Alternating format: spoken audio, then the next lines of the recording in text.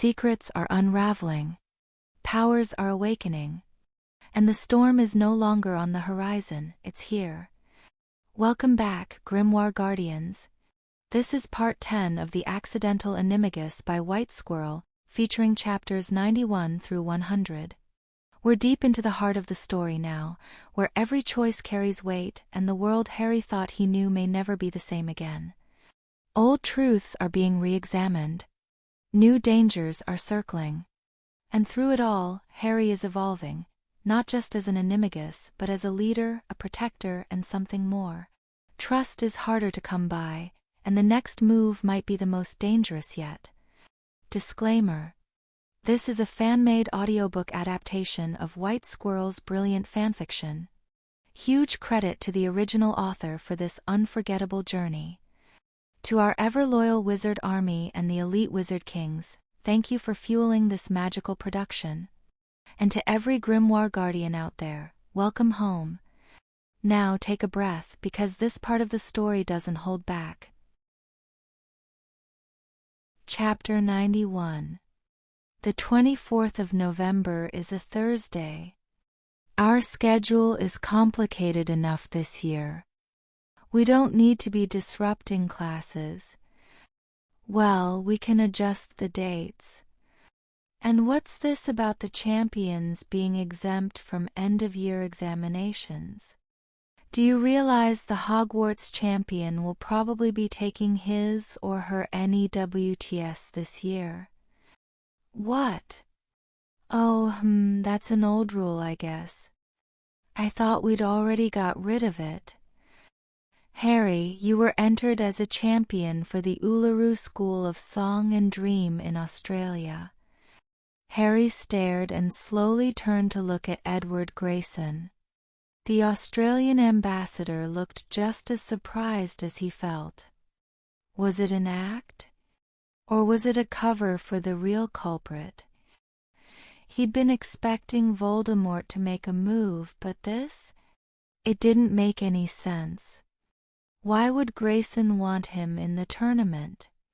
Why would anyone want him in the tournament? Harry.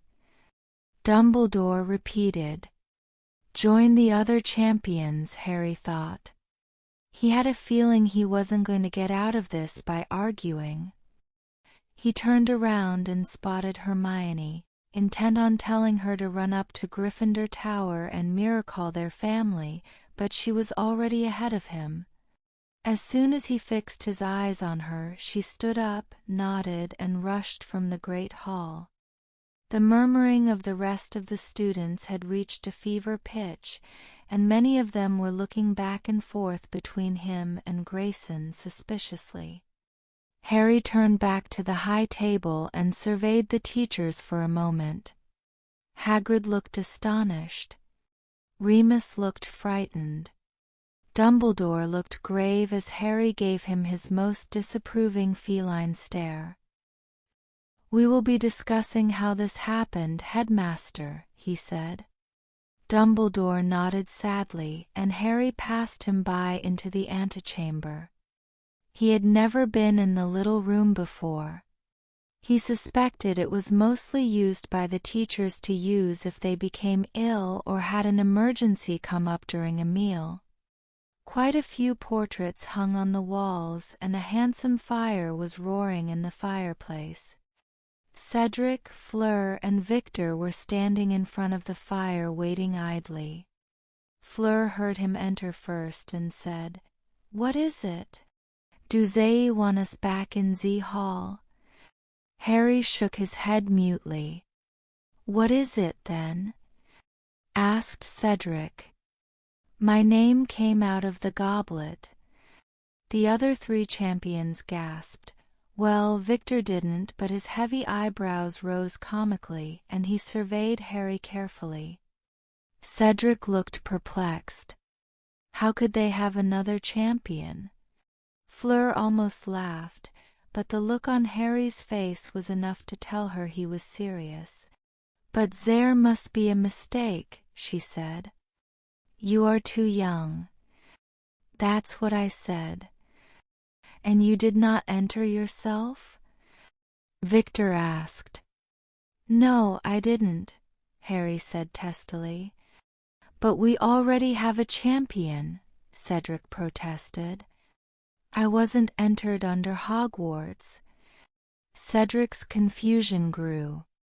What school were you entered under then? Uluru. Grayson's old school. That shocked all three of them with the same questions everyone else was thinking. How? Why? But they couldn't inquire further as the door behind him banged open, and a large, blond, and overexcited man strode in. Extraordinary, Ludo Bagman said with a grin. Absolutely extraordinary. Ladies and gentlemen, may I present, amazing though it may seem, the fourth Triwizard champion. He grabbed Harry's arm as if to show him off to the others, oblivious to the fact that he was already acquainted with all three of them. Harry hissed loudly and yanked his arm away, suppressing the urge to take a good swipe with his non-existent claws. I already told them, he grumbled.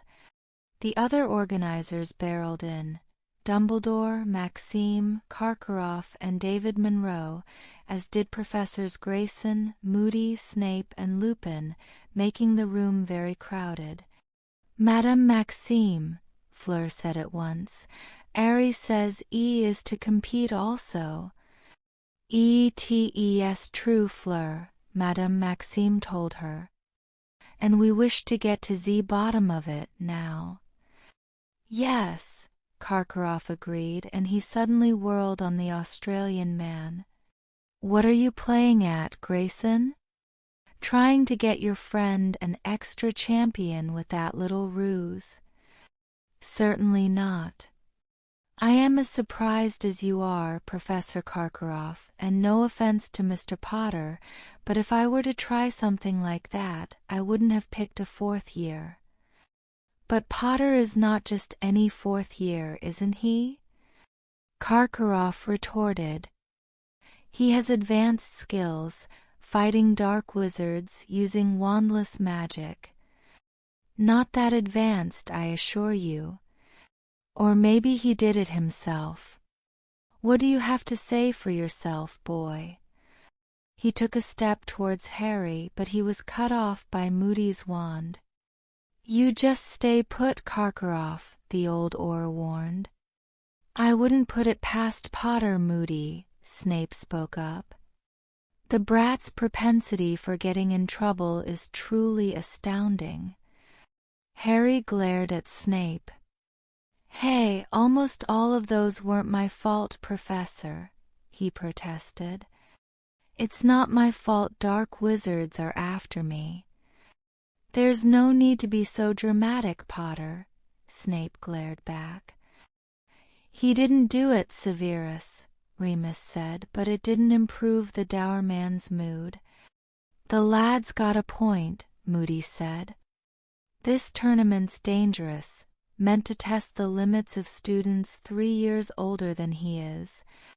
It'd be awfully convenient for certain people if he didn't make it out alive.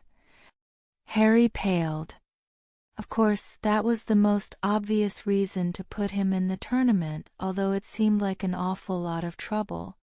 Why not just shoot him down with a killing curse in Hogsmeade? And that would be such a great loss, Snape continued. Severus, I'm warning you. Remus growled. That will do, Dumbledore cut them off. Albus, he can't compete, Remus insisted. I'm afraid it may not be so simple, the headmaster replied. We must ascertain what happened. Now, Harry, for the record, did you put your name in the Goblet of Fire? What, you think I was getting bored not getting in any mortal peril yet this year? Harry. Of course I didn't. Did you ask anyone else to place your name in? No. How could I? Wasn't every signature checked by hand? I checked most of them, Moody agreed. I'd like to know how someone pulled one over on me, too. His magical eye seemed to be focused on Grayson. It was an obvious suspicion, since Grayson was supposed to be Dumbledore's equal and so was powerful enough to do it. What about how a fourth school was supposedly added to the tournament? Karkaroff asked. What about the fact that I never signed anything? Harry demanded. As I said, it may not be so simple, Dumbledore told him. He handed him a small scrap of parchment charred around the edges. Is that your handwriting, Harry? Harry took the parchment and his heart sank. There, in his own hand, was his signature. Harry Potter. And below it, in completely different handwriting, was Uluru School of Song and Dream. The signature is, he admitted. Professor. This looks like it was taken off one of my homework assignments. Dumbledore cocked an eyebrow. How do you know? It's torn from the top right corner of the page. I only write my name there for homework. Then the teachers would have had easiest access to it. David Monroe spoke up for the first time, and the judges eyed the three teachers in the room suspiciously. And Professor Moody was the one checking the signatures, Harry thought. But that didn't make sense either. Moody was the last person who would do anything for Voldemort. But I don't understand, sir, he said. I didn't sign anything for the tournament willingly. And I'm not old enough. The Goblet of Fire is not picky, Harry, he replied. Its enchantments are powerful but not precise. Your signature was enough. It was the responsibility of the organizers to ensure the signatures were legitimate, and I'm sorry to say we've failed in that regard. But I'm not even a student at Uluru. How could I be entered for them? As to that, I am unsure, but that is what I have sent Minerva to check. The other three champions had been watching this exchange with great interest. The organizers were at least performing their due diligence in investigating, but they didn't like where this was going. Victor's face darkened as he realized that Harry wasn't likely to get out of this. Fleur looked very worried for the younger boy, and Cedric seemed generally unhappy. Are you saying dat Harry will have to compete, Headmaster Dumbledore? Victor asked. He may well have to, Mr. Crumb. We will know more shortly. Suddenly, the door opened again, making Harry jump, and Professor McGonagall entered the room, looking pale and shaken. Ah, Minerva, excellent timing, Dumbledore said. What have you found? I checked the records like you said. You were right, Albus. Harry Potter is marked down this year as an exchange student to Uluru School. Exchange student? Harry said in surprise. We even have those? And wouldn't someone need to sign for that? That's what's so troubling, Mr. Potter, she said. Your magical guardian did not give permission for the forms to be filed, as he should have, and yet Hogwarts seems to have accepted the documents as valid. I cannot explain it. Well, even if they're valid, that shouldn't be enough, Grayson reasoned. He'd have to be officially enrolled at. His face darkened, and he reached into his robes, withdrawing a hand mirror. This needs investigating. Kylie Grayson, he said. After a few moments' pause, a young female voice emanated from the mirror. Grandpa, she said. Do you know what time it is? Sorry, Wallaby, but this is urgent, he said gently. I need you to go to Uluru School right now and check the student records for a Harry Potter. Harry Potter? Kylie said in confusion. Isn't he supposed to be? He's right here in the room with me, but his name just got picked for this Triwizard tournament they're having for Uluru. We're trying to figure out if it's legit. Harry Potter for Uluru, how the hell? Kylie muttered. I'm not sure, but Potter's down here as an exchange student to Uluru. I need you to see if there's a corresponding document there. Quickly, if you can. Right, all right, Grandpa, I'm going. I'll mirror call you if I find something. Thank you, Kylie. Mirror off. So Grayson had a communication mirror. That surprised Harry, even though it probably shouldn't have. It was just that most wizards seemed oddly complacent with lower quality communications like fluke calls. Expecting to find something, Grayson? Moody said suspiciously. It'd probably be easiest for you to file those records. I assure you I had nothing to do with it, Professor Moody, he shot back. If I wanted Uluru represented, I could have easily done it above board. What if it's a show of the power of wandless magic? Karkaroff said. The boy's supposed to be quite adept. You might like the publicity. Did you forget where I'm from, Headmaster Karkaroff? Many of Uluru's upper-year students are better than Mr. Potter at wandless magic. And anyway, it probably would have been easier to file those documents through the Department of International Magical Cooperation. All eyes turned to David Monroe, the head of that department. What, you think I did it? He said. Well, you heard the man, Karkaroff said, striding up to him. David Monroe? Harry thought. But he's supposed to be the most liberal member of the Wisengamot. He would never be in league with Voldemort if that's who's behind this. And what possible motive could anyone else have for making him compete? But then, what motive could Voldemort himself have? Don't think I'm letting you off the hook, Karkaroff, Moody snapped. The pardon I can tolerate, but I still don't understand how anyone was barmy enough to hire you. That's suspicious in itself in my book. But what about you? You were the one guarding the goblet with that crazy eye of yours. All right, just stop for a minute, Remus spoke up before a duel could start. Let's think about this logically. Not just anyone could have done this. Whoever's behind this must have done three things.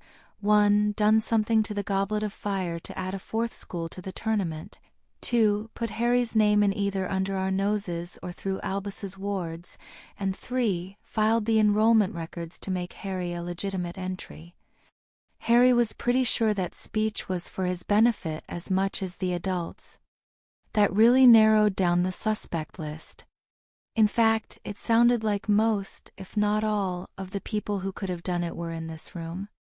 But none of them made a lick of sense except Karkaroff, and oddly, Dumbledore looked merely suspicious of him, not accusatory. I think that investigation will have to be left for another time, Remus, Dumbledore said with a warning edge. The most pressing concern is whether Harry must compete in the tournament. Unfortunately, though, I fear the contract will require it. Well, then, Madame Maxime spoke up, Monsieur Monroe, Monsieur Bagman, you are our impartial judges. What is your ruling? David Monroe sighed, adjusted his hat, and said, The rules of the tournament are very clear. If the goblet accepted Mr. Potter's name, he is bound by the contract to compete. I agree with David, Bagman said. He had watched the proceedings in bewilderment, but now, his boyish grin was creeping back onto his face.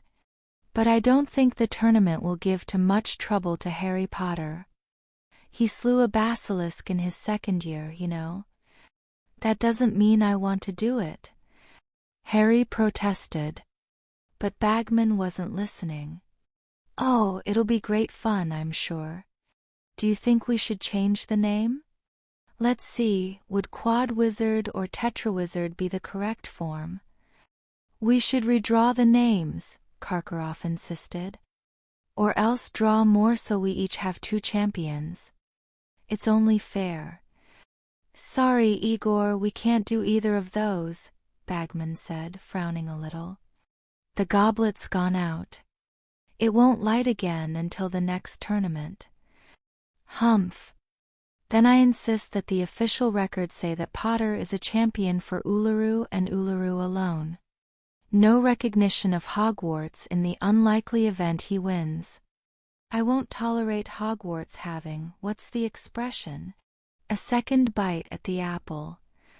Fine, Harry snapped, causing Karkaroff to look at him in surprise. I don't want to be in this anyway, and I don't want to upstage Cedric either. I do want to see a copy of this contract, though. What happens if I break it? Nearly everyone in the room gasped. Mr. Potter, you can't just break a binding magical contract, David Monroe spoke up. I know how binding magical contracts work, Mr. Monroe, Harry said. I've used them before. They have penalties if you break them. They can be pretty nasty, but they can't kill you. I think it's only fair that I get to decide for myself. There were still more surprise from the room. That sort of thing just wasn't done, choosing to break a contract and accepting the penalties. So, can I get a copy? I would like copy also, Victor spoke up. I do not normally sign anything before it is read by my solicitor. That sounds like a good idea to me too, Cedric agreed, and Fleur nodded. All right then, Monroe said. He drew a small but fancy-looking parchment booklet from his robes and used a duplication spell to make 4 copies, which he handed to the 4 champions. Bagman clapped his hands excitedly. Well then, that's settled. Let's get started. The first task will be held on Saturday, the 26th of November, in front of the students and the panel of judges. Oh, and your families will be invited to attend. The first task is designed to test your daring, so we're not going to tell you what it is. How? How does that follow? Harry said. Courage in the face of the unknown is an important quality in a wizard, Monroe answered for him. You may not ask or accept any help from your teachers to complete the tasks, and you will face the first challenge armed only with your wands. The second task, on the other hand, will test your planning and problem-solving, and completing the first task will be critical to your receiving the clue to the second. That will be all for now. Which just leaves the matter of Harry's records, Remus pointed out. If I know Kylie, she won't be much longer, Grayson said. Because she knows where to look? Moody sniped. Alaster, Dumbledore warned. Harry suspected Moody was still cross at being accused by Karkaroff more than at Grayson. He still had to be suspicious of Moody, though. His head was spinning with half the room all accusing each other. And yet Moody was the best dark wizard hunter in Britain. Karkaroff still seemed more likely, except that he sounded so unhappy about it, and not without reason. Ahem, there is one other piece of business, Monroe spoke up. There is. Even Dumbledore looked as if he wasn't expecting anything more. The bylaws of the tournament state that the head of each champion's school or a proxy shall serve on the judges' panel. Headmaster Karkaroff, if you wish for Mr. Potter to be marked down for Uluru, Ambassador Grayson would be entitled to join as a judge. Karkaroff's eyebrows shot up with a mad stare. He turned from Monroe to Grayson in renewed suspicion, then to Harry, and finally he looked at Victor with a calculating look. I do not object, Headmaster, Victor said. Very well, Karkaroff agreed at once, if only to help show how great a farce this is. Come, Victor. Karkaroff and Maxime took Victor and Fleur away at that point, but Cedric and the others stayed behind for news. A couple minutes later there was a soft buzzing sound and Grayson pulled out his mirror. Mirror on, he said. Kylie? What did you find? Kylie whistled. You're never gonna believe this, Grandpa. I found 3 things on Harry Potter in the records. I've got an old acceptance letter they sent him 3 years ago that was never answered. I've got an enrollment form for him as an exchange student from Hogwarts. But here's the best part. I also found a form that lists Harry Potter as an exchange student from Uluru back to Hogwarts. Back to Hogwarts? Harry said. Crikey. So Potter's technically a student at both schools. It looks like it. The one thing I don't get is that the forms don't have the proper signatures. They should never have been filed. Grayson sighed with sudden understanding. They didn't need the signatures because Potter never actually went anywhere. He never did anything against his guardian's wishes. The paper trail is just a legal fiction that let him be entered in the tournament for Uluru. There was a sudden hissing sound, but it didn't come from Harry. It came from Professor McGonagall. Harry flinched. She usually kept her feline tendencies tamped down so well. This is not good. They went to that much trouble. Someone has planned this in great detail, Albus, she said, and whatever plan they have, it's working. I'm aware of that, Minerva, Dumbledore said. I'd like to get my claws into whoever did this to one of my cubs, she muttered. And I'll help, Remus growled. Admirable though that is, there is no more we can do for tonight. I think it is time for you to go up to Gryffindor Tower, Harry, Dumbledore said. Your family will no doubt want to know about this. The students have already been dismissed to bed, but I will make the announcement at breakfast tomorrow to set the record straight. Please inform Professor McGonagall beforehand on what you decide about competing, although I strongly urge you to do so. Yes, sir, Harry said dully, and he turned to go. I'll come with you, Harry, Remus said. Help your family sort this out. You know you are not allowed to help Harry with the tasks, Remus, Dumbledore him. Remus bristled, but he stayed calm and replied, I'm not going to help him with the tasks, Albus, although you can rest assured that if I actually knew what the tasks were I would have resigned already to do it. But I am going to help him understand the contract and make his decision. McGonagall looked thoughtful as he left. She actually did know a thing or two about the tasks, and while they could have been a good deal worse, she was not at all happy with Harry Potter being forced to compete in them. Would it be worth it to give up her post in order to help him? Cedric stuck close to Harry while the paths to their common rooms coincided, but he wasn't saying anything. I'm sorry about all this, Cedric, Harry said. This was supposed to be your moment.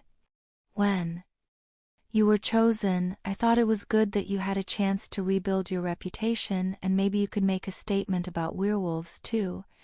I didn't want to upstage you. It's all right, Harry, Cedric said with a sigh.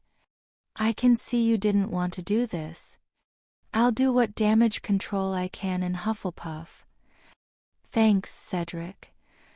Hermione had tried to remain dignified as she walked out of the great hall, but she broke into a jog once she was out of sight.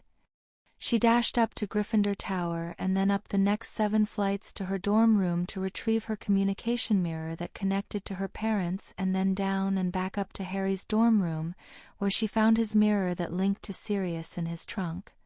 Finally, out of breath and close to tears, she sat down at Harry's desk and called, Daniel Granger, Sirius Black.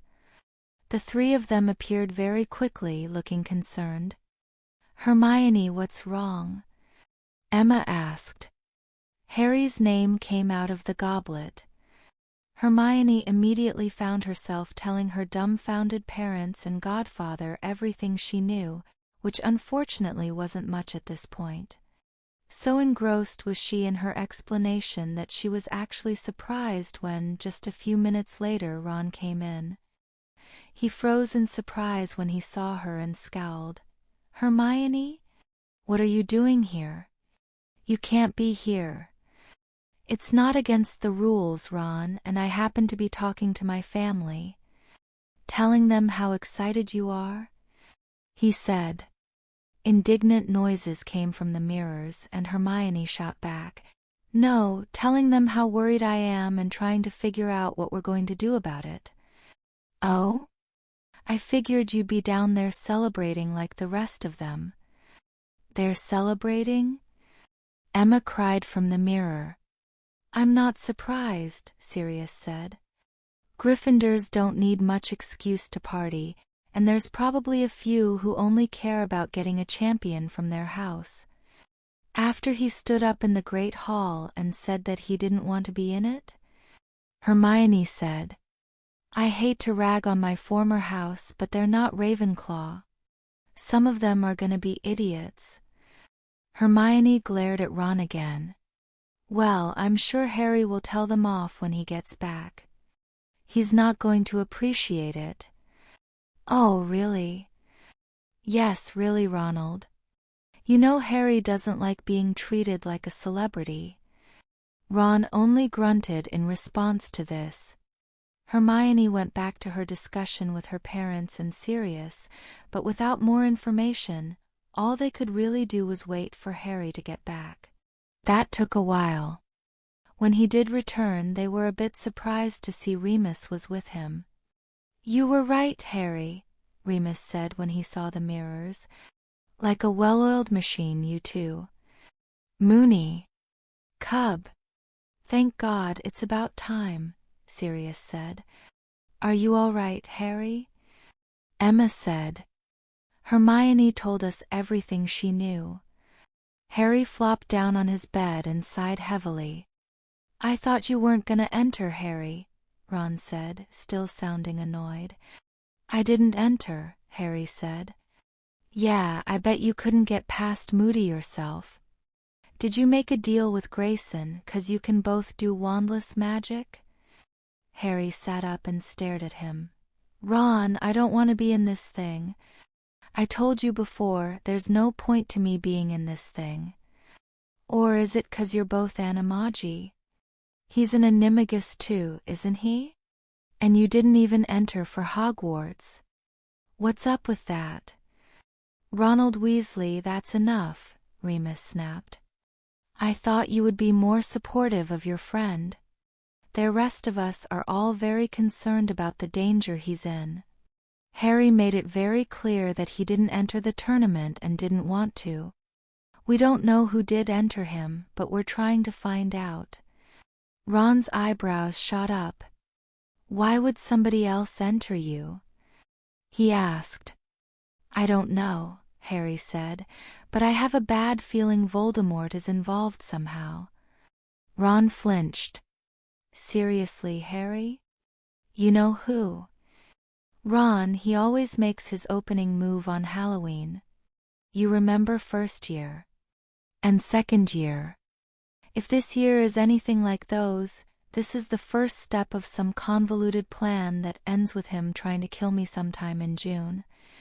Ron was taken aback. He was smart enough to see the truth of Harry's words. He didn't feel so jealous when he put it that way. Whoa, I'm sorry, mate. I never thought about that. Well, now you know. Ahem, Den said. Harry turned to the mirrors. Harry, you know we don't like it when you talk that way. We want everyone doing their best to make sure you don't have anyone trying to kill you this year. Yeah, me too, but this kind of stuff keeps happening. Harry, what did Professor Dumbledore say? Hermione cut in. You don't really have to compete in this thing, do you? Harry shook his head. He says I probably do. What? Why? His parents said. Whoever put my name and ripped my signature off my homework. Apparently, that was enough to bind me to the contract. Damn, Sirius growled. Binding magical contracts are bad news. Well, what happens if you break it? Dan said sensibly. I don't know yet. They gave me a copy of the contract, though. Harry took out the small parchment booklet and flipped through it, muttering to himself. Aha! Here it is, he who refuses to compete when chosen, or who brings injury upon himself for the purpose of being prevented from competing, shall be branded as a coward for all to see, and shall be, oh no, shall be struck with weakness of the limbs and illness of the stomach, so as to be confined to his bed until he repents of his cowardice, or until the tournament concludes. That sounds bad, Hermione said obviously. No, you think? Harry said. So this means if I break the contract, I'll be sick for the rest of the year.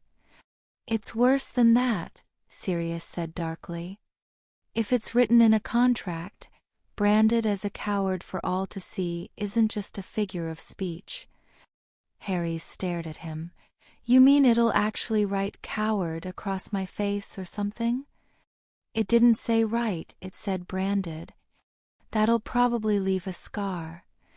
Harry winced and let out a meow-like squeak. That's barbaric, Hermione cried. She grabbed the contract to read it for herself. That's not the important part though, Remus said. The main problem is that we're pretty sure Voldemort is plotting against Harry again, and if he doesn't compete, the penalty will make him too sick to defend himself. Oh God, Emma gasped. Remus, do you know what the tasks will be? Said Dan after a pause. No. I'm going to try to get the organizers to give me some clues though. I'm not technically supposed to help Harry, but I imagine we can find a way around it. Emma sighed and rubbed her forehead, saying, So the real question is, and I can't believe I'm saying this, which is more dangerous, the tasks or being sick and missing a year of school? They modified the tournament, Hermione recalled. The tasks aren't supposed to be life-threatening. Unless Voldemort sabotaged them, Sirius said. If Harry's just sick, he might be safer as long as he has good protection, Remus said. Except that he'll be a year behind in his studies, Hermione objected. That could hurt him long-term.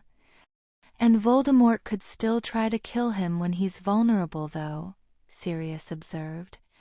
Either way, how much danger could Harry be in at Hogwarts? Hermione said hopefully. In fact, why go to all this trouble in the first place? Why not just attack him on the street? I don't know, except maybe that at Hogwarts Voldemort knows where Harry is all year, Remus said. He'll be easier to find. Wait, you think he's infiltrated the school again, Remus? Dan said in horror. He's right, Sirius said. A plan this ridiculously overcomplicated only has a chance of working if he has a man on the inside. Does Dumbledore know how Harry's name got in the first place? How, yes, but not who. We have some ideas, but none of them seem very good. Karkaroff. Sirius growled. Maybe. Okay, how about this, Harry? Hermione reasoned. She was still reading over the contract. According to this, it looks like you can still carry on normally, and when you get to the first task, if it's too hard, you can just walk away and take the penalty. And if you go ahead and compete in the second task after that, you'll be back to normal. If I can, Harry said. That could be a problem. Hermione wasn't listening. And even then, if you get injured in one of the tasks or for some unrelated reason, you're off the hook, right?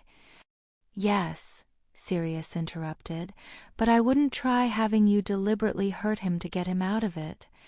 Even I don't know what would happen then. The penalty might hit both of you. Oh. Another important question, Dan said. What's the definition of competing according to the contract? I don't think it matters, Harry said. I have to give the first task my all. I have to beat it to get the clue for the second task. Oh. Hermione repeated. It's probably safest if you make a genuine effort anyway, Sirius said.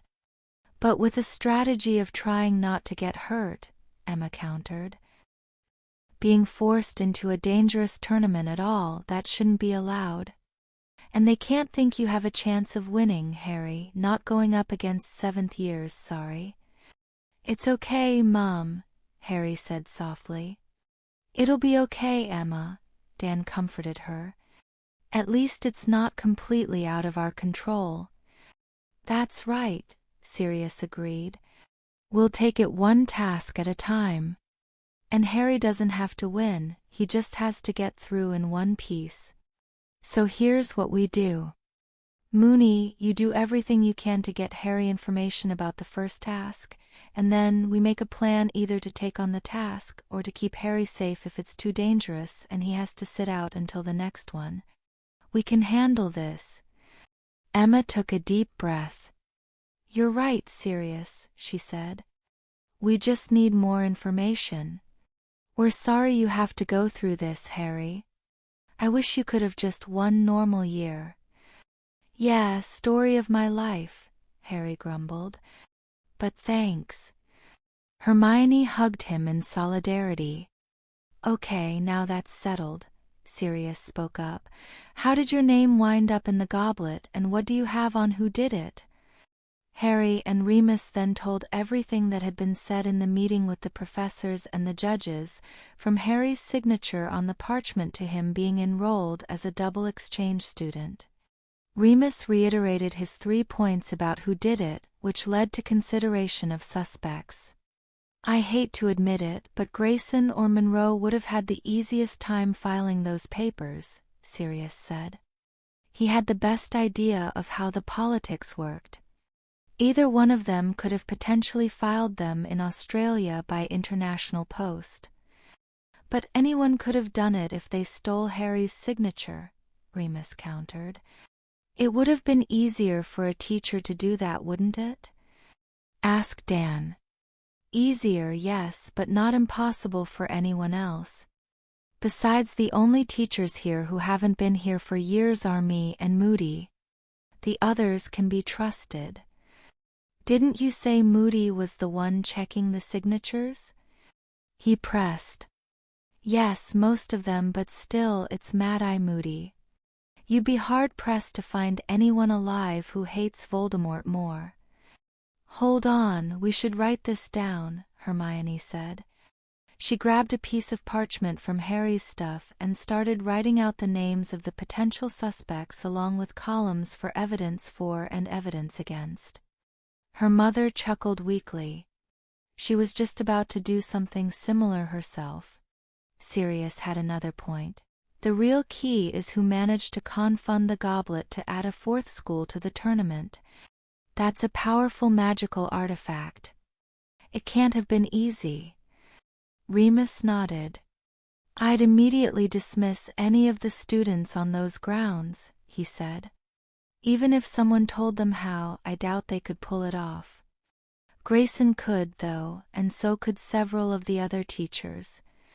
Karkaroff, Sirius repeated. He's the obvious suspect. Except that he spilt everything he knew to stay out of Azkaban. I don't think anything, excuse me, but I don't think anything short of killing Harry outright would convince Voldemort to welcome him back. But isn't that his plan? Harry said. He wants me to die in the tournament? No, too complicated, Sirius said. We know he has a man on the inside and we don't know who it is. There are 100 easier ways. No, he must want you actually in the tournament for some reason. But why? What could Voldemort possibly have to gain from me being in the tournament whether I win or not? And more importantly, isn't that a good reason to pull him out? Emma suggested. Unless that's what he's hoping we'll do, Remus started. No. No. Stop, Sirius said. That way lies madness. We're going in circles, we can't decide based on just that.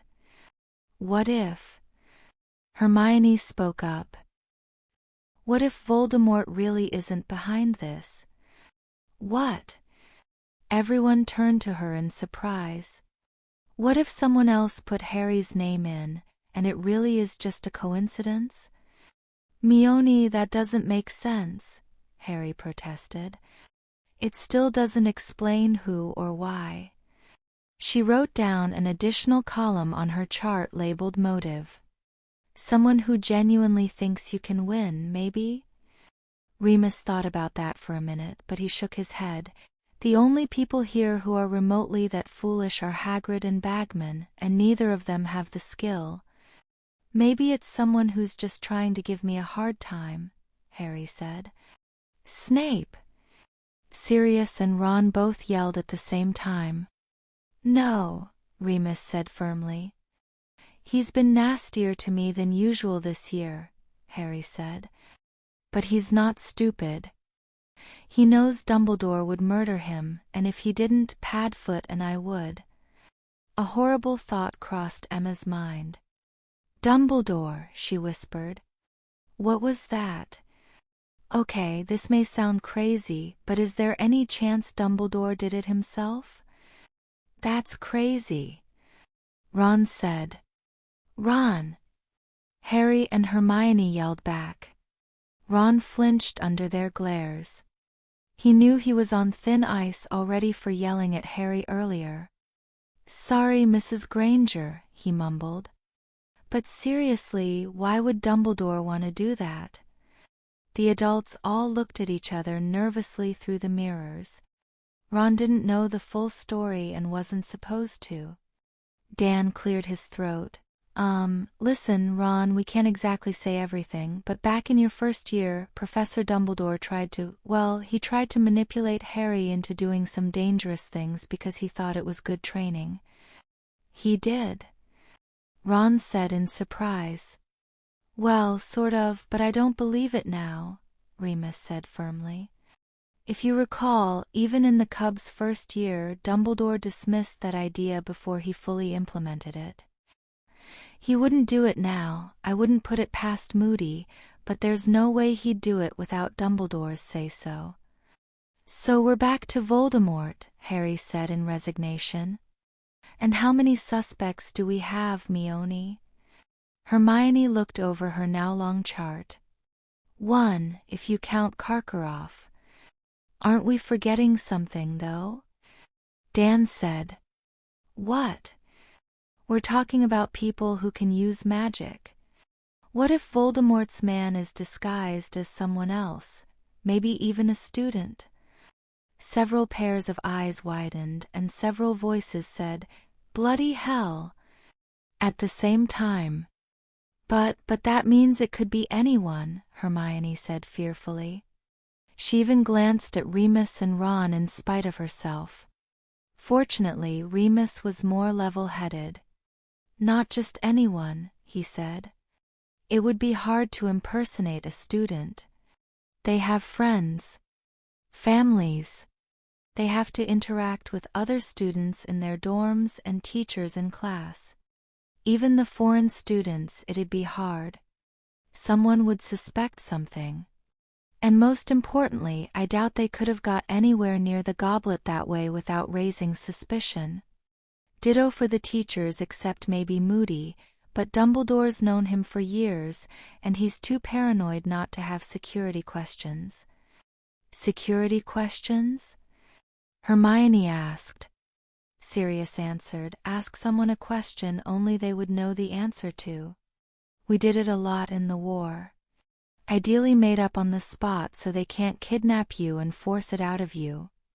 Like this. Moony, how did James and Lily really get Hex to get electrically shocked every time they touched each other in 5th year? Lily bribed me to do it with imported Muggle chocolate. She thought it would keep James away for a while. Yep, that's definitely Moony, Sirius said as the others laughed. And he's right. Madai's too paranoid not to do that. I don't think it's any of the Hogwarts teachers if Remus doesn't.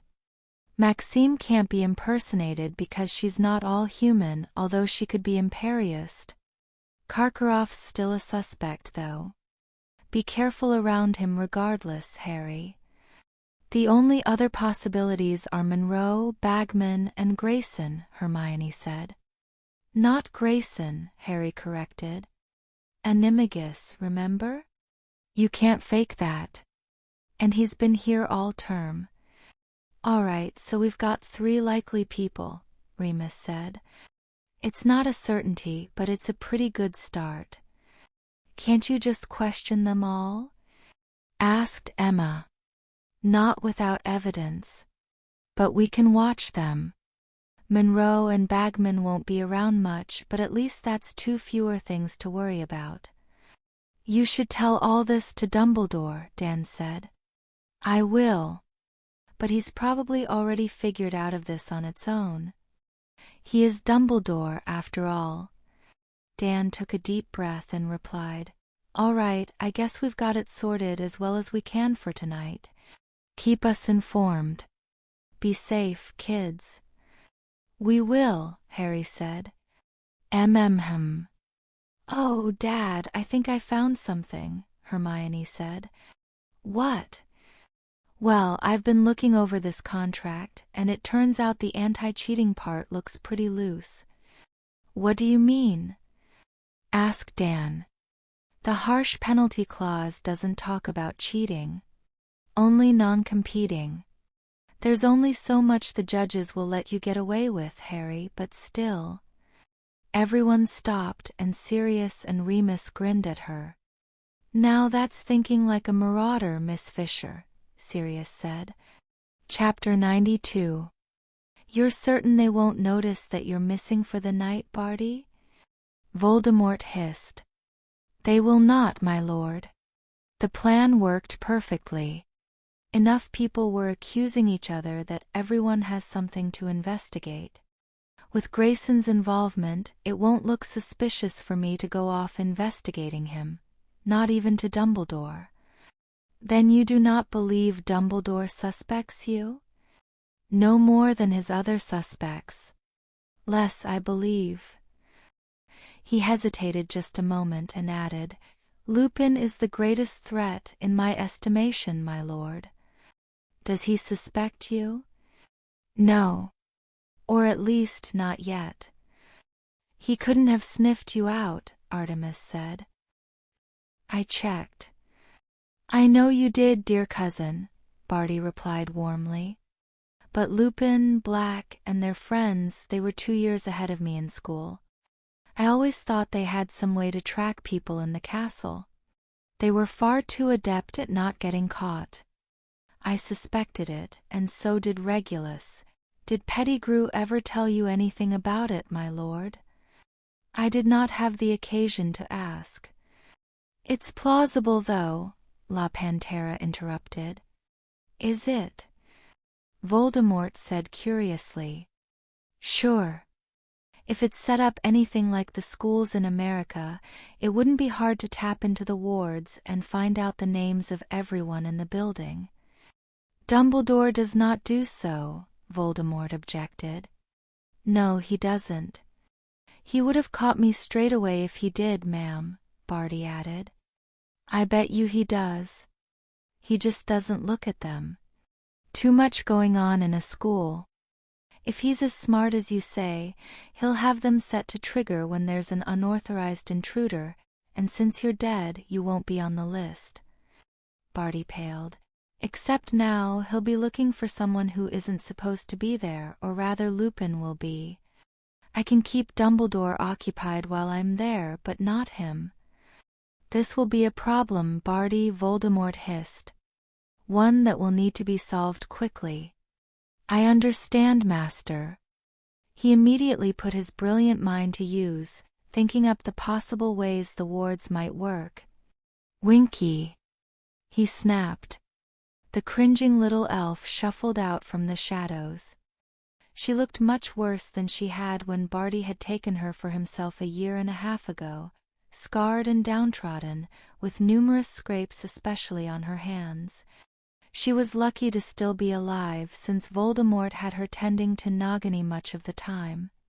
Yes, Master Barty, sir? She said in a voice that squeaked more than it used to. I have a problem with the Hogwarts wards.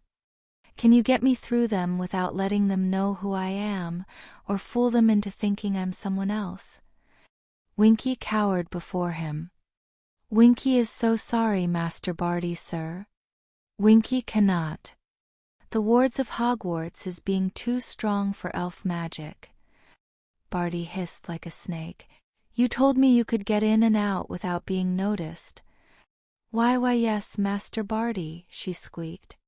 But not with a wizard, sir. The wards is watching for wizards coming in by any means. Bah! He kicked the elf and she scurried away. Get back to work. I'll have to do this myself. I could send Winky on her own. No, I can't trust her to get Potter through the tournament on her own. I need some way to mask my identity. It shouldn't be that hard. Untraceability charms work pretty similarly. I don't care how, Barty. Just do it, Voldemort hissed. Dismissed. Barty spent the next hour leaning against the windowsill, staring out at the darkened grounds of Riddle Manor, occasionally jotting down notes, trying to figure out how to make an untraceability charm perfect enough and powerful enough to fool the wards of Hogwarts. He was still there when Artemis called him. Come to bed, cousin, she pleaded. We have time before you have to go back to work. I have to figure out this spell, Artie, he said, but he followed her to their bedroom anyway. You need to rest, Barty, she told him softly. She came up behind him and massaged his neck and shoulders. You'll think better if you do. He sighed wearily. I can get you out of Azkaban, Artie, but I can't get into a castle that keeps its bloody doors open half the time. So the wards will tell anyone who looks your real name as soon as you enter? She asked for clarification. Yes. I'm guessing you can't just fool them like you did the goblet? No, I can't confund the wards. Even the Dark Lord doesn't have that kind of power. I could try to break into them and reprogram them to miss me, but the time and effort, and the risk of being caught, that's why I need to charm myself untraceable. It's not as easy as it sounds. She leaned onto his shoulder. I wonder if La Pantera could help you, she whispered. Barty turned to face her and held her in his arms. She might, he whispered back.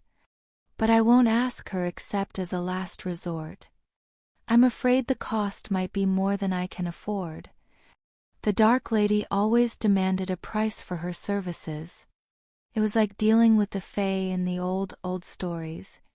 And with the woman's thing for animal sacrifices, he was already making sure to keep Artemis far away from her on full moons. But I'll think of something, he said, trying to sound confident. We'll think of something, you mean, she corrected him. We work best together, Barty. That we do, dear cousin, he said, and he let her pull him down to the bed. It was early morning and the sky was still dark when Artemis awoke. The werewolf had slept uneasily beside her cousin, still turning his predicament over in her mind. She wasn't as well versed magically as he, but she was clever, and years living outside civilized society had given her a knack for thinking outside the box. It took a while of sifting through possibilities, but the answer came to her in a flash. Barty! She hissed excitedly, shaking his shoulder. Ha! He grunted. Barty, wake up. I have an idea. She kissed him to try to wake him further. Artie? What's going on? He said drowsily. I think I have an idea to solve your ward's problem. That snapped him fully awake. You do? What is it, Artie? Well, it's a little complicated and you'll need to move fast. You see, there was this one time back at Greyback's camp when a muggle werewolf came in. Oh my God, I'm an idiot, Hermione, Harry said as he and his sister prepared to go down to breakfast. Yes, you are, Hermione said primly. But why? Harry leaned close to her and whispered, I completely forgot about the Marauder's map. Hermione's eyes widened. Oh my God, I'm an idiot, she said. By the time she said it, Harry was already racing up the stairs to his dorm room. She followed quickly. Once there, he took out the Marauder's map and said, I solemnly swear that I am up to no good. Okay, the professors should be gathering for breakfast by now, he said. He looked to the great hall and read off the names with Hermione reading over his shoulder. Here we go, he said. Albus Dumbledore, Olympe Maxime, Igor Karkaroff, Edward Grayson. Good. Good. Minerva McGonagall. Remus Lupin, Moody, where's Moody? They both scanned the map. There. Hermione pointed to a dot labeled Alastor Moody. And there's Professor Flitwick, Professor Babbling, Professor Vector. Where's Snape? Harry said. He turned the map around. Snape was just coming up from the dungeons, and soon enough they had spotted the rest of them. Well, all the teachers are who they're supposed to be, Harry said. That's one less thing to worry about. That doesn't definitively prove anything, though, Hermione said. One of them could still be Imperious, or just be the one behind it in Karkaroff's case. Yes, there's that. Not to mention Monroe and Bagman aren't here. We'll have to wait until the first task to check up on them. Well, there's nothing we can do now. Let's get breakfast. Harry sighed. Do we really have to? Harry, where's your Gryffindor courage? If you hide from them, it'll only make you look guilty. Besides, we need to be there for Dumbledore's announcements. All right. Let's go. Professor Dumbledore was waiting in the entrance hall for them, and Harry told him he would tentatively be competing, but reserved the right to drop out if it looked like it would get him killed. I think that's a reasonable decision, Harry, Dumbledore told him. Thank you, sir, Harry said. So what's the damage in there? I am hopeful that we can contain it. There will be some who continue to oppose you on principle, but I suspect most of your classmates will be understanding. All the same, whispers broke out in the great hall as soon as the pair walked in, and Harry felt the eyes of the school on him. Granted, that happened to him alarmingly often, but it never felt any better. The anger was strongest from the Slytherin table. Hufflepuff looked annoyed that he had upstaged Cedric, but they weren't too bad, as he suspected they were most willing to take his assertion that he didn't enter himself at face value. Ravenclaw's reaction was mixed, and Gryffindor, sadly, most of Gryffindor still looked happier about having a champion than anything else. Hey there, Harry. How's our champion? How did you set that up? Beat Pretty Boy Diggory for us, will you? Last night, Harry had just pushed past the party his house had thrown for him. With Remus's help, and even that was enough to get his fill of their attitude. Look, Harry, Angelina Johnson told him when he sat down. I know you weren't really interested in competing, but if it couldn't be me, at least we could get a Gryffindor in the tourney, right? What are you so happy about, Angie? Harry grumbled.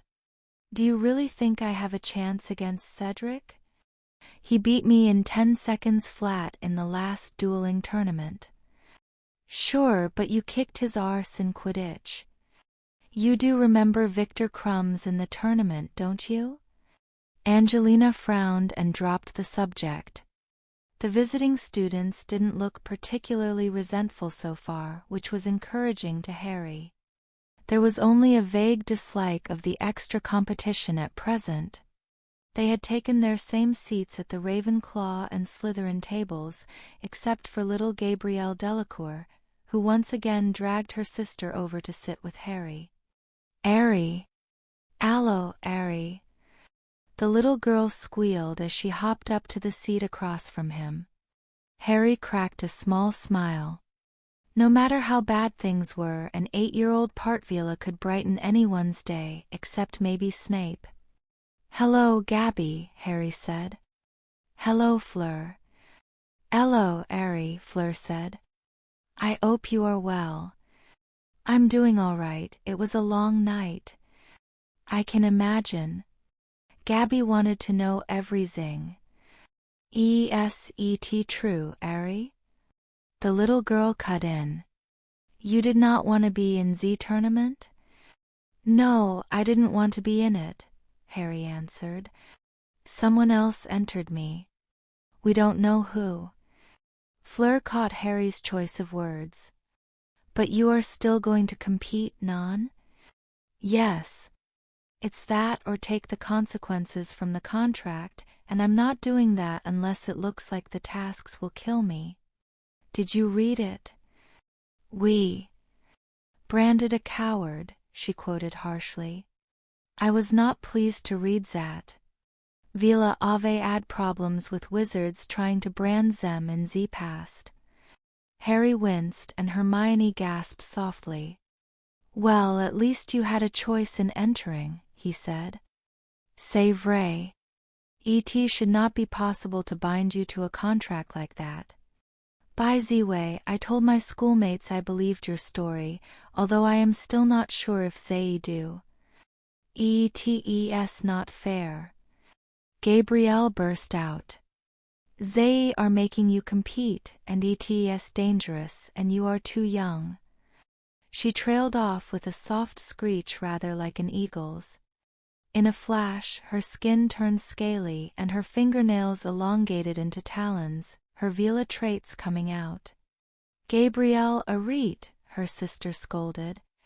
"Pardon, Fleur." People were staring at her. "What?" "We still have a little Vila blood," Fleur said defensively. Most of Gryffindor hadn't heard direct confirmation yet that Fleur and Gabrielle were part Vila, although the signs were clearly there. Many of them reacted, boys and girls, but Lavender Brown and Parvati Patil practically jumped on them with questions like a pair of fangirls, derailing the conversation for the moment. It wasn't long afterwards that Dumbledore stood up and addressed the hall. "Attention, everyone," he said. "Now that we're all here, I think I would like to make a few clarifications regarding the events of last night. Last night, it was discovered that Harry Potter was entered in the tournament as a champion for Uluru School or Song and Dream by a person or persons unknown. Mr. Potter assures me that he did not wish to enter, but that he will compete under the terms of the binding magical contract. Also, under the terms of the contract, some changes have been made to the format. First, while Mr. Potter remains officially a Hogwarts student, the judges and Mr. Potter have agreed that he will serve exclusively as the champion for Uluru, and should he win the tournament, it will count as a victory for Uluru alone, so that each school may continue to have only one champion. Second, under the terms of the contract, Uluru is entitled to send an additional judge, and Professor Grayson will serve in that capacity. And finally, Dumbledore sighed. At the request of Ludo Bagman, the Triwizard Tournament has officially been renamed the Tetrawizard Tournament. A rising murmur of surprise filled the Great Hall. The name change was a surprise to most of the school and made the whole thing feel that much more surreal. A press conference and official wand inspection will take place 1 week from Saturday, Dumbledore added. That is all. Oh no. The press, Harry groaned. As if on cue, the post came, and with it, many copies of the Daily Prophet loudly proclaiming his entry in the tournament. He didn't read it. Hermione told him Ludo Bagman was named as the official source. Apparently, he still thought it was all great fun. Harry didn't like the press, and everyone close to him knew it. It was like the gossip mill at school, but much worse, especially when Rita Skeeter stuck her nose in it. As for the rest of the hall, Harry tried to ignore the talk as they read the paper, but it was hard. His sensitive feline ears picked up the whispers from the Ravenclaw table. Their reactions were the most varied. Some suspicious of Harry, some genuinely inquisitive, and some even supporting him. "Well, sure, they're gonna say that," one older student said, "but I'm telling you, it's him and Grayson. They both use wandless magic. They make the perfect team. And besides, who else could get one past Dumbledore?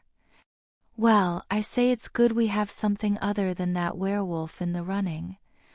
Hello. It's Potter. He's the one making friends with all the werewolves.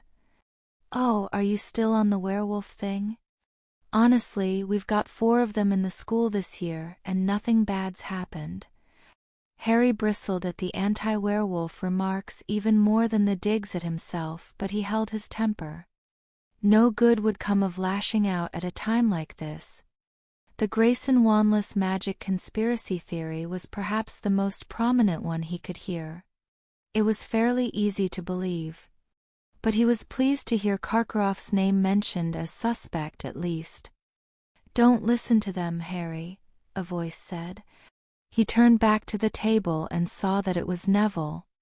Neville knew he was an animagus and therefore knew his eavesdropping cat look when he saw it. "Everyone who matters believes you," he said. "Thanks, Nevada. I'm glad I can count on you. Hey, we're allies, aren't we? Potter and Longbottom stick together." "It's still nice of you to put yourself out there for Harry," Hermione said admiringly. "Just being a good friend," he muttered, blushing a little. "Hey, Harry," Ron said. "Ginny and I talked to these clowns," he pointed to Fred and George. "And we're all with you, too. We still want you to win, though," Fred said with a grin. "Yeah," George added. "Even if you're officially for Uluru, it'll be good for Gryffindor." "Plus it's a great prank," Fred finished. "Thanks, guys. I won't know if I've got a chance until the first task, though." Harry felt better after breakfast, although the overall situation was still weighing on him. At the same time, in all of this, he hadn't really been thinking about his friends in other houses. It was more of a Gryffindor solidarity thing. But that changed when Luna greeted him in the entrance hall. "Hello, Harry," she said, and before he could do more than wave back, she walked up to him and hugged him. Hi, Luna," he said in confusion when she stepped back. "What was that?" "You looked like you needed a hug, so I hugged you," she said simply. Thanks, Luna," he said, trying to sound sincere, which he was, but he was mostly surprised. She followed Harry and Hermione up the stairs. "I wrote to my dad today," she said. Harry stopped and tensed up. He'd forgotten about that. Luna's father ran a tabloid magazine called The Quibbler. His first thought was that she was a little too close to the press for comfort. But he forced himself to relax. Luna had never given him any trouble before about the Quibbler, and she knew all too well what it was like to be the recipient of unwanted attention. Besides, she was only being a good daughter to keep her father up to date. "What did you tell him?" he asked. "Only what Dumbledore said. Everything else I heard was unfounded speculation." Harry stared at her. The Quibbler was built on unfounded speculation. "I didn't want to report anything without talking to you first," Luna clarified. Harry continued to stare. Since when had that ever stopped anyone, including the Quibbler? Luna must have sensed his disbelief because she sighed and said, "We may publish a lot of unorthodox ideas, Harry, but we always confirm our sources. We do want to be responsible journalists, after all. Of course, I wouldn't report anything private to Dad that you didn't want me to." Harry broke into a grin. He knew there was a reason Luna was such a good friend. "Thank you, Luna," he said, giving her a quick hug in return. "So is there going to be a Quibbler article this week, too?" She shook her head. "Not yet. The next issue of the Quibbler won't come out until the end of the month. Dad wrote me and said we're going to send out a leaflet distribution, though, to say we're delaying it a week so we can cover the first task. Would you mind terribly if I attended the press conference for the Quibbler, Harry? I do think you'd give me an interview directly if I asked, but it would be a conflict of interest. Harry's grin broke out again. Luna, he said, I think you'd be a great addition. Thank you, Harry, she said with a smile. Now, I would like to know the full story of what happened last night if you want to talk about it. I only need to tell Dad about the parts confirming or denying the various rumors. Of course, Luna. You're my friend. You ought to know what's going on. Luna smiled a little wider. She knew Harry considered her a friend, but given her lonely childhood and still not being very popular in her own house, it was good to hear him say it. The rest of Harry's day didn't go very well. The low point was potions class, where Snape was stepping up his lessons. Antidotes, he said harshly, are one of the most important classes of potions you will ever need to brew, even if you do not pursue a career such as Auror or Healer, which requires it for your job. I highly doubt any of you will ever have practical need of a forgetfulness potion or a swelling solution. Seamus started to whisper a wisecrack, but Snape heard and cut him off. Finish that sentence, Mr. Finnegan, and you will regret it most dearly. As I was saying, various healing and cleaning potions are the most the average wizard will ever have to use in daily life, and poisonings, accidental and deliberate, happen with alarming regularity. Your cat eating your chocolate cake, a dunderhead adventurer getting into the wrong berries, an ignorant child deciding to sample poorly stored cleaning products, or even a severe allergic reaction, all can be more quickly and cheaply cured by a competent brewer than a visit to the hospital. That is why we will be pursuing our study of antidotes very thoroughly. You will all want to be most diligent in the subject. We will be handling poisons much more than in previous years, and it very easy for a hand to slip even in the potions lab. It would be good to have a properly brewed antidote on hand. The class shuddered. Snape couldn't be planning to have them test their antidotes on themselves, could he? That was the kind of thing he would have done, maybe, before last year when Dumbledore and Harry's family made him raise his safety standards. And why did he seem to be focusing on Harry during that speech? Potter, he snapped. What is the most effective magical remedy against most types of poison? Harry blinked and said, A Bezoar, Professor. He knew that, and he was sure Snape knew he knew. He'd answered that same question in his first potions class in first year. What was he playing at? Correct. Name one example of a poison that cannot be cured by a Bezoar, Snape continued. Harry had to think about that. He wasn't sure he knew one, but then he saw the pattern. Basilisk venom, sir. Correct. What is the best counteragent for basilisk venom? Harry ground his teeth. He didn't like to think about what had happened to Neville in the Chamber of Secrets. Phoenix tears, sir, he answered. Yes, phoenix tears, of course. But you would know that. Suddenly, Snape pointed his wand and said, Accio Bezoar. Hey!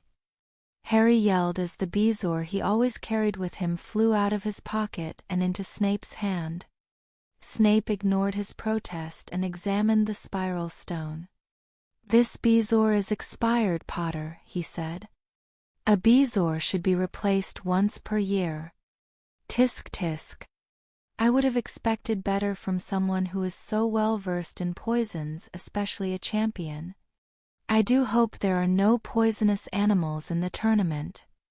Perhaps a more hands-on lesson would motivate you to learn the subject properly.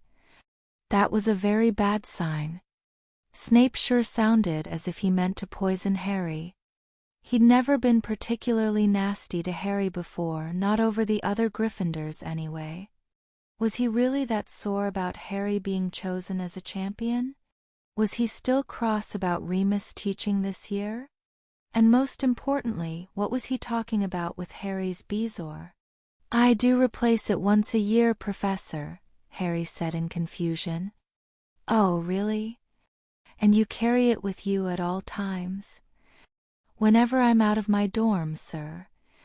"Where do you store it in your dorm?" "In a cloth pouch to keep it from drying out too much, of course." "And where, pray tell, do you carry it when you are not in uniform?" "Ha!" Harry said, and Hermione echoed him. "It's a simple question, Potter. Do I need to repeat myself? Perhaps you should work on your listening skills to prepare for the tournament." The Slytherin sniggered at Harry, but he forced himself to remain calm and gave Snape a feline stare.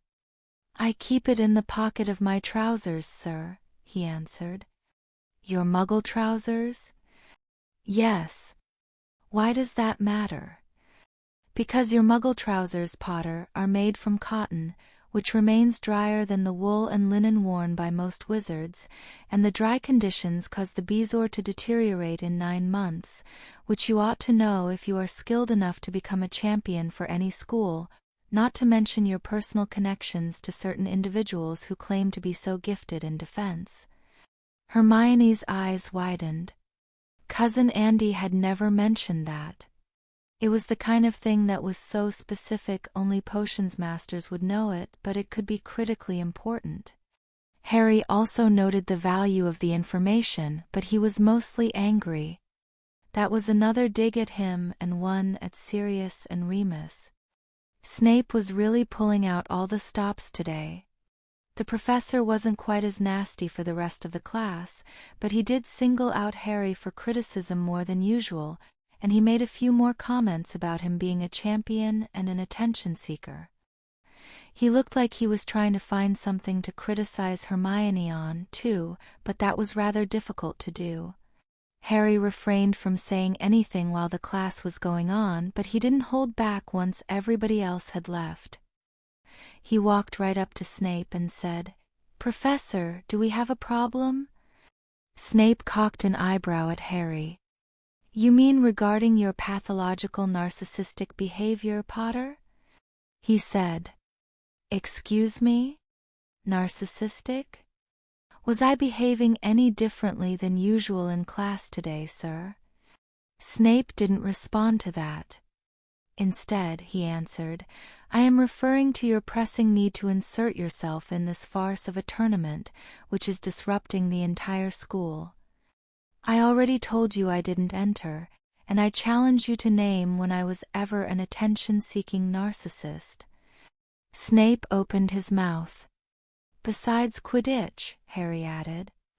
"I should think your athletic exploits are ample evidence by themselves, Potter. Just like your father." "That's completely different from the tournament, and I do it for fun, not fame," Harry said.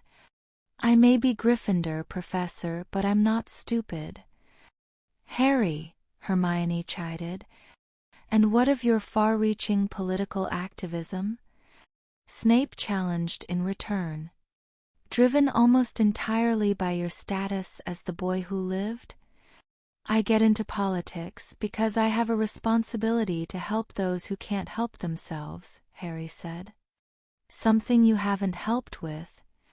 Don't think I've forgotten how you tried to get Sirius arrested last spring." "He would have deserved it," Snape sneered. "Maybe so, but your timing was clearly calculated to derail legislation designed to help a lot of deserving people. As if that wasn't entirely self-serving." "It was not, sir," Harry hissed. "That bill was about Cedric, Colin, and Demelza as much as it was about Remus, and besides that, it was a matter of principle."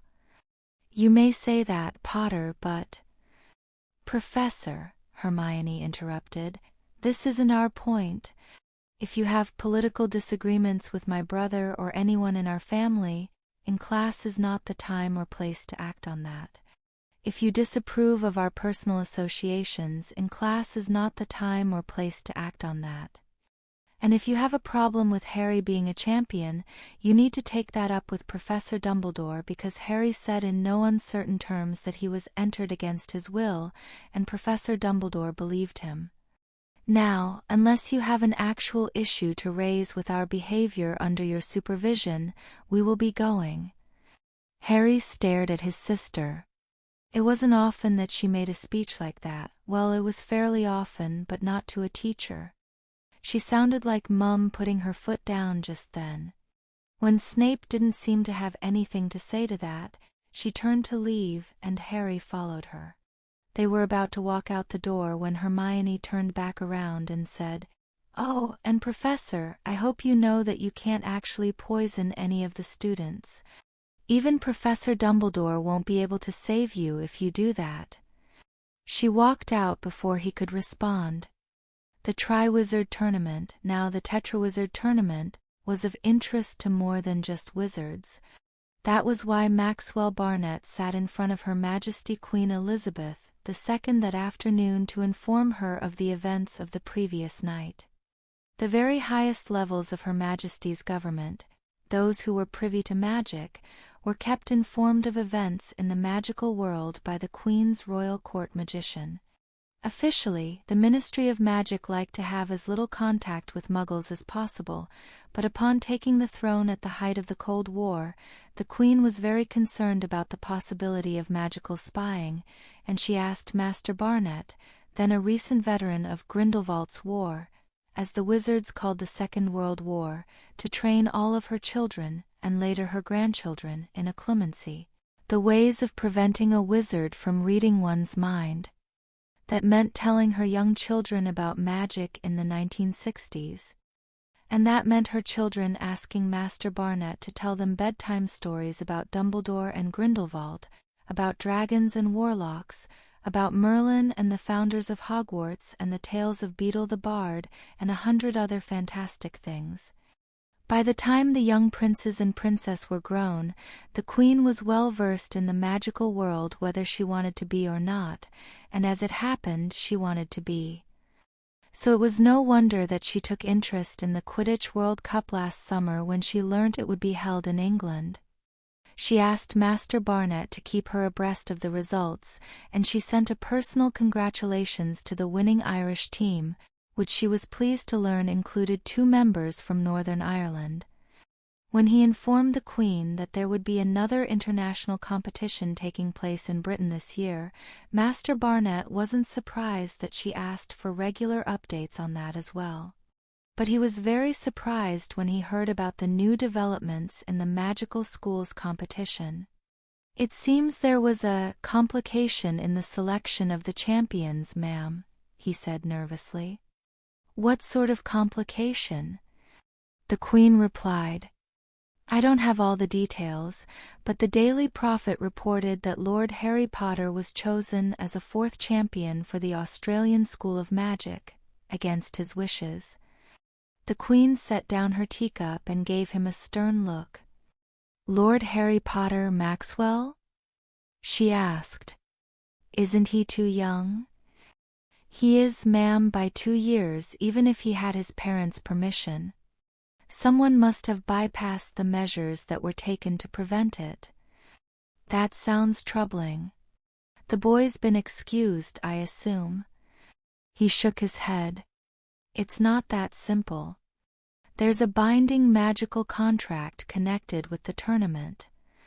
"A binding magical contract?" the Queen said in surprise. She knew well enough how those worked from Barnett's own contracts. "Is that legal, binding someone to a contract against his will?" "No, it's not legal, ma'am. And it's thankfully very difficult to do. They're still trying to figure out how it was done, in fact. But I contacted Lord Potter's godfather, Lord Black, and he informed me that Lord Potter will compete as long as the tournament looks less dangerous than the consequences." "And just how dangerous is this tournament, Maxwell?" she demanded. "From what I've seen, ma'am, a good deal worse than Quidditch." challenging even to gifted 17-year-olds, though it's not supposed to be life-threatening. My greatest worry is that Lord Potter doesn't have enough magical education to properly compete. And is anything being done to help him? The Queen said with a sharp look that said, "Are you doing anything to help him?" Barnett got the message and answered, "They're keeping the nature of the tasks pretty well buttoned down, ma'am. One downside to Lord Black's werewolf initiatives, they're using more magical contracts at the Ministry this year. I'm bound not to reveal the tasks. So are Lord Potter's teachers. But I do know that the boy has a lot of support from his family and friends. He is incredibly gifted for his age, and I don't think you could find a better person for unorthodox solutions than Lord Black." The Queen nodded. "And do the magical authorities have any idea who was behind this plot against Lord Potter?" "Not yet, but I'm sure the Aurors are investigating as we speak." "Very well. Do inform me when they find something. Now, the other champions?" "The official Hogwarts champion is Cedric Diggory." "The boy who was infected with werewolfism?" "Yes, ma'am. The older one. He's only a 6th year, but I understand he's the best duelist in the school. For Durmstrang, it's Victor Crumb, the Quidditch star. And for Beau's Batons, it's Fleur Delacour, 7th year, top of her class." "Quite reasonable. The Goblet of Fire is supposed to choose the candidate for each school who has the best chance of winning, ma'am. Lord Potter's problem is that he was the only entry for Uluru." "I see. Well, I would like to know how Lord Potter fares in the tournament, and if there is need for any further intervention in his case, Maxwell. I cannot merely sit by whilst a peer, even of the less august magical realm, is subjected to such injustices. And moreover, I know that William and Harry want to know all about it. I want you to attend the tasks of the tournament yourself to assess them and to confirm Lord Potter's safety. Use Mr. Major's name if they will accept no other." "My own will be sufficient, ma'am. The wisest of us are well aware that we must still be loyal to your royal self." Barnett thought for a minute about her words and added, "Actually, ma'am, if I can get hold of a pensieve, I may be able to show you the tasks directly. Dear father and mother, the news that Potter was selected as a 4th champion in the tournament is no doubt widely reported by now. Dumbledore confirmed the news this morning. Potter insists that he was entered against his will, but that he will compete rather than violate the contract. Dumbledore claims not to know who entered Potter or how, but it must have been a valid signature that came out of the Goblet of Fire. Many people are speculating about Grayson because it was his school, or Karkaroff for obvious reasons. Interestingly, Dumbledore also announced that Potter will compete in the name of Uluru only, and that Grayson will now be a judge. Also, Ludo Bagman renamed the thing the Tetrawizard Tournament. I find it curious that Dumbledore was supposedly unable to figure out what happened. The old man's powers of deduction may be weakening, but I wouldn't have said the same about Moody. I can't tell if they're really clueless or if they're just playing close to the vest, but the lack of Auror activity on the grounds today would suggest the former. In any case, only a few people had the means and access to do this. I also do not understand why this happened. I don't see what anyone would have to gain from entering Potter in the tournament, including Potter himself. The most likely outcome ought to be Potter making a complete fool of himself, which, while entertaining, seems like a poor outcome for a nefarious plot. The obvious alternative is that Potter is lying and did conspire to enter himself. Despite his claimed dislike for his fame, he always revels in his Quidditch victories and other school-related achievements. However, Potter would certainly have needed a confederate to enter his name, and the reactions of the teachers, including Dumbledore and Lupin, and Granger's reaction, suggest this is unlikely. Even so, I expect that Potter will take great pains to prepare for the tasks. The reaction to Potter in the school is currently negative. Most non-Gryffindors are at least annoyed with him for being chosen, and many do not buy his line that he was entered against his will. However, his friendship with Diggory does not appear to have suffered. In fact, Potter befriended all 3 of the other champions before the names were drawn, which I consider as suspicious if not more so than his own name being drawn. There may be multiple plots in play. I may be able to capitalize on the current resentment against Potter. Professor Snape has already done so. But I am hesitant because there are so many unknown factors in this situation. I await your advice if there is more information behind the scenes that I should know. Your loving son, Draco. Draco Malfoy knew how to play the game of subtleties. His queries were written so as not to appear to rise above the level of idle political chatter, but knowing what he knew and how Father had been implying he knew more than he was saying all year, there was a deeper meaning hidden inside his letter, which was roughly, "What the hell is going on?" Unlike some of his classmates he could name, Draco had thought through the situation carefully and had probably come to similar conclusions to Dumbledore and Potter himself, but they made no sense. Potter's name had come out of the Goblet of Fire. That would not have been easy to achieve. Therefore, it was almost certainly intended. By whom? Potter? That made the most sense. But why? To win the tournament. Even Potter wasn't that good, and for all Draco's mocking, he was smart enough to know it. Probably. And who put the name in? Potter definitely couldn't have done it on his own. Lupin? He most likely could. Dumbledore? Possibly, but why? If the old meddler was involved, he was certainly the one pulling the strings, and Draco couldn't see what he had to gain from it. Grayson? Could be, but they barely knew each other, or so he thought. No, it didn't make sense for Potter to be behind it, but it didn't make sense for anyone else either. What was the motive? For Potter to win? No one smart enough to get his name drawn would be that stupid.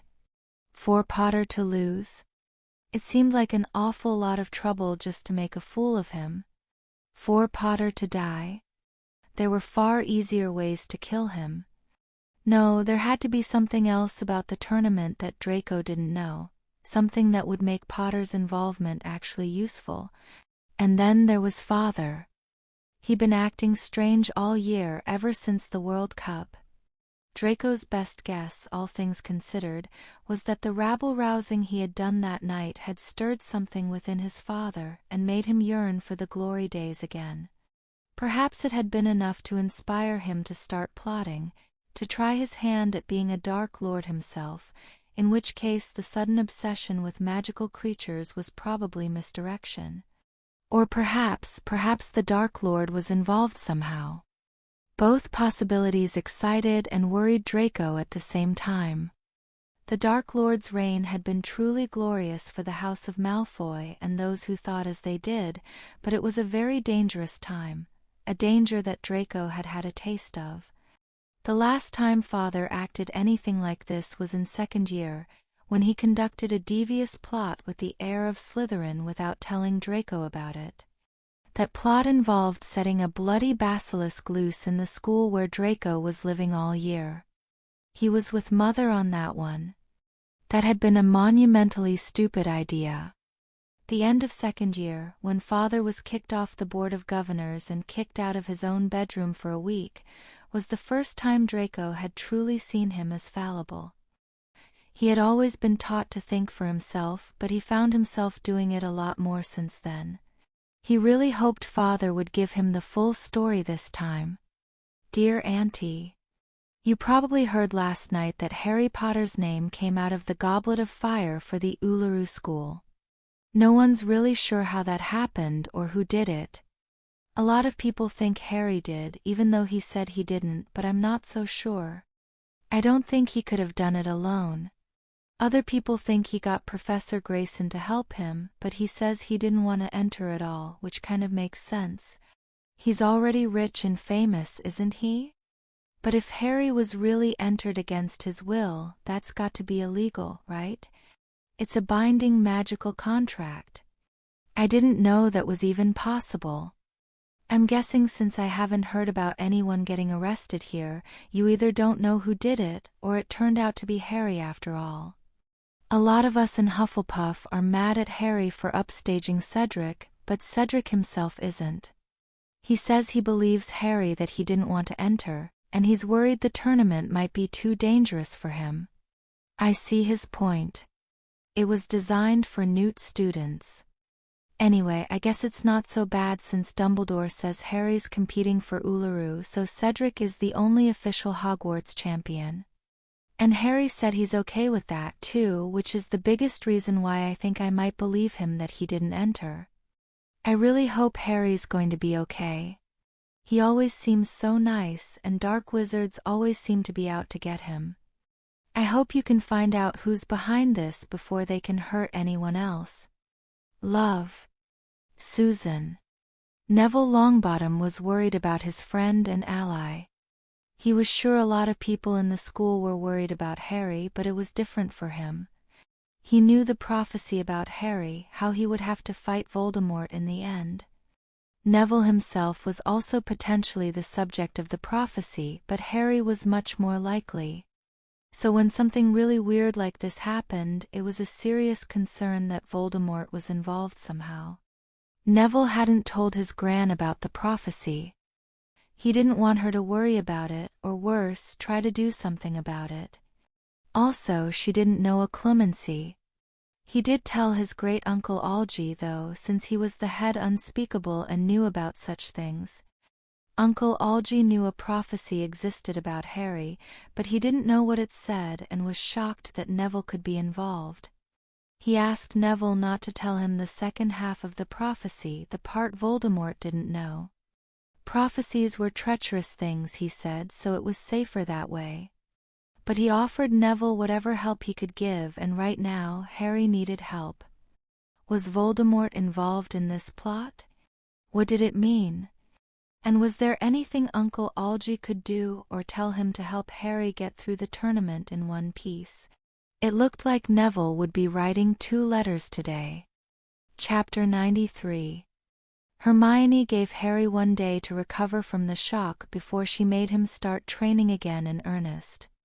In addition to his regular homework, she wanted him, and herself, to start working ahead in the charms and defense textbooks, and their daily exercise and karate practice was augmented by wandless magic practice.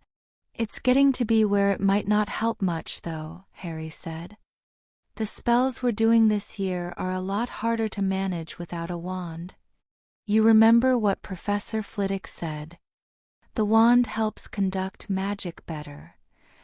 "I know, Harry," Hermione told him, "but Dora learnt the summoning charm wandlessly, and Professor Moody says that's the most important one.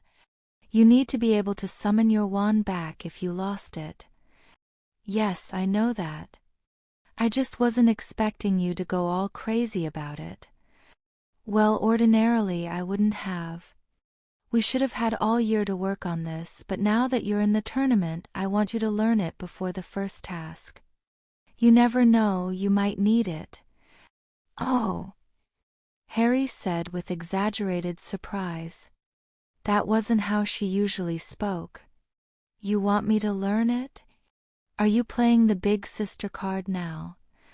"Yes, I'm playing my big sister card, Harry. You need to learn wandless summoning in 3 weeks, and I'm going to make sure you do." "Fine," Harry said. "But after that, I'm making you learn wandless banishing." "How?" The joke's on you, Harry," she tried to make a comeback. "I would have done that anyway." "Well, yes, but you'll be singing a different tune when I use it on you." "You wouldn't." Harry stared at her. "Yes, you would," she conceded. "Can't you be serious, though?" "Nope, I'm Harry." "Arg." Hermione, calm down. I've been press-ganged into a highly dangerous tournament. I need to laugh about it somehow, or I'll go insane. You're already insane, Hermione groused. And besides, I can't use the Force properly if I don't know wandless banishing along with summoning. Levitation's always been too clumsy to pull it off. Hermione rolled her eyes. Come on, Skywalker. We have class. All right, I'm coming, he replied. You know, maybe we should ask Professor Grayson to help us with this. I know he's not supposed to help with the tournament, but this is the kind of thing we'd do anyway. That's a good idea. You have your moments. Not many, but you do have them. Oi. So you still trust me, Albus? That's more than I can say for some of the staff, Professor Grayson said as he sat amid the many twittering instruments of the headmaster's office. They were a mechanical mockery of a natural bird chorus, but it wouldn't do to say that aloud.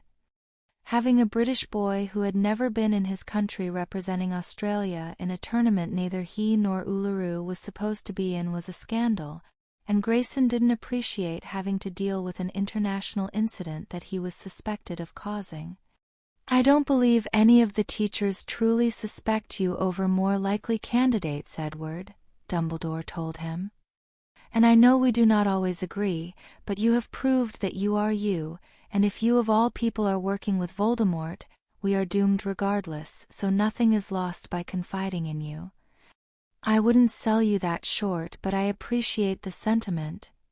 So what's the situation? Did you find out any more about the goblet? Alas, no.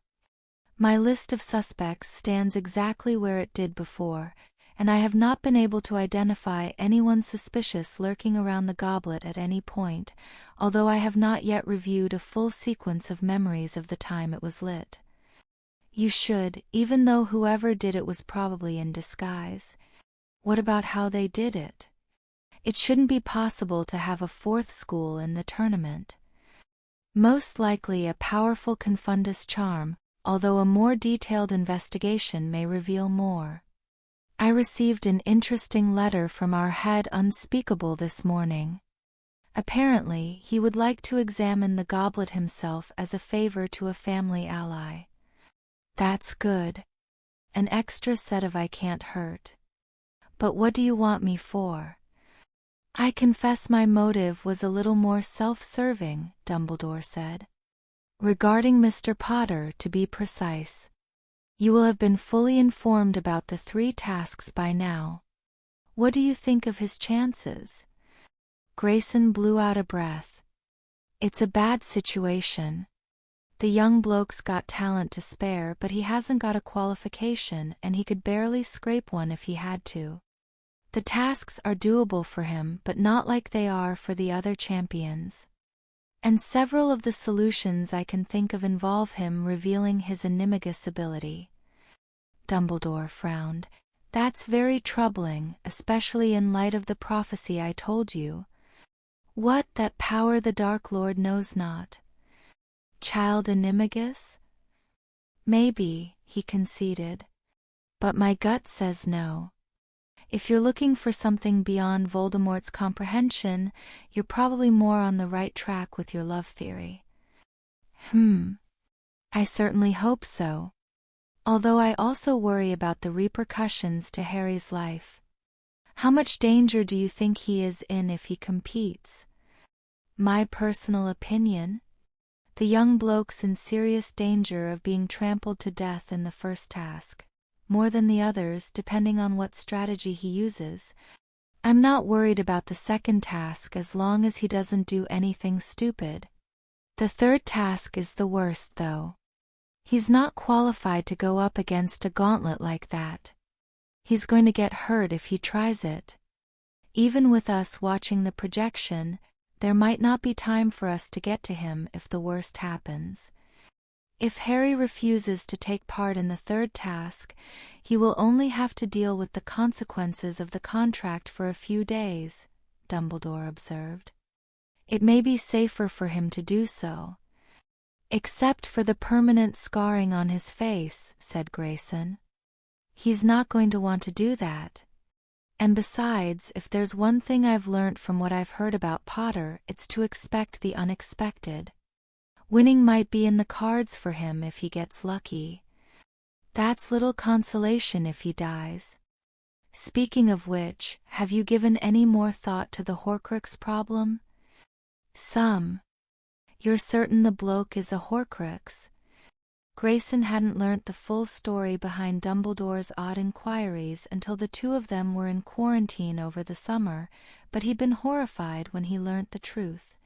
"Not a proper one, perhaps," Dumbledore replied, "since it was not created by the actual ritual, but my instruments confirm that Harry has a soul fragment within him." I told you we don't deal much in soul magic. And healing magic will only take you so far. Have you told Harry yet?" "No. I was hoping we could wait until we have a solution for him." "Well, good luck with that. I have a few ideas, but none I'm comfortable trying without examining him for myself." Dumbledore stared at him unhappily. Finally he said, "I won't stand in your way if you think it is necessary, but I ask that you speak to Harry's godfather about it first. He already knows the problem. However, I urge you to move quickly. Voldemort's plan appears to be working, and we still don't know what it is." "I can see that for myself, Albus. But this isn't going to be easy. As far as I can tell, this hasn't ever happened before. I think you need to prepare for the worst, just in case. Prepare for Voldemort's plan to succeed." Albus Dumbledore was left thinking, for the first time since 1981, "I'm getting too old for this. Our beloved son." Harry Potter's entry into the now Tetrawizard tournament came as a surprise to us as well, Draco. Your father has questioned his contacts, and we believe you may take Potter at his word that he had no desire to enter, nor did Dumbledore have any desire to enter him. You may do with this information what you will. It is certainly a refreshing change to see someone outwit Dumbledore for once. Our understanding is that the new arrangements for the tournament were negotiated among the judges and are of little importance.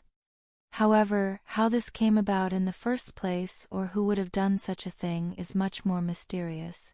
To enter an unauthorized name under so many watchful eyes would be very difficult, even if it were an inside job. You are correct that if neither Potter nor Dumbledore wanted this to happen, then it is not clear what anyone has to gain from it. We highly doubt anyone close to Potter would enter him without his knowledge, and your mother believes that includes Black. A plan this elaborate clearly must have a larger motive than making a fool out of Potter, but the full extent is well beyond the scope of our knowledge. As such, you would do well to continue to observe and to stay out of the way. You can be assured that Potter will be using the full resources at his disposal to prepare for the tournament. At minimum, that will include your Aunt Andromeda, who, make no mistake, is every bit as skilled as your mother, her daughter an Auror, and cousin Black, a hit wizard. With those trainers and his annoying penchant for surviving things that ought to kill him, we do not think you should count him out of the tournament just yet, even if he is not favored. We may not be able to attend for ourselves, so we expect full details of the tasks from you as they occur. Moving on to your questions in your previous letter, we are very proud that you are taking an interest in your heritage.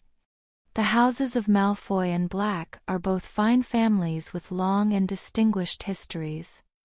It is true that the more popular history texts must needs be light on details, owing to the scope of the subject. However, the Hogwarts Library has many more detailed history books, and you will find our family names sprinkled throughout many of them. If you are more interested in finding older sources closer to the true events, you may wish to ask Professor Snape for a pass to the restricted section.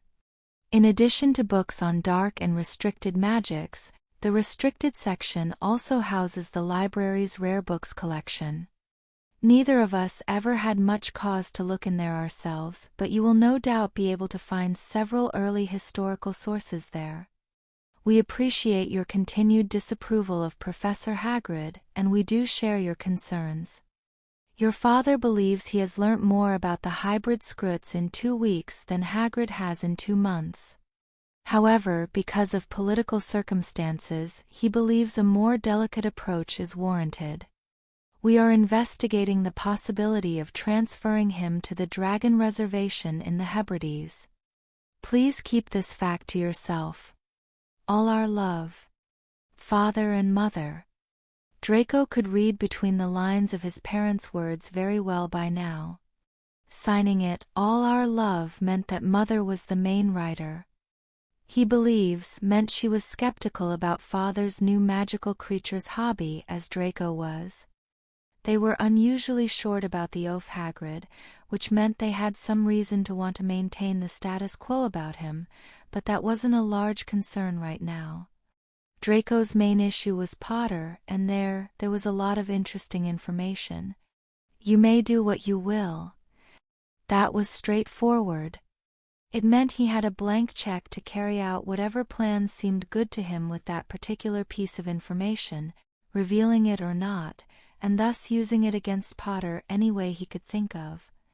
That was good. It also meant it wasn't sensitive information. That was unhelpful. Much more mysterious was pretty much exactly how it sounded, hidden in plain sight. They knew something but not everything, and they were keeping it under wraps. They had to know something, or they wouldn't be so sure that Potter hadn't entered himself. Even if it were an inside job meant it was definitely an inside job, which only made sense, but there was a subtext there. Whoever entered Potter's name was impersonated or possibly bought off. Either way, the motive wasn't their own. Tellingly though, Mother and Father were silent on who it was. The most surprising line, though, was well beyond the scope of our knowledge. Taken together with the rest of the letter, that said 2 surprising things. 1, the plan was big enough that Father couldn't get the full lay of it, and second and related, Father wasn't calling the shots. There were only 2 explanations for a plan that big. Someone high up in the ministry or the Dark Lord returned. He shuddered. The first possibility would be shocking. The second, well, he didn't want to admit it even to himself, but he wasn't sure how he felt about that one. In either case, staying out of the way of whoever was behind it was a good move. But why do this? Okay, suppose an enemy of Potter is behind this, Draco reasoned. It's not worth the trouble if they want him to lose. Could it be possible they want him to win? But why? What unusual happens if he wins the tournament? It makes a lot of other people look like fools, possible. It makes Potter do things he normally wouldn't, come in contact with creatures he normally wouldn't, come in contact with magic he normally wouldn't. The possibility of a ritual came to Draco's mind. It had a certain ring of truth to it, at least in that several more things made sense in that light. But he wasn't familiar with ritual magic, and with good reason, so he couldn't pursue the thought further. He decided he'd keep that to himself for now. Then, there was his family history. It had taken Draco a few days to work out an innocuous way to phrase his inquiry. He had to suppress his surprise that his parents were so supportive. They didn't know why he was really asking after all. The Cavalier and the Highwayman had affirmed Lupin's theory that the Malfoys had cut ties with Muggles only after the Statute of Secrecy was implemented, but he still wasn't sure how much he trusted the word of ghosts. He wanted to see the old books for themselves. He couldn't shake the feeling that maybe a history of magic was biased and didn't give an accurate portrayal of the past, and that maybe books written at the time would paint a better picture. Perhaps he would ask for that restricted section pass from Professor Snape. The excitement in the school had died down some by Friday, partly replaced by excitement over tomorrow's Gryffindor-Slytherin Quidditch match. There was a rumor about something big happening tomorrow in connection with it, but no one seemed to know what it was. Harry had an inkling, but he kept it to himself. He was generally enjoying the fact that things were settling down when he opened his newspaper. As soon as he saw it, he became aware of the whispers that were already starting to build around him. With a thud, he banged his head down on the table and groaned, "Oh no! I forgot." "Harry, what is it?" Hermione demanded. "See for yourself." Hermione looked at the paper, and there on page 3 was a quarter-page ad that read, "Coming December 6th to Flourish and Blots." What was Harry Potter really doing during his 10 years in hiding? What did the defense professor of Hogwarts do in the spring of '92? Who is the real Harry Potter? Find out straight from the source. Harry Potter and the Philosopher's Stone. The true story in his own words. By Lord Harry James Potter. Published by Audiobooks. Hermione smacked her forehead. "Oh no! I forgot." "Talk about awful timing," Harry groaned. "Oh my God! You wrote a book." Lavender Brown squealed, and that set off the hall. At one point, Harry had been looking forward to the excitement this day would cause, but after this week, he was not enthusiastic. "This is great," Ginny Weasley said. "I can finally replace the Harry Potter adventures with the real thing." "Wow, I had no idea." "Good on you, mate," Ron told him. "I can't wait to read it." "What are you so excited about, Ron?" Harry shot back. "You already know more than what's in the book." "Well, sure, but I've never had a friend who wrote a book before." "It's not all great fun, Ron," Harry said. "Why not?" "Hello, Mr. Potter," a smug voice said, and Harry turned to face Draco Malfoy approaching the table. "So this is why you really entered the tournament." Draco had no idea this book was coming out, but he had a blank check to deal with Potter, and this was a brilliant opportunity. Harry sighed. "Mr. Malfoy, do you have any idea how the publishing industry works?" "It's slow. I signed the contract for this book deal back in August, before I even knew about the tournament, much less that I would be in it." "August? Do you think I would buy that?" "My father told me about the tournament at the beginning of summer." "Well, my godfather didn't. He would have thought it was a great prank not to."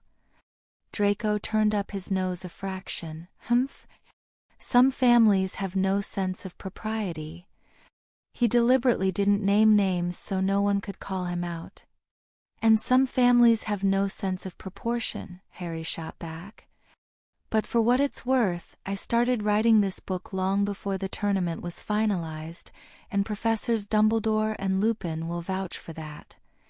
"Hardly neutral sources, Mr. Potter."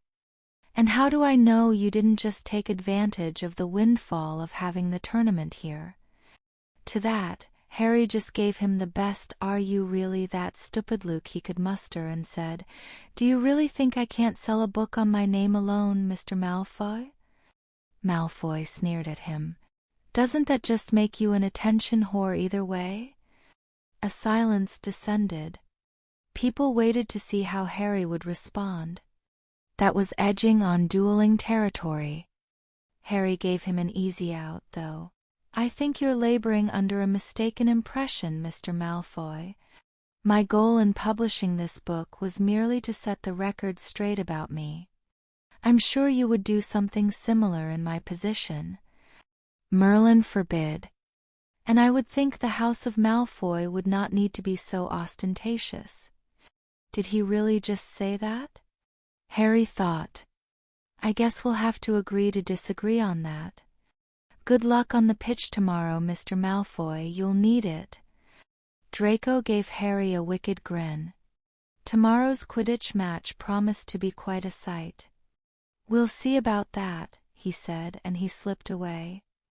"Well, that didn't seem so bad," little Natalie MacDonald said from across the table. No, now he's just gonna spread his theory that I joined the tournament for publicity all around the rest of the school. So call him out, Ron suggested.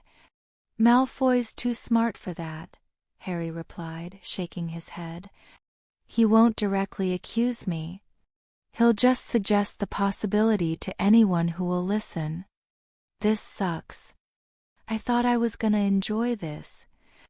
Why can't you call him on what he says? Natalie asked in confusion.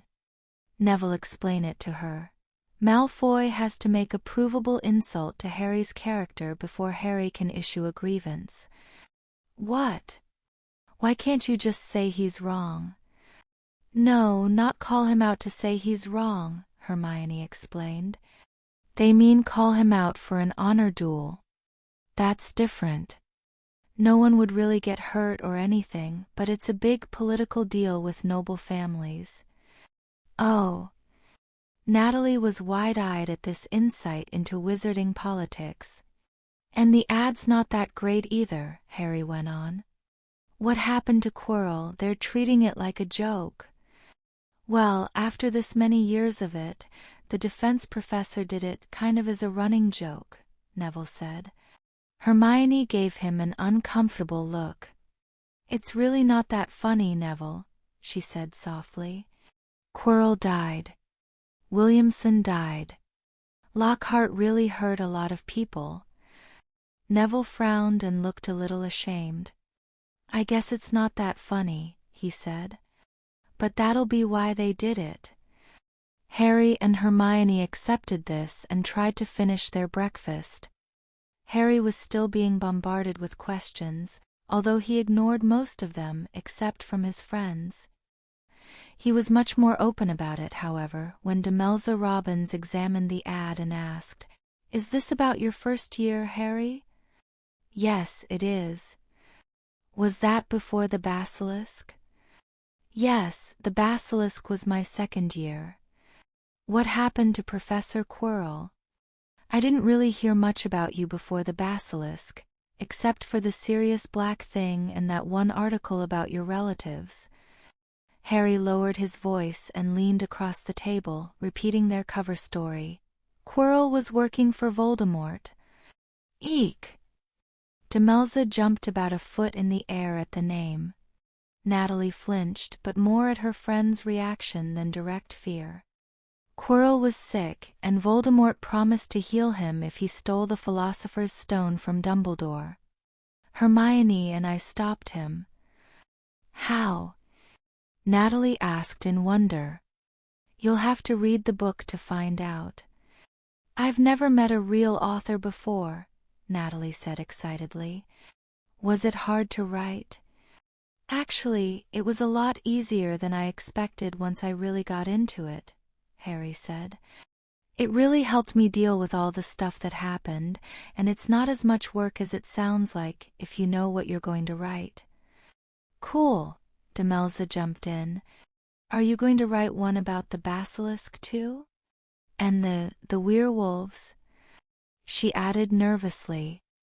Harry hesitated too long in answering, and Hermione said, You might as well tell them, Harry. Everyone will be expecting it anyway. All right. I'm working on book 3 now, but I won't publish anything about you without your permission. Demelza sighed with relief. Thanks, Harry. Ooh, are you gonna write one about the tournament now? Ginny asked. Probably yes. I'll call it Harry Potter and the Tournament of Doom. Don't be so dramatic, Harry, Hermione chided. You're not doomed yet. Well, okay, maybe not, but it sounds cooler if it has Doom in the title. Despite Harry's levity, that day was not pleasant for him. Most of the school was firmly divided between people who were excited about the book and people who bought Malfoy's line that he was using the tournament to sell it. Surprisingly, one of his strongest allies was Victor. The Bulgarian seeker was already friendly with him, but Harry hadn't expected him to be a staunch ally. After he defended Harry to an offended group of Hufflepuffs, Harry asked why.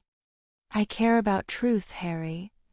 I am familiar with fame," he replied. "And with press and publishing. You show no signs of engaging in publicity campaign.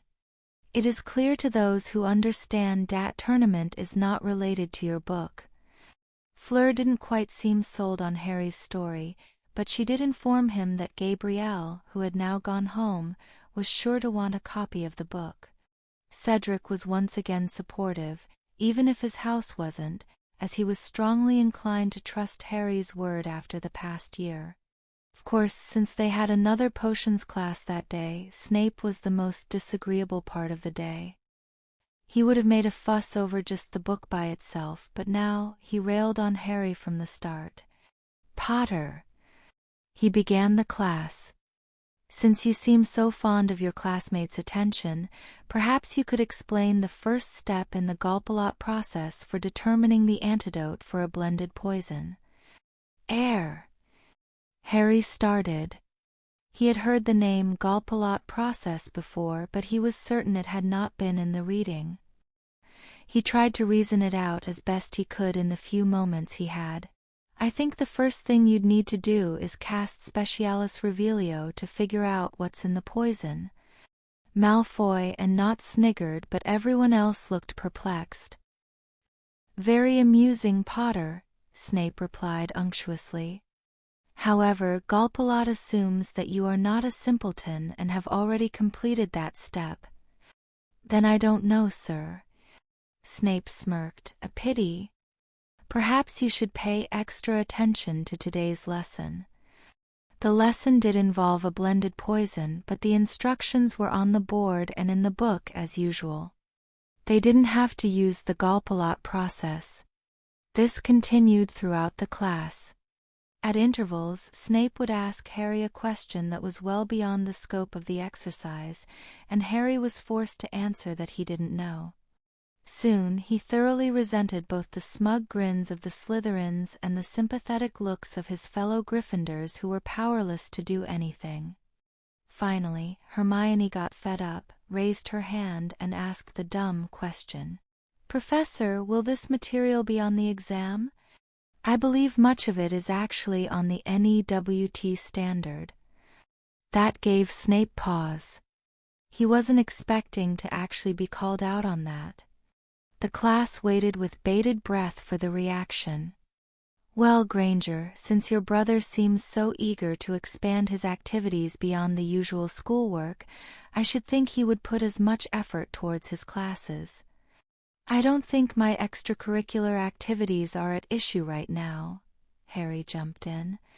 5 points from Gryffindor for talking out of turn, Potter." Hermione raised her hand again, but Snape ignored her, wisely avoiding a further confrontation in front of his students. He toned it down after that, but he had succeeded in his efforts to make Harry look like a fool. He wasn't surprised that Harry and Hermione confronted him after class. "Something on your mind, Potter?" he growled. "Only that we both consider your behavior in class today unfair and unprofessional, sir," Harry said. "Oh? And who are you to say it's so unfair? I don't need to be a teacher to see that grilling a fourth year with NEW-level questions in front of the class is not appropriate." "Ha! As if your head couldn't use a bit of deflating." "Excuse me. Don't play dumb with me, Potter. You can hardly claim not to be exploiting your fame when you write a book before you so much as sit your OWs, knowing full well that any drivel you put out will be printed." "You didn't even read it," Hermione exclaimed. But Harry whispered her name and waved her back. It was his turn to deal with Snape this time. "I don't see what your problem is, Professor," he said. "You knew I was writing that book already. Professor Dumbledore spoke to you about it last summer." Snape's eyes widened just a hair. He didn't know Harry knew that. And Hermione's right. It's considered common courtesy to actually read a book before giving it a bad review. Humph. If you have somehow produced a quality work of literature, then I will reassess my position, Snape said. Now, unless you have a pertinent question about potions, get out of my classroom. Harry left and motioned for Hermione to follow. He doubted Snape would ever back down from his position, but he could at least make it clear that he wouldn't be dealt with so unprofessionally. A well-placed complaint or two, if necessary, would keep him in line. God, he's being cranky this year, Hermione complained. Well, he'll be even crankier tomorrow after I kick Malfoy's arse in Quidditch, Harry said. Oh boy. I guess we're really back in first year then. If your broom gets cursed again, I've had it. Chapter 94. Yes, I know the weighing of the wands is traditional, but there's no reason we have to have it on a class day. All right then. Why don't we move it to Saturday the 12th? We'll call in Ollivander, get the Daily Prophet in on the story, it'll be good day. I assume you'll also be inviting the newspapers from the other participating schools' countries, Mr. Bagman? Sure, let's go with that. Good morning, Hogwarts. Lee Jordan's voice boomed over the Quidditch pitch. Welcome to the third Quidditch match of our special expanded season. This match is Slytherin versus Gryffindor. The crowd roared their support of the teams. With the visiting students and a few more members of the public than usual, it was a big crowd. But the moderator's chair today will not be filled by Professor McGonagall, although she is still standing over my shoulder. Hi, Professor. Instead, let's have a rousing Hogwarts welcome for my special guest commentator for the day, Victor Crumb. Gasps and screams of delight, from both boys and girls, thundered in the air as Victor Crumb slid into the seat next to Lee, confirming the most fantastic of the rumors that had been floating around the school. Good morning, Victor's deep voice sounded through the magical microphone. It is pleasure to be here. I am happy to have this opportunity to check out competition. That drew laughter from the stands as people realized that was exactly what he was doing. Harry also noted that Victor's accent was improving. He must be continuing to study his English. And let's hear it for the Slytherin team, Lee said half-heartedly. Bletchley, Montague, Pusey, Warrington, Crabbe, Goyle, and, he coughed, Malfoy. The Slytherin team flew out, taking a lap of the field like the professionals had done at the World Cup, while Victor commented on their squad. Slytherin team has uphill battle with 3 new players this year. Malfoy has done well as seeker in previous seasons, but he has not yet shown he can wield Firebolt against equal opponent. Well, Slytherins definitely got their work cut out for them, because let's hear it for the Gryffindor team. Lee shouted, and the crowd roared much more loudly. Weasley, Johnson, Spinnet, Bell, Weasley, another Weasley, Annan Dund Potter. The Gryffindor section of the stands erupted with an old favorite from Harry's first year as the team took its lap. Harry Potter is our king. Potter can catch anything. Now, Gryffindor has very strong team, Victor said enthusiastically. All of their players are well-trained and proven on pitch. Their new keeper, Ronald Weasley, is inexperienced, but proved himself in Vaughan match he played. But real gem of this squad is Harry Potter. I have been following Potter's career since I joined Bulgarian national team. The crowd quieted down and was in rapt attention as he revealed this information. Most of them had no idea Harry was attracting international attention. Our manager is always vatching for exceptional school players around world to be ready for competition, and Potter's record is exceptional. He is undefeated in 9 matches despite multiple cases of interference. 1 year ago, he achieved his greatest feat, diving 1/2 mile in hailstorm with damaged broom and saving his opponent before landing. Across the pitch, Harry could see Malfoy turning red with anger. His archrival still maintained that he hadn't needed saving in that incident. This is also Potter's first match facing another seeker with Firebolt, so we will see today whether either seeker is ready for national team. I think we will see at least one of them is. Time for some real Quidditch, Malfoy? Harry said with a predatory grin when the teams met on the pitch. Is it, Potter? Malfoy sneered back. Sounds like Crumb didn't get the memo then. It wasn't your flying skills I heard him praising a minute ago. Ha! Just because you got lucky and made some hard catches doesn't make you a genius. I could have done what you did. Yeah? You just keep telling yourself that, Malfoy, Harry said, and a moment later Madame Hooch started the match.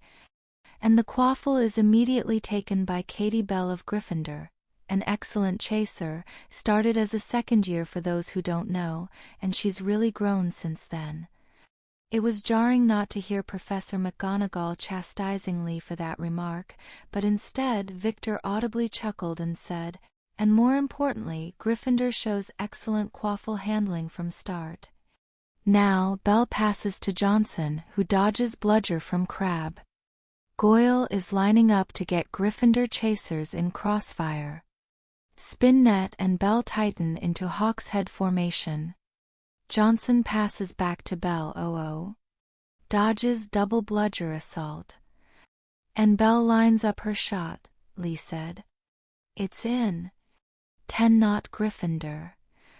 Cheers rose from half of the stands, although the fans were more balanced than normal with most of the Durmstrang crew supporting Slytherin. Harry pulled a loop when Katie scored, causing Malfoy to yell, "What are you, 11?"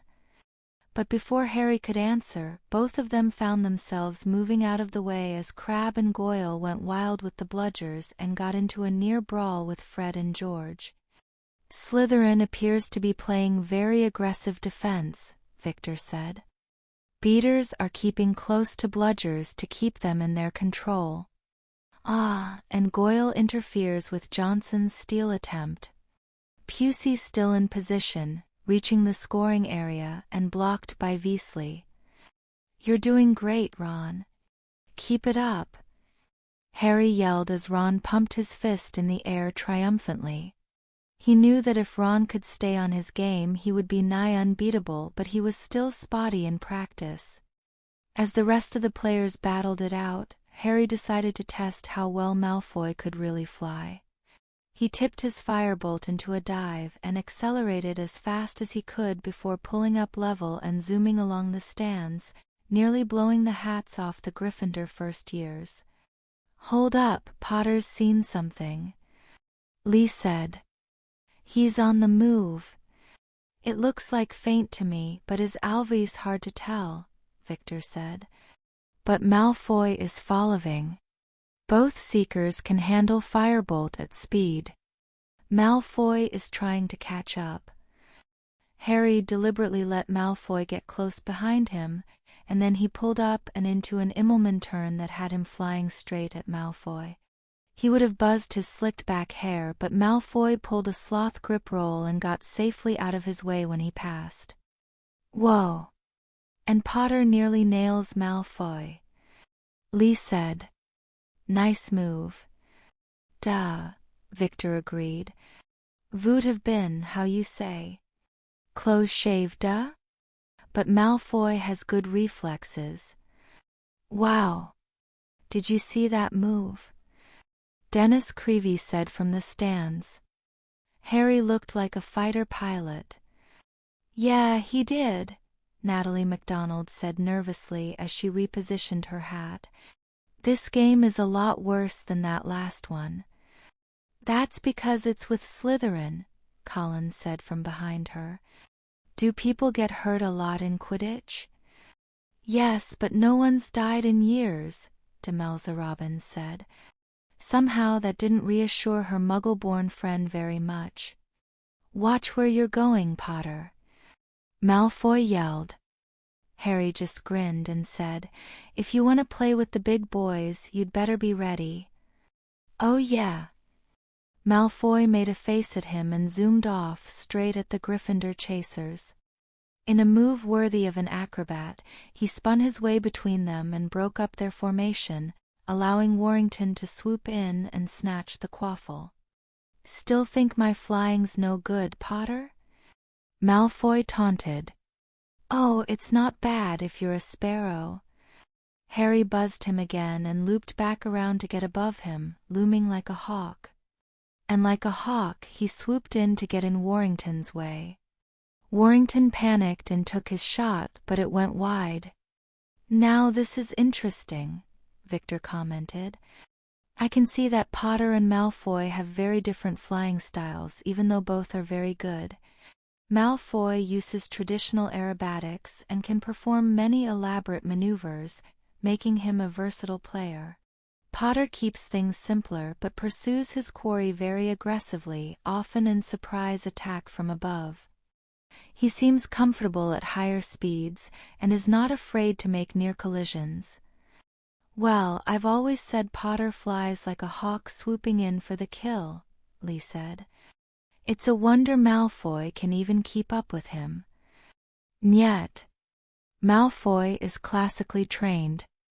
It is only he could handle firebolt like that." "Humph. He's rich enough to afford it, I guess. Oh damn. Montague slips another one by Weasley. That's 30 all." The points began to rack up, and Harry was starting to worry about Ron when he let through several goals in a row, but Gryffindor stayed ahead in terms of points. The snitch showed itself once when Harry and Malfoy were at opposite ends of the pitch. The snitch appeared smack in the middle. They both made a beeline for it, but by the time they got there and nearly collided at a combined 200+ miles per hour, it was gone.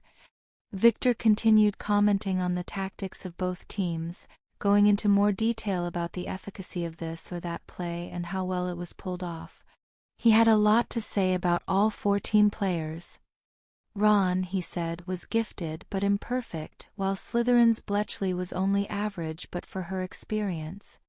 Each of the chasers had particular roles on their team, which Harry hadn't consciously thought about before, and Victor even picked out differences between Fred's and George's playing styles, to widespread astonishment. "Wow," Lee said, for once failing to keep up his rapid-fire commentary. I don't know what to say, Mr. Crumb.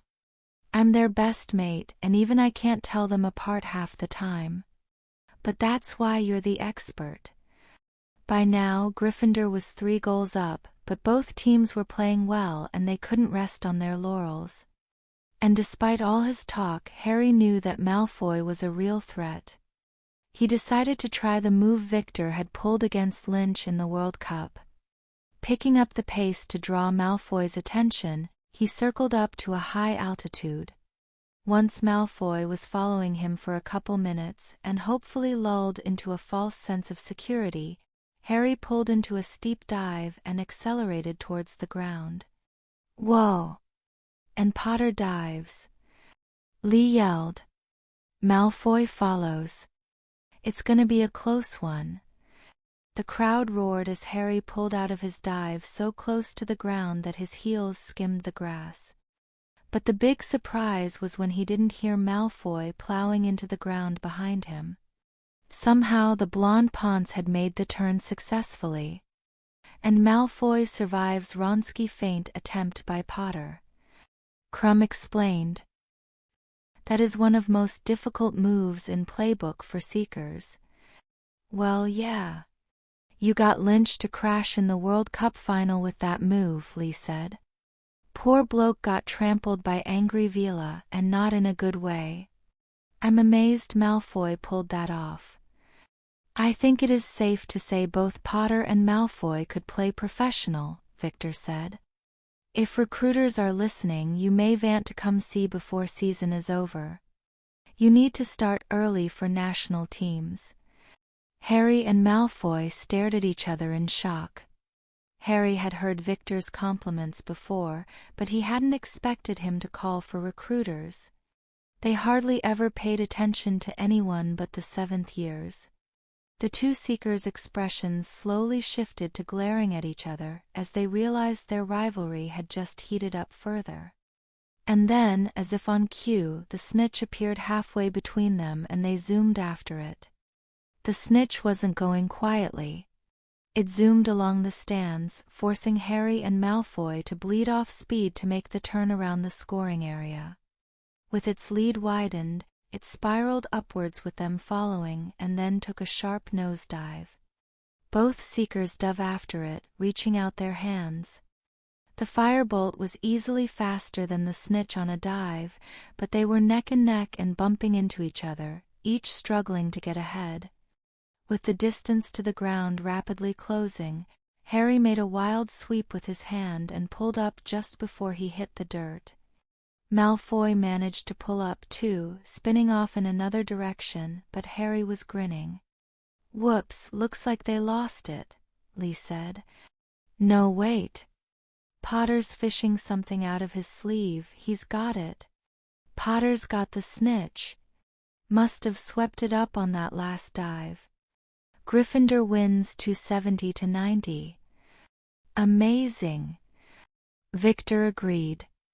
"That vast most perfect Plumpton pass I have seen in long time." "Now that is something you don't see every day," Lee agreed.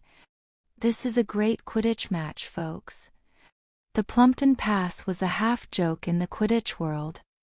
To hear people talk, the snitch flying up the seeker's sleeve practically always happened by accident. But it had its uses when the seeker didn't have time to turn or slow down to match the snitch's speed, and it was moving too fast to catch with their hands. In any case, Harry had used the play to great effect to snag the snitch when he couldn't quite reach it with his fingers and maintained his undefeated record.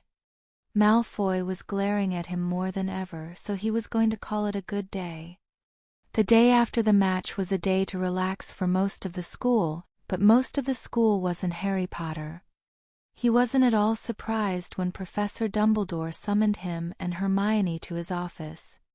They were pleased to see Remus was there as well, since they could use someone there who was unquestionably on Harry's side. Dumbledore came down on his own side a little too often for their tastes. "I'm sure you know why I called you, Harry," Dumbledore started.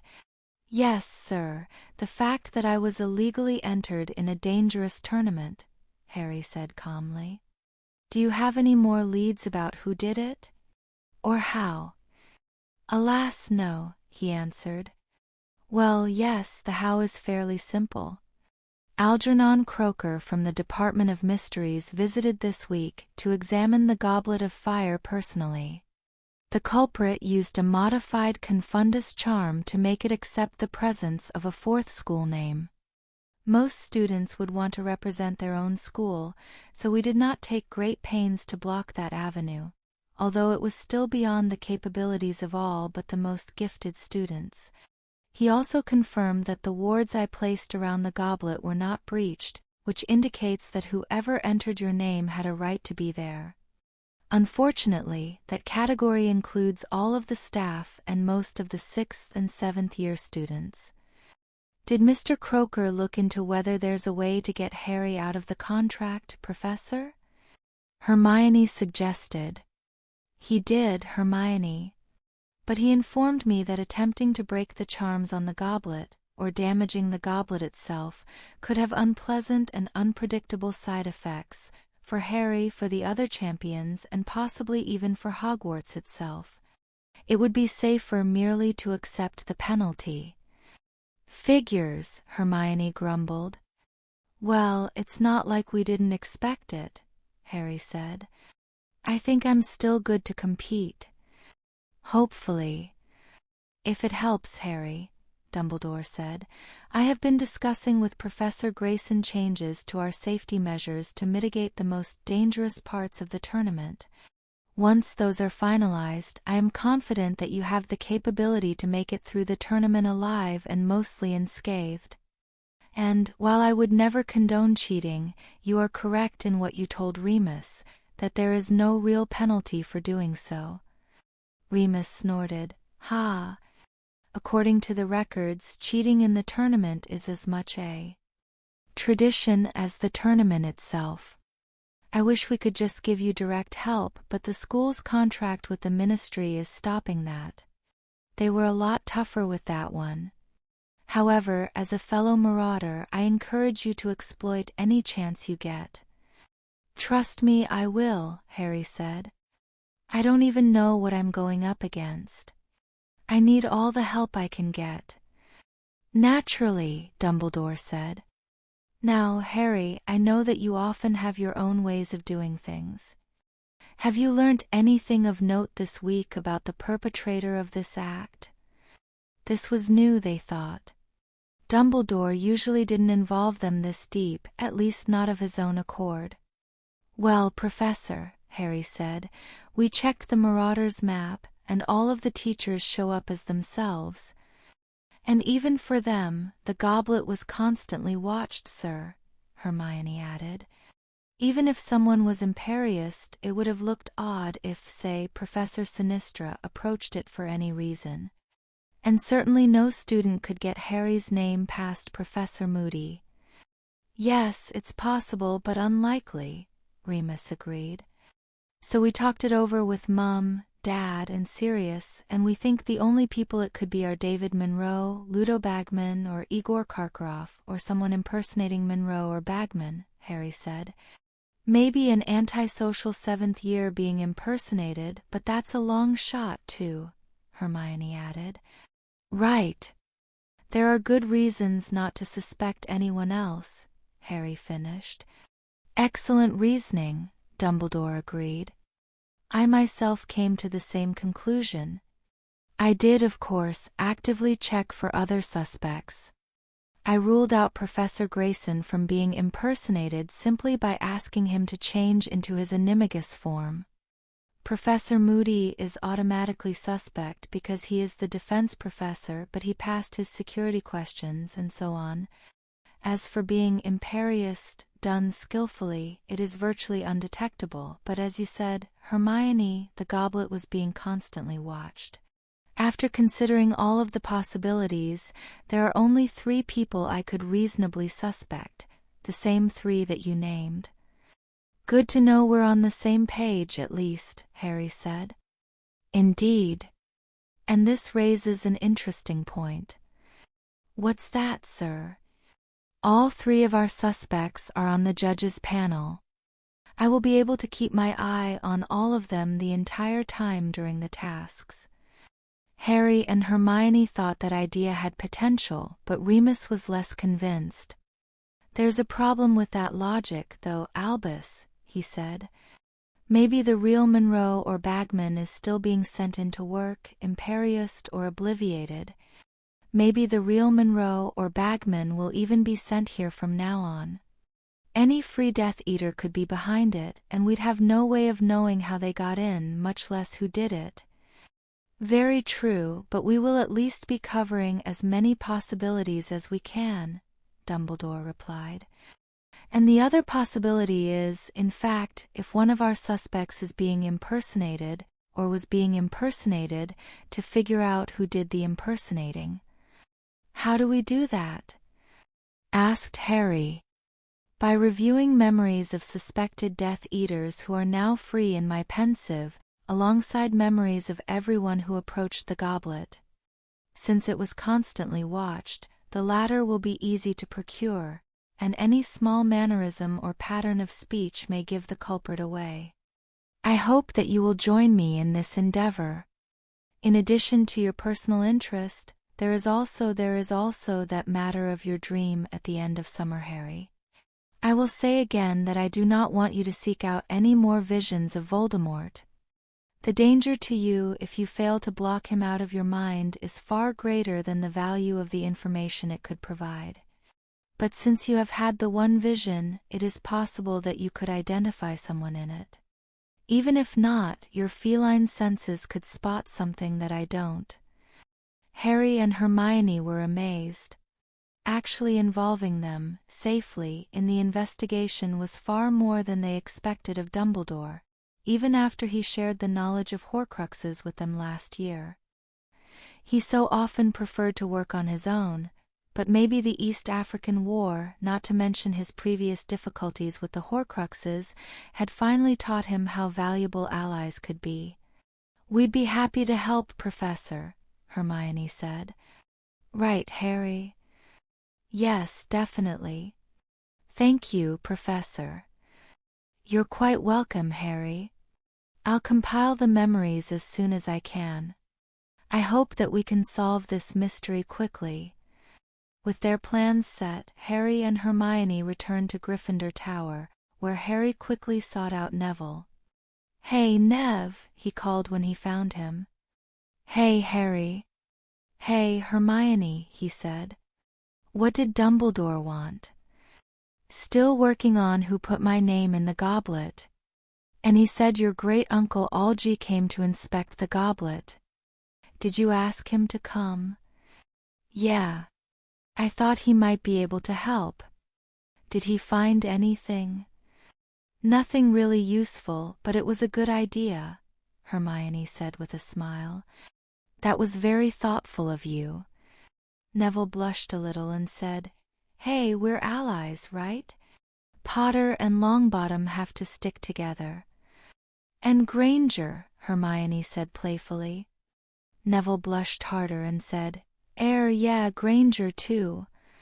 In the second week after Harry was chosen for the tournament, some of the students, particularly Slytherins, started wearing badges that said, "Support Cedric Diggory, the real Hogwarts champion." When Theo showed off his badge to Harry, he just gave him a funny look and said, "What's this about? I'm not a champion for Hogwarts." That by itself was enough to discredit them, and shortly after that Cedric told Hufflepuff to stop wearing them when he found out they changed to say Potter stinks. He wasn't too happy to be sharing the spotlight with Harry, but he was still a friend, and it wasn't his fault. By Saturday, students were simply wearing badges with their preferred champion's name on them, sometimes more than one. Harry was not looking forward to the press conference on Saturday. He'd been in some high-profile Wizengamot meetings, and those were bad enough. Being actually stuck in a room with a bunch of reporters was one of his worst non-Voldemort-related nightmares. Hermione offered to go with him, but he turned her down. That would only confuse things more. Given the number of people involved, the press conference was to be held in the Great Hall. Harry happened to meet Cedric in the entrance hall and they walked in together. It looked surprisingly like a Muggle press conference. A table was set up with 5 seats along it. 2 were filled by Fleur and Victor, and a third by Mr. Ollivander, the famed wand-maker, to inspect the wands. A dozen chairs were set up across from the champions' table, 5 for the tournament judges and the rest for members of the press. Dumbledore, the 6th judge, stood at a podium, apparently moderating. Harry eyed Ludo Bagman and David Monroe suspiciously as he and Cedric took their seats. He had told Hermione to check the Marauders map to make sure there was no one there who shouldn't be. As for the press, Luna Lovegood was the one who stood out the most to him, despite being the smallest person in the hall. Luna was wearing a bright purple fedora with a little card that read Press tucked into the band, and she carried a little Muggle notebook and a self-inking quill. Harry smiled at her when he saw her. Behind her was a blonde-bearded man who looked like he could have stepped of a Viking-long ship. Next to him, a small, thin man in colorful robes, and on the end, to Harry's surprise, was Maxwell Barnett, the Queen's Royal Court magician. The tournament must be attracting more attention than he thought. To Luna's left was a giggly young woman who looked like a 10 years older Lavender Brown, then a paunchy photographer, and finally, Harry's face fell as he saw the final reporter in the room, a middle-aged woman with bleach-blonde hair, tacky jeweled spectacles, and 2-inch nails. He knew her picture from the Daily Prophet, and he wasn't shy about it. "Oh, damn, it's Rita Skeeter." Everyone stared at him. Victor was the first to speak. He understandably wanted to be well informed about reporters. "You know this woman, Harry?" he said. Yes, he groaned. Rita Skeeter. She's the premier gossip columnist at the Daily Prophet. If Skeeter was offended by Harry's reaction to her, she didn't show it. Harry Potter, she said saccharinely, such a pleasure to meet you again. You're causing quite the stir right now. I might like to know if you'd mind having a private interview after the conference. Harry snorted. After the hack jobs you've been running on me the past 3 years? Yes, I do mind. Victor's eyes widened, and he looked at Skeeter suspiciously. Now, Harry, I can't give you special treatment just because you're a celebrity, Skeeter shot back. Sometimes the truth hurts. And I'm sure you published that article about my abusive Muggle relatives on the eve of the vote on the Muggle Protection Act by sheer coincidence, Harry replied. Fleur and Victor both looked at Harry in surprise and gave Skeeter a nervous look. Harry, Rita, Dumbledore spoke up. I do not think this is the time. All right, then, Dumbledore, Skeeter said. Harry didn't object either. He had done his job of warning his fellow champions about her. Dumbledore stood and approached the table. Welcome all, he said. One of the traditions of the Triwizard Tournament, now the Tetrawizard Tournament, is the weighing of the wands, which ensures that all of the champions have a wand in good working order before each task. Garrick Ollivander is the premier practicing wand maker in Europe, and he will be performing the inspection. Thank you, Albus, Ollivander said. He rose from the seat and passed down the line.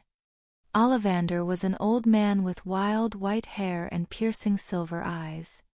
Harry noticed for the first time that his eyes looked similar to Luna's and wondered if they were related. Ollivander was definitely creepier, though. Even foreign wands Ollivander could identify just by holding them in his hand. Fleur's wand was rosewood with a hair from her Vila grandmother, a temperamental substance, he said. He conjured a bouquet of flowers and pronounced it in good working order. Cedric's wand was an Ollivander, ash and unicorn hair. Crumb's was a Gregorovitch wand, thicker than usual, of hornbeam and dragon heartstring. Harry noted that each of the champions had a different wand core, but he didn't know if that meant anything. Now, Mr. Potter, let's see about your wand. Harry sighed and snapped his fingers. His wand shot into his hand from his wrist holster, to the surprise of most of the hall. Ah, you wear your wand close, I see, Ollivander said. After the last 3 years, I hardly ever let it out of my sight, Harry muttered. He carefully handed it over, not taking his eyes off it with his feline stare. Yes, I've heard about your exploits, he continued. I knew we should expect great things from you, holly and phoenix feather, 11 inches, nice and supple. I remember this wand well, and you've kept it in good condition. Excellent. Harry was very relieved that Ollivander didn't mention the fact that his wand was a brother to Voldemort's. He still didn't know if that actually meant anything, but after the Parseltongue debacle 2 years ago, that was the last thing he needed to get out. As he took back his wand, he was momentarily blinded by a flash of light. Harry immediately snapped his wand in that direction, only to lower it at once when he saw it was the photographer, who seemed unconcerned. Great action pose, Mr. Potter, he said. Harry suppressed a groan. Why hadn't the photograph taken photos of the other champions? He wondered. But he had a more important question at the moment. Shouldn't you do this right before each task instead of just once weeks before the whole thing starts, Mr. Ollivander? Ollivander looked back at the judges, and the judges looked at each other in surprise. So no one had thought of that. Great. I think that would be a reasonable addition, Dumbledore said. If Mr. Ollivander agrees. I'll check my calendar. Ollivander sat down, and the floor was officially opened for questions. Dumbledore first pointed to Maxwell Barnett to speak. "Hello, Maxwell Barnett, the Royal Court Magician for the United Kingdom," he introduced himself, standing up. "Doing a personal report for the Queen. My question is for Mr. Diggory and Lord Potter. While you are nominally representing different schools, you are both technically representing the British Commonwealth in this tournament. How do you feel about representing Her Majesty in an international event?" Cedric and Harry stared at each other. Harry hadn't thought of himself as still competing as a British subject, and neither of them had imagined the Queen getting involved. After a few subtle gestures to the effect that Cedric had no clue how to respond, Harry leaned forward and said haltingly, "With all due respect to Her Majesty, I wasn't supposed to be in this tournament, and I'm mostly focused on getting through it in one piece. I'll do my best, of course, but I'm honestly not expecting to give a stellar performance." Several of the reporters looked surprised at that, likely due to Harry's reputation for daring deeds. However, Barnett didn't follow up, and Cedric answered, I guess, respectfully, we don't think much about the Muggle government in general in the magical world. I'm certainly proud to be representing Hogwarts and Britain, and I'm going to give the Tetrawizard tournament my all because of that."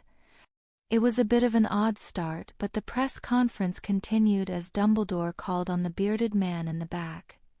"Beowulf Dansgaard from Nordiska Nyheter," he said. "For Mr. Crumb, how will you balance training for the Tetrawizard tournament and the inter-school Quidditch tournament?" "I will train intensively only for matches that will be serious challenge," Victor said. "From that I have seen that will be only Gryffindor and perhaps Slytherin." Cedric turned red at being dismissed like that. Harry thought the question was unfair considering there were two other Quidditch players at the table, and both seekers no less, but again there was little time for follow-up. Philomela Mistlethorpe from Witch Weekly, the young woman next to Luna, introduced herself. Rita Skeeter looked annoyed to be passed over so far. "For Mr. Potter, are there any new romances in the air for you? Or did you enter the tournament to try to win back your ex-girlfriend, Cho Chang?" Harry's mouth hung open. That was what they wanted to know. No wonder Hermione complained about her roommates. "What?" he said stupidly. "Are there?" "No and no," he answered quickly. "Or alternatively, none of your business, and I was entered without my consent in case you missed it. So no hard feelings towards your fellow champion Mr. Diggory since he's now dating Miss Chang?" "What?" Harry said in surprise. "Where did you hear that?" Cedric said. Harry turned to him. "Wait, that was true?" "Yes, but I don't know how she knew." "It's my job to be on top of the rumor mill, Mr. Diggory," Philomela Mistlethorpe replied, "especially when it concerns such prominent figures. So, Mr. Potter." No," Harry coughed, wishing he sounded more convincing, his surprise covering up his genuine sincerity. "No hard feelings. If you must know, Miss Chang and I split amicably last spring when we both decided we weren't a good fit for each other." Cedric gave him a concerned look, and Harry whispered, "Yes, really," hoping the reporters wouldn't hear. The next reporter Dumbledore called on was the thin Frenchman who introduced himself as Roland Pelletier from Le Monde Magique.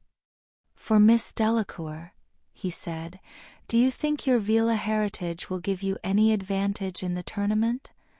Fleur giggled musically, apparently not taking offense to the question. Harry could feel her turning up her allure for effect. Even for only a quarter-blooded Vila, it was surprisingly strong. Cedric went glassy-eyed. Harry used diplomacy to try to focus on her words and not her beautiful voice, and wondered if Vila pheromones would be classed as a restricted drug in the Muggle world. "That would depend on whether any of Z tasks calls for fire, no?" she answered, before her voice turned harder and more determined. But then, fire has many uses, doesn't it? Note to self, don't get on Fleur's bad side, Harry thought. On the next question, Rita Skeeter jumped up to speak before Dumbledore even had a chance to call on anyone. Harry, Rita Skeeter from the Daily Prophet, but you knew that. How do you think your parents would feel if they knew you were competing in the Tetrawizard tournament? Proud? Worried? Angry? Harry resisted the urge to hiss. My parents are very worried because I've been entered in a dangerous tournament designed for students 2 years ahead of me, he said testily. Not to mention angry because someone managed to enter me against my will without getting caught. If you meant my birth parents, I'm sure they'd feel the same way. Dumbledore called on Luna before Rita could respond. Hello everyone, she said dreamily. She still wasn't very tall, even standing up. Luna Lovegood from the Quibbler. My question is for Miss Delacour and Mr. Crumb. While you're in Britain, are you concerned about the vampire infiltration of the country through the Rotfong conspiracy? Fleur and Victor and Cedric, for that matter, just stared. Harry was trying not to laugh, and he nudged Victor and whispered, "Just go along with it." Victor tried to formulate an answer. I have not heard of any Rotfong conspiracy. But I am not afraid of any vampires. At home in Bulgaria, we have many vampires. I know how to deal with them. The same for me, Fleur said. We have a few vampires at Beauxbatons. They say some of their cousins are very dangerous, but I have never heard of any of them infiltrating countries. The press conference continued for quite a while. Harry found most of the reporters to be not especially good. They tended to be biased toward their own champions, and the questions definitely left something to be desired. Rita Skeeter didn't ask a single question that wasn't to or about Harry, and they were generally in the direction of him being both a tragic hero and an attention-seeker. The man from Le Monde Magique seemed inordinately focused on the fact that Cedric was a werewolf and whether the other champions were worried about their safety around him, and whether he would have an unfair advantage. Harry supposed that Philomela Mistlethorpe from Witch Weekly was at least doing her job. She asked for things that young witches would care about, like favorite colors and ideal dates. Harry decided to mess with her and said bird-watching, but he suddenly realized that actually sounded like a pretty good date to his feline self. And eventually got around to asking all 4 champions about their love lives. They didn't appreciate that. Victor had at least as much trouble with fangirls as Harry, Fleur was part Vila, and with Cedric being a werewolf, romance didn't come easily to any of them but Cedric. To Harry's amazement, the best reporter in the bunch turned out to be Luna. Sure, half of her questions were completely mad, but the other half were surprisingly insightful and relevant, and she was fair in asking them of all 4 champions. If she worked for a respectable, mainstream paper, she could probably become a great reporter. Dumbledore must have noticed, too, because he gave her the last question. My last question is for all of the champions, she said. What do you plan to do with your prize money if you win? It seemed odd that Philomela Mistlethorpe had passed that one up, but Harry supposed none of the reporters had time to ask everything they wanted to. I will donate winnings to Yugoslav National Magic School, Victor said without hesitation. I have friends there, and it is unfortunate that school suffers badly from its circumstances. Cedric sighed when Luna looked to him and said, As you might imagine, my expenses have been high lately. Even with the Cor Humanum Foundation supplying wolfsbane potion free of charge, it's a hard life being a werewolf. Winning the tournament would pay for a lot of my costs and help me land on my feet when I graduate. I will buy a few nice things for myself, Fleur said. Perhaps a dress or 2 and a new broom. And I will put some of it towards a mastery in runes. But the rest I will put towards my sister Gabrielle's tuition for Beauxbatons. And Mr. Potter? Luna asked. I'll probably just give it away. I don't need it, and I didn't want to be in this tournament in the first place. I haven't thought much about it, though. Maybe I'll give it to the Cor Humanum Foundation, he added with a grin. That would get the hardliners' knickers in a twist. And on that note, that concludes our press conference, Dumbledore said before anyone else could speak. Thank you all for coming. Some of the reporters shouted questions as the champions were let out, but no one answered them. So, Cho? Harry said when they were out of earshot. Really? Yes. It was the day I entered in the tournament. You said you didn't have a problem with it, Cedric replied. I don't, but I didn't know she'd come around so quickly on werewolves. Well, I guess you really gave her something to think about over the summer. Hello, Harry. Hello, Cedric, Luna said, seeming to pop up out of nowhere and still wearing her purple press hat. I thought that was a very good press conference. Thanks, Luna, Harry said. I thought you were the best reporter there. Why, thank you, Harry. From anyone else, Luna would have questioned that, but she could tell Harry was sincere. I always try to practice with Dad over the summers. Oh, and by the way, I do enjoy birdwatching too. Harry turned and stared at her, but she just gave a slow blink, smiled at him, and skipped away. He shook his head, dismissed the thought. He already knew she liked unusual creatures. That was just Luna being Luna. Chapter 95. Dragons. Are you mad, Bagman? We're trying to challenge the champions, not kill them. I am heartened by Her Majesty's interest, Mr. Barnett. However, I am afraid that I cannot spare my pensive from my investigation of young Harry's entry in the tournament. I will, however, put in a word for you at the Ministry to see if they will lend you one. Harry was both relieved and frustrated when Hermione reported that David Monroe and Ludo Bagman both showed up on the Marauders' map as themselves. As far as they could tell, no one in the castle was being impersonated, at least not now. They couldn't be certain about Halloween. It was hard when you couldn't be absolutely certain of who was whom, even from day to day. They would certainly be using the map again during the first task. Now, if only they knew what the first task was. Rita Skeeter's article about the press conference came out on Monday, and it was even worse than Harry feared. No, it wasn't unreasonable to summarize a long press conference for print, but what Skeeter did could hardly be called summarizing. Harry Potter, unexpected champion, speaks out on life and love in the Triwizard Tournament. By Rita Skeeter. Harry Potter, suspect entrant into the Tetrawizard Tournament, spoke with the press Saturday at the traditional weighing of the wands ceremony. Harry wore a determined expression as he spoke despite his obvious nervousness, and told reporters that he was confident in making his way through the tournament unscathed, in spite of his inexperience.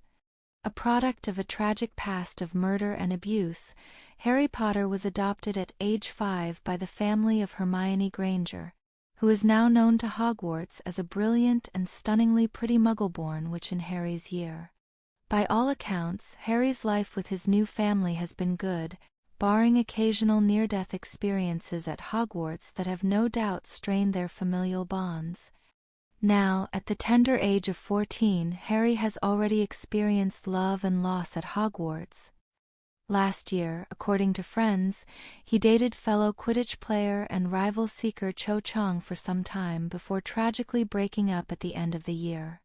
Miss Chang appears to prefer a wilder and more dangerous sort of wizard, for she is now dating Harry's rival champion, the werewolf Cedric Diggory, hiding their new relationship so that Harry first learned about it at the wand weighing. But ever the gentleman, after his initial shock, Harry put on a brave face and gave the couple his blessing. As for whether any new romance is in the air, Harry was silent, but according to their classmates, Harry's and Hermione's closest associate outside the family is fellow Gryffindor Neville Longbottom. No word yet on whether Neville and the lovely Hermione, or for that matter Neville and Harry, are anything more than friends. When Harry, Hermione, and Neville read that, the three of them stared at each other with wide eyes. When Neville and Hermione made eye contact, they both rapidly turned bright red, which made Harry raise his eyebrow at them. However, when he and Neville made eye contact, they both grimaced as if they'd bit into something unpleasant. "No offense, Nev, but you are totally not my type," Harry said. Several girls around them giggled, and Harry glared at them. "Same to you, Harry," Neville said. After this, tears filled those startling green eyes as the topic of the conference turned to the birth parents he can barely remember. Harry failed to read any more of the article because at that point he accidentally set the newspaper on fire. "Well, we all know how bad Rita Skeeter is," Neville observed, handing his copy to Hermione to read. "No one who matters is going to believe this tripe. We can hope." Harry," Hermione said, pointing to the bottom of the article. "I think you'd better take a look at this."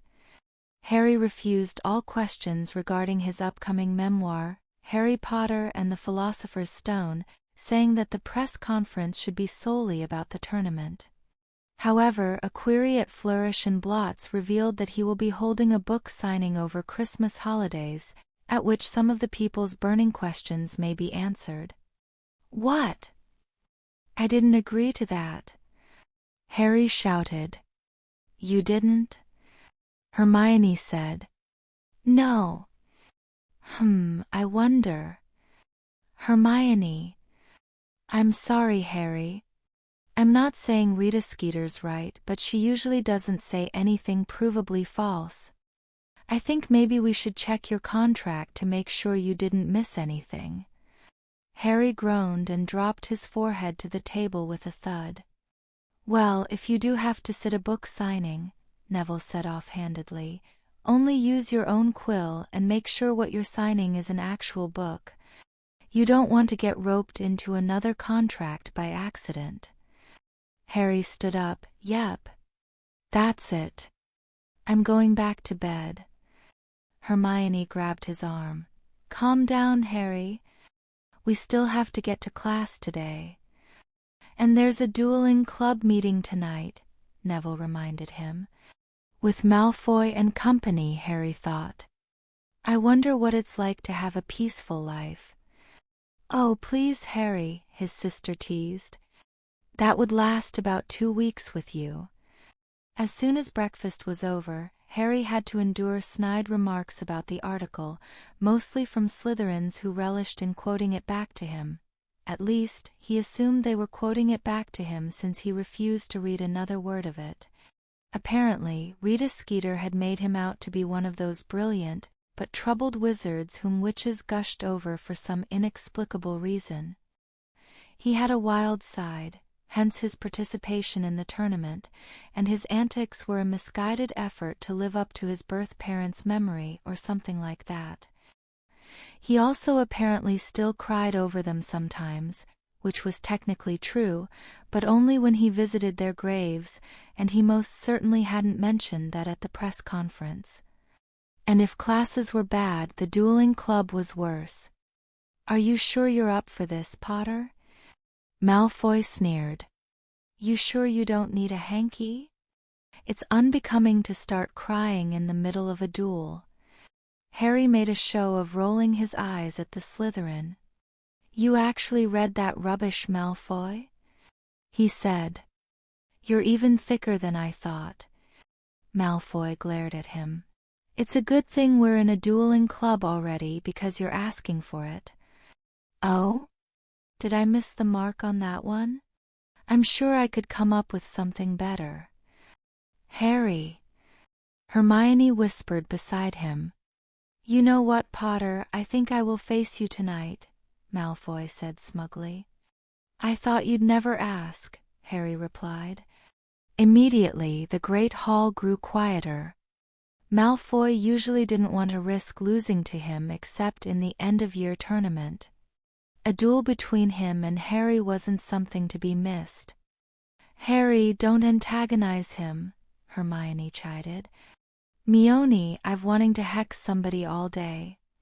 Let me have this." All right. Remus read the signs and brought the meeting to order before anything else could happen. "It looks like we've got an exhibition duel tonight.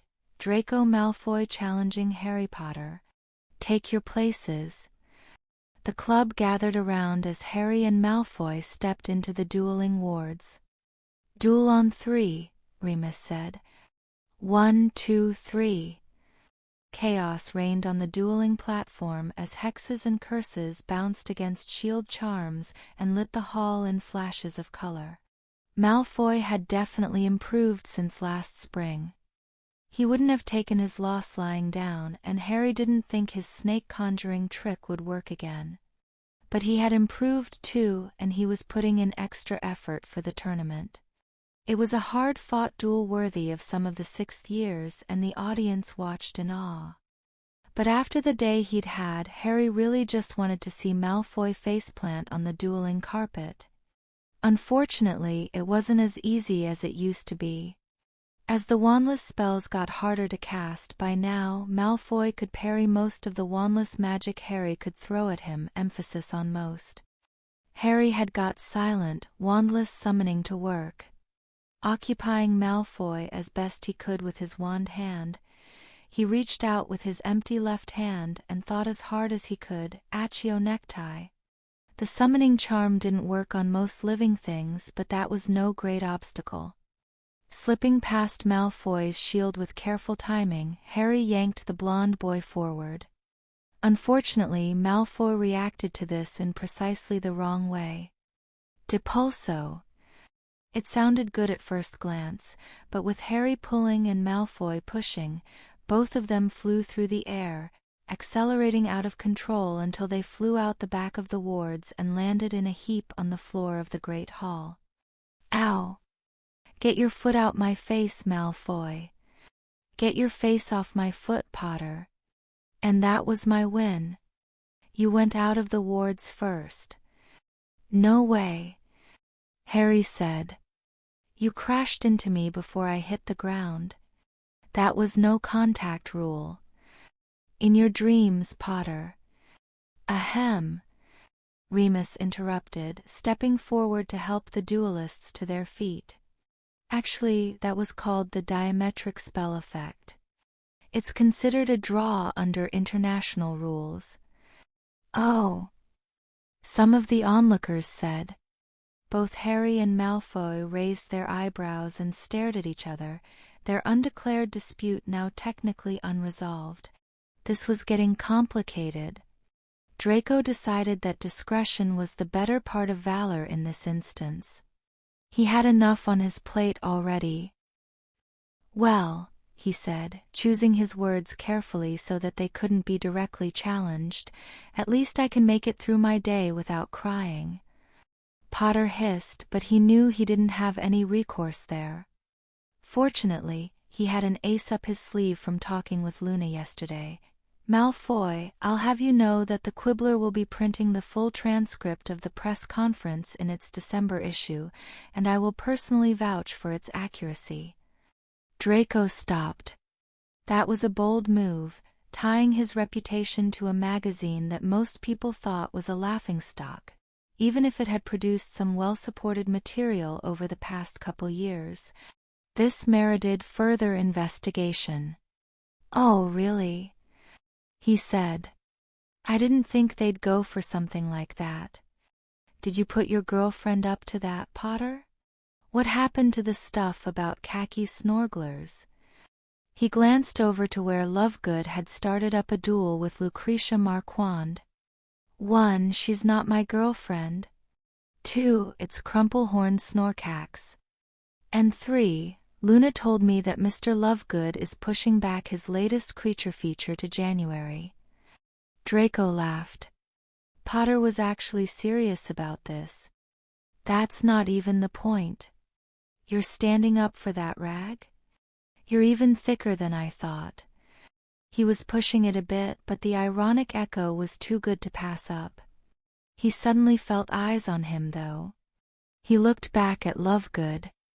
Her creepy silver eyes seemed to be boring into him. She looked offended. He wasn't sure he'd ever seen anything but that weird carefree look on her face before. Lucretia Marquand was now hopping around with bunny ears. "That's really unkind, Mr. Malfoy," Potter said. Draco didn't miss the false politeness and the hard look on his face. "How is that, Mr. Potter?" "The Quibbler is pretty much the only alternative voice to the Daily Prophet," Potter said. "That alone warrants attention. And it may not look like much, but Mr. Lovegood has been trying to position the Quibbler as an alternative voice on matters people are interested in. My family's been pushing him to do that for the past couple years because we think there's a need for such a thing. So it's not surprising he's putting a lot of coverage on the tournament. And finally, while the Quibbler prints a lot of unorthodox ideas, they always confirm their sources." Draco saw Lovegood smile at Potter, and he strongly suspected that she'd fed him that line herself. "Really? A reputable Quibbler?" he said. "I'll believe it when I see it." Potter still glared, but he let it go at that. Thursday night was the full moon, and Friday morning saw 3 of the castle's 4 werewolves stumbling sore and bleary-eyed up from the shrieking shack. By breakfast, they were sitting up in the infirmary, and in what was fast becoming a routine, 2 Gryffindor first-years climbed up to visit directly afterwards. Dennis Creevey, who still thought having a brother who was a werewolf was cool on some level, despite all the problems that came with it, went to the bedside of a very patient Colin to hear how his night had been. He still seemed disappointed that Colin wasn't having adventures like Professor Lupin had done when he was a student. Natalie MacDonald, on the other hand, knew full well how much her new best friend was hurting. Being the only Muggle-born in her crowded dorm room, she was the only girl in first year who really befriended Demelza. The others tolerated her, but none of them wanted to take the top bunk in her bed, so Natalie and Demelza had been thick as thieves since school started, despite a bit of initial friction. They made an odd pair. Natalie was a small, bookish girl who wanted to learn everything she could about magic, but wasn't particularly comfortable on a broom.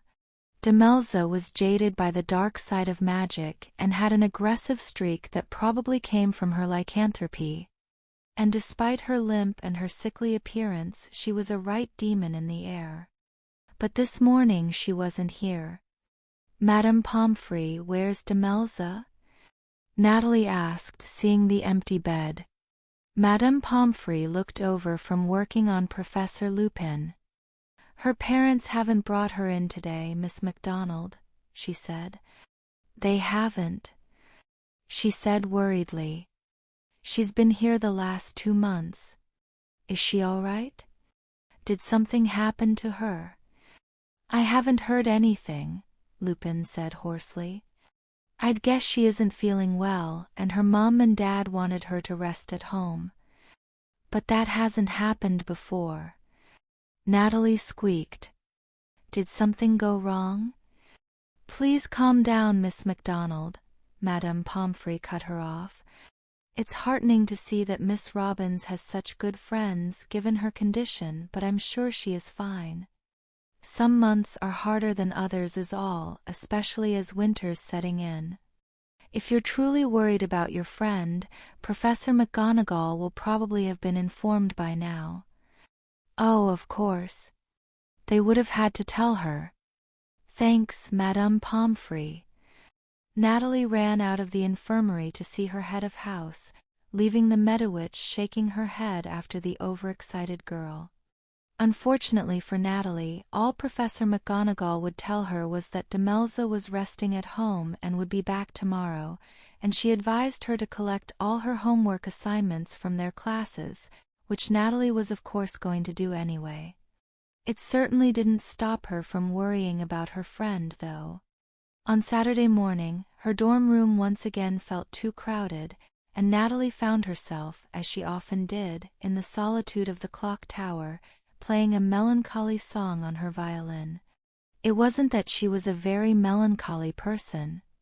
It was just this place. Her crowded dorm room contrasted with the emptiness of the rest of the school, the soft ticking of the clock gears echoing off the walls. It seemed fitting here. She was just working her way through one of the slower Mozart arrangements in her sheet music book when she saw Demelza coming in through the courtyard, supported by a woman she assumed was her mother. Demelza was walking with a crutch. Natalie slammed her music book shut and ran down to the entrance, violin in hand. "Demelza," she cried. "I missed you yesterday. Are you all right? What happened to your leg?" Demelza blinked as her friend wrapped her free arm around her shoulders. Hi Natalie," she said in a voice that sounded wearier than usual. Mum, this is my friend Natalie." "Natalie, this is Mum." "Oh, I'm sorry. How rude of me." "Hello, Mrs. Robbins." "It's a pleasure to meet you," she said. Mrs. Robbins was signing Demelza back in with Professor McGonagall. She stopped to shake Natalie's hand.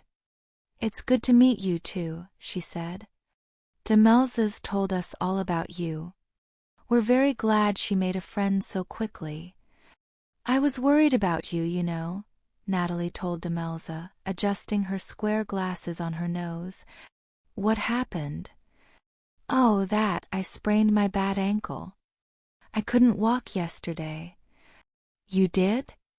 I thought that wolfsbane potion stopped you from hurting yourself." "It does. It was the actual transformation that did it.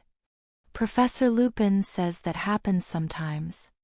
It takes longer to heal when that happens, or at least heal back to where it normally is. I'll need the crutch for a couple more days. Do you want to see Madame Pomfrey, Miss Robbins?" McGonagall asked. "No." Demelza yelled a little too loud. After a brief pause, she said, "Excuse me, Professor, but you know she'll keep me in there all day for no reason. If I have to lie around all day, I'd rather do it in Gryffindor Tower." McGonagall pressed her lips together, but she conceded the point.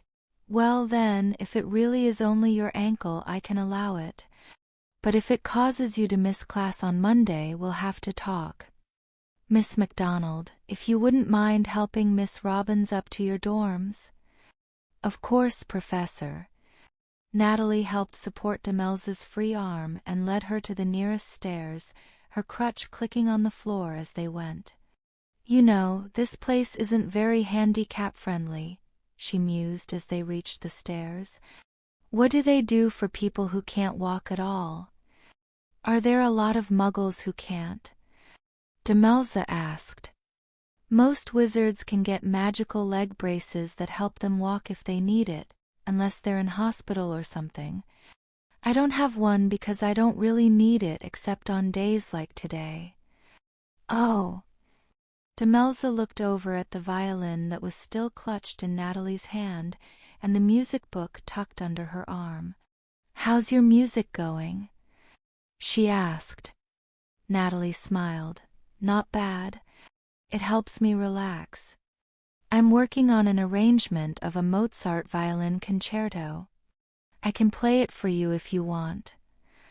Demelza had only a vague idea of what some of those words meant, but she did appreciate good music. "Yeah, I'd like that," she said with a small grin. After a year living as a werewolf, she reflected how lucky she was to have not just the support of Harry Potter, but also a close friend who really cared about her.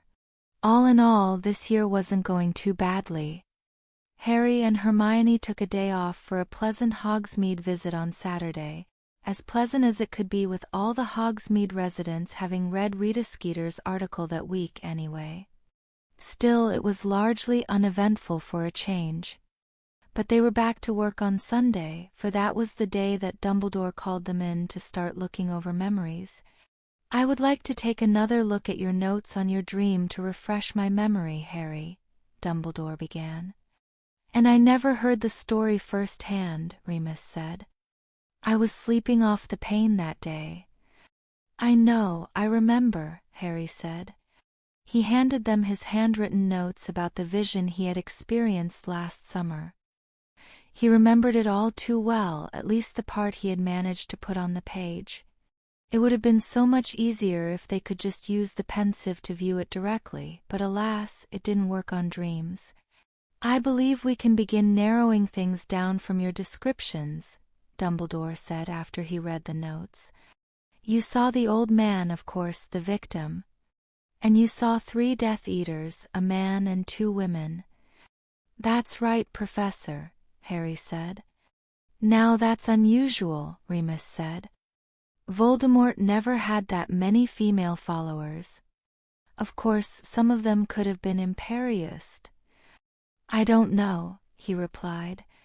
I know it's hard to detect, but none of them really sounded like they were being controlled.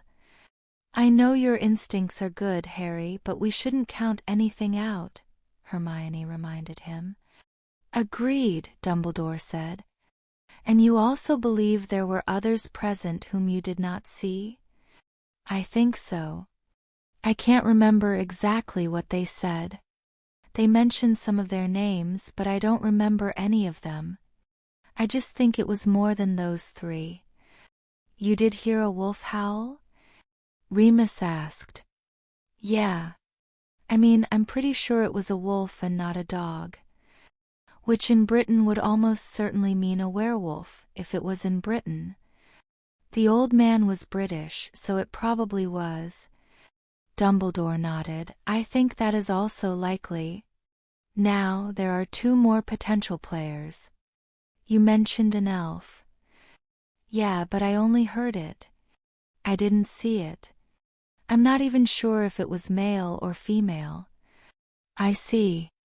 What about the snake? It was like a python but with fangs. Or maybe a giant viper or something. It wasn't a basilisk. It was the wrong color. But it couldn't have been a mundane snake either. The headmaster stroked his beard thoughtfully. Most curious. He mused. It's not much to go on, Albus, Remus said. No, Remus, but sadly it is all we have. We must focus on these 3 Death Eaters. Can you tell us any more about them, Harry? Any small detail may be critical. Harry shrugged. Not much more than I wrote down, sir. One of the women was tall and fancy-dressed, middle-aged, black hair. She had a foreign accent, too, maybe Spanish or something. And she acted like she was better than the other 2. Her tone of voice, it was like she was in charge. She couldn't have been in charge too much, Remus said. Voldemort doesn't share power. If she was a foreigner, couldn't she be some kind of ally from overseas? Hermione suggested. We know there are other Dark Lords in the world. Dumbledore's eyes suddenly widened as if something had jogged his memory. My word, he whispered, I should have made the connection before. What's that? Remus said. My boy, I fear I have made a rather serious omission with you, he said. Remus, Harry, and Hermione instantly became wary. That was too much of the headmaster's old habit for their liking. How's that, Albus? Remus demanded. I have not told you my full reasons for believing that Voldemort is planning his imminent return. Remus relaxed, but only a little.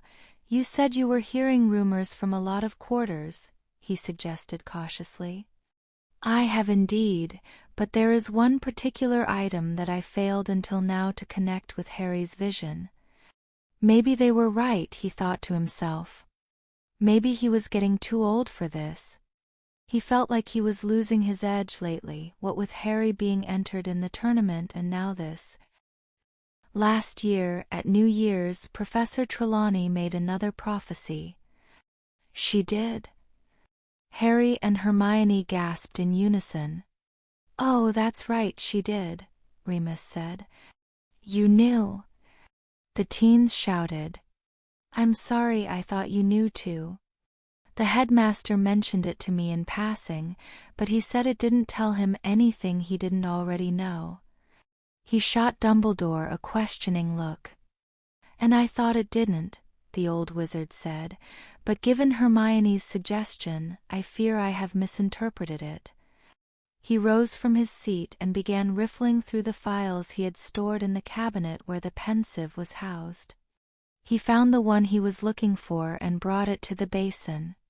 It was Professor McGonagall who witnessed the prophecy, and while she does not put much stock in divination herself, she dutifully reported it to me and gave me a copy. It would be simplest if I showed you. He tapped a rune with his wand, and the ghostly image of Professor Trelawney rose from the surface, speaking in a raspy voice. "The Dark Lord lies alone and friendless, but his followers have not abandoned him. Even now they seek him. Tonight before midnight master and servants shall be united once more. The Dark Lord will rise again by the magic of a distant land, greater and more terrible than ever he was, bringing horrors from all corners of the world. Tonight before midnight master and servants will be reunited and begin their quest." For a minute or so the only sound in Dumbledore's office was that of his constantly twittering devices. It was Hermione who spoke first, making the connection at once. "The foreign witch," she said simply. "Yes, I believe so," Dumbledore agreed. "And you didn't think of this before?" Remus pressed him. "Unfortunately not. Voldemort traveled far and wide in his youth in search of new forms of dark magic. I thought the prophecy merely meant he would use some spell or ritual he learned overseas. I did not expect him to bring an ally. It is not in his nature. It would be if he's desperate, if he's a wandering spirit. So now Voldemort's got an ally who can get away with talking back to him," Harry summarized. "Could this get any worse?" "Harry, don't jinx it," Hermione chided. "It definitely could." "Wait, what do you mean?"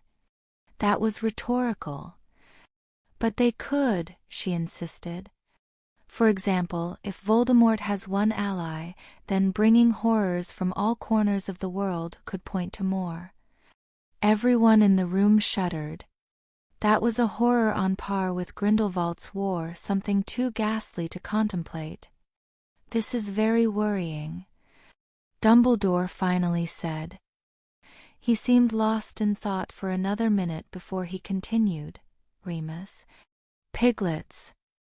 But it was the least we could do for Messrs. Dumbledore and Grayson after they defeated the Dark Lord of the East. Several of the handlers very carefully drove 2 of the sows and their piglets across the clearing. Adults and piglets alike were on leashes. 'Keep hold of them,' one of the handlers said. 'If any of them get away, we'll never find them again.' Well, the little UNS are cute, aren't they?" Hagrid said cluelessly.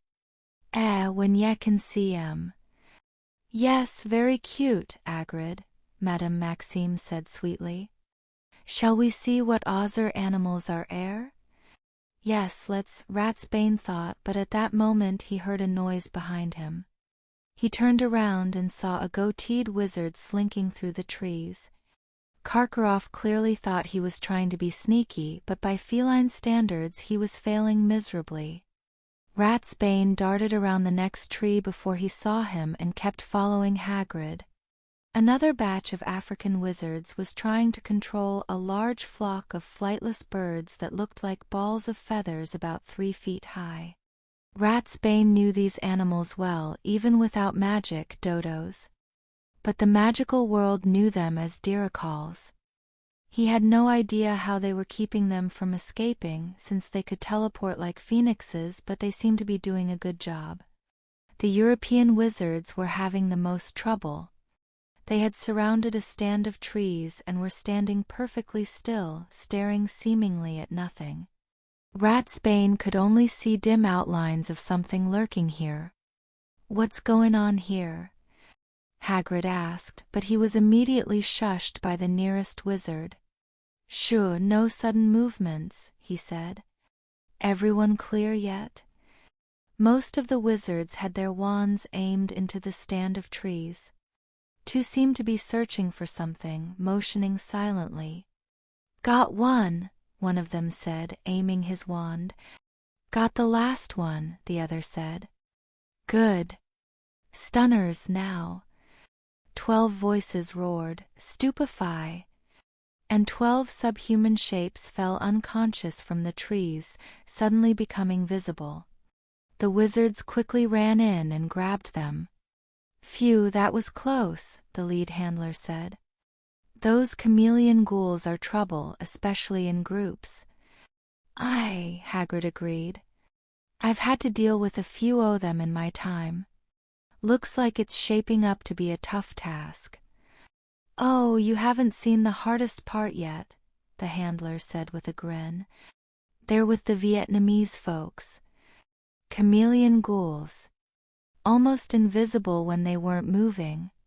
Ratsbane was starting to sense a theme here, and at the mention of Vietnam, he had a hunch as to what the last piece was, which was soon confirmed when Hagrid led him to the last group of wizards, who were surrounding a troop of apes that looked much like orangutans except for their long, luxurious silver fur and the fact that they kept fading in and out of visibility. In the center of the circle, an elderly Vietnamese which was interacting with the apes with a crude sign language like a magical Jane Goodall. "Hold!" the witch said when she saw them, holding up her hand. She stepped out of circle and approached them. "Don't come any closer," she said firmly. "I don't need you spooking them." Madame Maxime seemed to recognize the woman because she bowed to her in the Oriental fashion and said, "Pardon?" "Madame Tan, I heard a rumor that you were heir. It's an honor to meet you." "I see my reputation precedes me," Madame Tan said. "You are the Beauxbatons headmistress, are you not?" She added in French, "Oui, madame. You have brought a troop of demiguises for the task, I see." "Naturally. Although I'm doing this mostly as a favor to Dumbledore. I do hope the champions will be scored on retrieving the fan without hurting them. Of course, we wouldn't want such rare and majestic creatures to come to harm," Maxime said. "Excuse me, but the fan?" Now this was getting somewhere. She was telling the whole task. Madame Tan reached into her robes and withdrew a rod roughly the size and shape of a runner's baton, which unfurled into something like an oversized Japanese fan, except made of metal. "Each of the champions must retrieve one of these from the demiguises," she said. "Those trees will be planted in the middle of the Quidditch pitch." She pointed to the stack of transplanted trees, and Ratsbane winced. He didn't appreciate them messing with the pitch. "I'm instructing the demiguises to stay in the trees while—" "Excuse me, Madame Tan," a gruff voice interrupted, and a wizard in a broad-brimmed hat approached. It was David Monroe. "We don't want to be giving away too much of this task. Madame Maxime, I don't believe you're supposed to be out here." "And are you, Monsieur Monroe?" She countered. "I'm head of International Magical Cooperation. I'm organizing this task. You, however, are a potentially biased school judge." He looked past her. "You too, Karkaroff. I see you back there, Snake," he yelled with surprising vitriol. Ratsbane heard Karkaroff take off running. "I apologize for the intrusion," Maxime said, not sounding sorry at all. "This has been a lovely walk, Monsieur Hagrid, but I must return to my carriage." "Oh. Well. See you in the mornin', then," Hagrid stuttered. "Bonne nuit." Madame Maxime left, and Monroe said, "And you, Mr. Hagrid? You're the one who brought her out here. Just wanted to show her the interestin' critters." Monroe stared Hagrid down as if he was trying to read his mind. "Well then, I think you should leave the, critters until after the task." Ratsbane didn't wait to hear the rest. Hagrid would understand that he would want to get out of there before he was caught. He easily sneaked back into the castle and up to Gryffindor Tower, where Hermione was waiting for him. "It's about time," she told him. "Did you find out anything useful?" "Jackpot," Harry said, cleaning the ink off his forehead. "Get your mirror. We need to plan." Chapter 96. "Well, you given me this list, Mr. Fudge, but I don't recognize what some of these creatures are. I'm glad to see there aren't any dragons or anything like that on it, but I'd like to know what you're actually bringing into the country." "Oh, very well. I have time. You see, a demiguise is—" "My lord, I have done as you asked," Barty said as he stood before Voldemort in Riddle Manor. "Potter knows what he must do in the first task, however, I do not know whether he has a viable plan to complete it." "That is unimportant, Barty," Voldemort said calmly. "Potter does not need to win either of the first two tasks for our plan to work. He merely has to show up and survive, and now that he knows, I'm sure that is within even his pitiful means with Dumbledore and Black pulling his strings. Only the third task is important." "Of course, my lord. And now, perhaps we should be introduced to your traveling companion," Voldemort said. With a sneer. Even with his crippled, infantile form, the man beside Barty trembled. "You're not an easy man to find, Gaius Avery. You have a talent for worming your way out of trouble. Ah, but you are surprised. Did you doubt that I would one day return?" "Master!" Avery cried, falling on his knees. "Master, forgive me. Crucio!" "Get up, Avery," Voldemort said when the man had stopped screaming. "Lord Voldemort does not forgive. Lord Voldemort does not forget. You abandoned me for 13 years, and I demand 13 years' labor to cancel this betrayal. Amicus and Alecto have already repaid 2 years of their debt, and that of their own free will, while young Barty was prevented from returning to me until a year ago. He alone of the Death Eaters outside Azkaban is blameless. You, Avery, have much reparation to make." "I will do whatever you ask, master," Avery said shakily, bowing low before him. "Good. I'm sure you will. Your first task is to approach your friend Mulciber's father and bring him before me. He has much to answer for, blaming all of his crimes on his own son. Do so without arousing any suspicion from his associates or yours. Since you are out of practice and I am at my leisure, you will have 1 month to complete this task. Be thankful for small mercies." "Yes, master." "Thank you, master," Avery said. "You are dismissed." Avery bowed and walked out of the room. "Good help is so hard to find these days, isn't it?" La Pantera said. The Mexican dark, which had grown increasingly amused with each groveling follower Voldemort had dragged back to his court, and Avery's performance was particularly entertaining. Voldemort hissed softly in his chair. "Most wizards have grown weak with the centuries," he said. "Even those who have kept their blood pure have been contaminated by the culture. It is not surprising that 3/4 of my followers ran scared at the first sign of trouble. Ha! This never would have happened if you'd started a religious movement, you know. They know how to stay loyal." "I know perfectly well how to manipulate people, Lady Pantera," he said testily. "One of these days he wouldn't need her anymore, and then—" "Unfortunately, Muggle Christianity has stamped out the old religions too thoroughly to begin a druidic revival. Why do you think I changed the name of the Knights of Walpurgis to the Death Eaters?" Barty listened intently. This was a part of the Dark Lord's history he had not heard from the older members. Strange how little he knew about how it had come about. What was it like for the founding members who knew the Dark Lord before he was Lord Voldemort? "Barty," the Dark Lord snapped him out of his thoughts, "you have done well. You may spend the rest of the night with your cousin, and then return to your duties." "Thank you, my lord. And make sure Lucius isn't procrastinating. Getting Mr. Yaxley and Lord Jugson back on our side is critical." Barty smirked. Meeting with that coward was always fun. "Of course, my lord." He turned to go. "Barty." La Pantera called. Voldemort stiffened at his servant being addressed in such a familiar tone by another, but he held his tongue. "Yes, Lady Pantera?" Barty replied. "I want another Squirrel. A female this time. I want to study their sexual development. Winky, look into building another nest."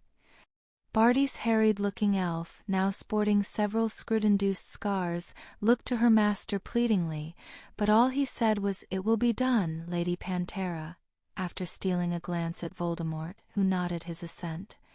He grimaced at the thought of trying to get those monstrosities to mate, but silently took his leave. "I hope your studies have been productive, Lady Pantera," Voldemort said dryly. "Muy buena," she said smugly. "They'll make excellent guardians with a few rituals. More manageable than the manticore parent with the same predilection to eat everything that moves, and the protective carapace from the fire crab parent will lend spell resistance and resistance to unconventional attacks like potions. If they grow as big as a manticore, which I think they will, they should rate class 5X. Well, as amusing it would be if they finally finished that oaf Hagrid off. What about your work on the ritual I contracted you for?" "Keep your pants on, Voldemort. We're already ahead of schedule. I told you we wouldn't need the whole year to do this. The only hard part will be capturing the unicorn. Anyway, I've got a surprise for you when it's ready." His eyes narrowed at her. "Do I look like a wizard who likes surprises?" "You don't look like un mago at all. And do I look like una bruja who cares? Trust me, you'll like this. Consider it a bonus for bringing me the Squirrels. If your surprise causes the ritual to fail, the consequences will be most severe. With the followers I've seen, I doubt it, but the point is moot. La Pantera does not fail." Harry was wide awake on Thursday morning despite not getting much sleep. After the excitement of last night, he was sure to be up and alert. Neither Fleur nor Victor was sitting with him at breakfast this morning, for which he was grateful. He strongly suspected they were being briefed by their respective heads about the task. Hogwarts' stricter contract with the Ministry as the host institution was really hampering its own champions, and Harry wasn't even a champion for Hogwarts. Still, he thought his plan would work, even if his family was less than enthused. It was just a matter of waiting and watching how the trees were set up on the Quidditch pitch to iron out the details. It wasn't until halfway through breakfast that Harry realized they had a problem. "Oh no," he said. "What is it?" Hermione said worriedly. "Moody." "What about him?" "Hermione," he hissed, "Professor All-Seeing Eye Moody?" Her eyes widened as she made the connection. "Oh no. Harry, your plan. What are you going to do?" "I don't know." He thought for a minute. "I don't know, maybe we should just tell him ahead of time and save the trouble." "Harry, Mum and Dad said you can't." "I know, but—" He looked around and noticed their fellow Gryffindors staring at them. "After breakfast," he said. Hermione held him to that, of course, and as soon as they were alone before their first class, he told her his reasoning. I think if we explain the situation to Mum and Dad, they'll understand. This is still the best plan I've got. It's this, or I try to muddle through with detection spells and hope I don't get trampled. And besides, if there's one person in this school who can keep a secret, it's Moody. Are you sure about that? He is still the defense professor. Yeah, but Dumbledore trusts him. True, we definitely need to ask Mum and Dad first, though, and we should probably ask Dumbledore, too. Yeah, we can do that, Harry agreed. And we should double-check the Marauder's map to make sure it's really him. There's still a possible imposter lurking about. Good idea, Harry said. He shivered a bit. I think he's rubbing off on us, Mione.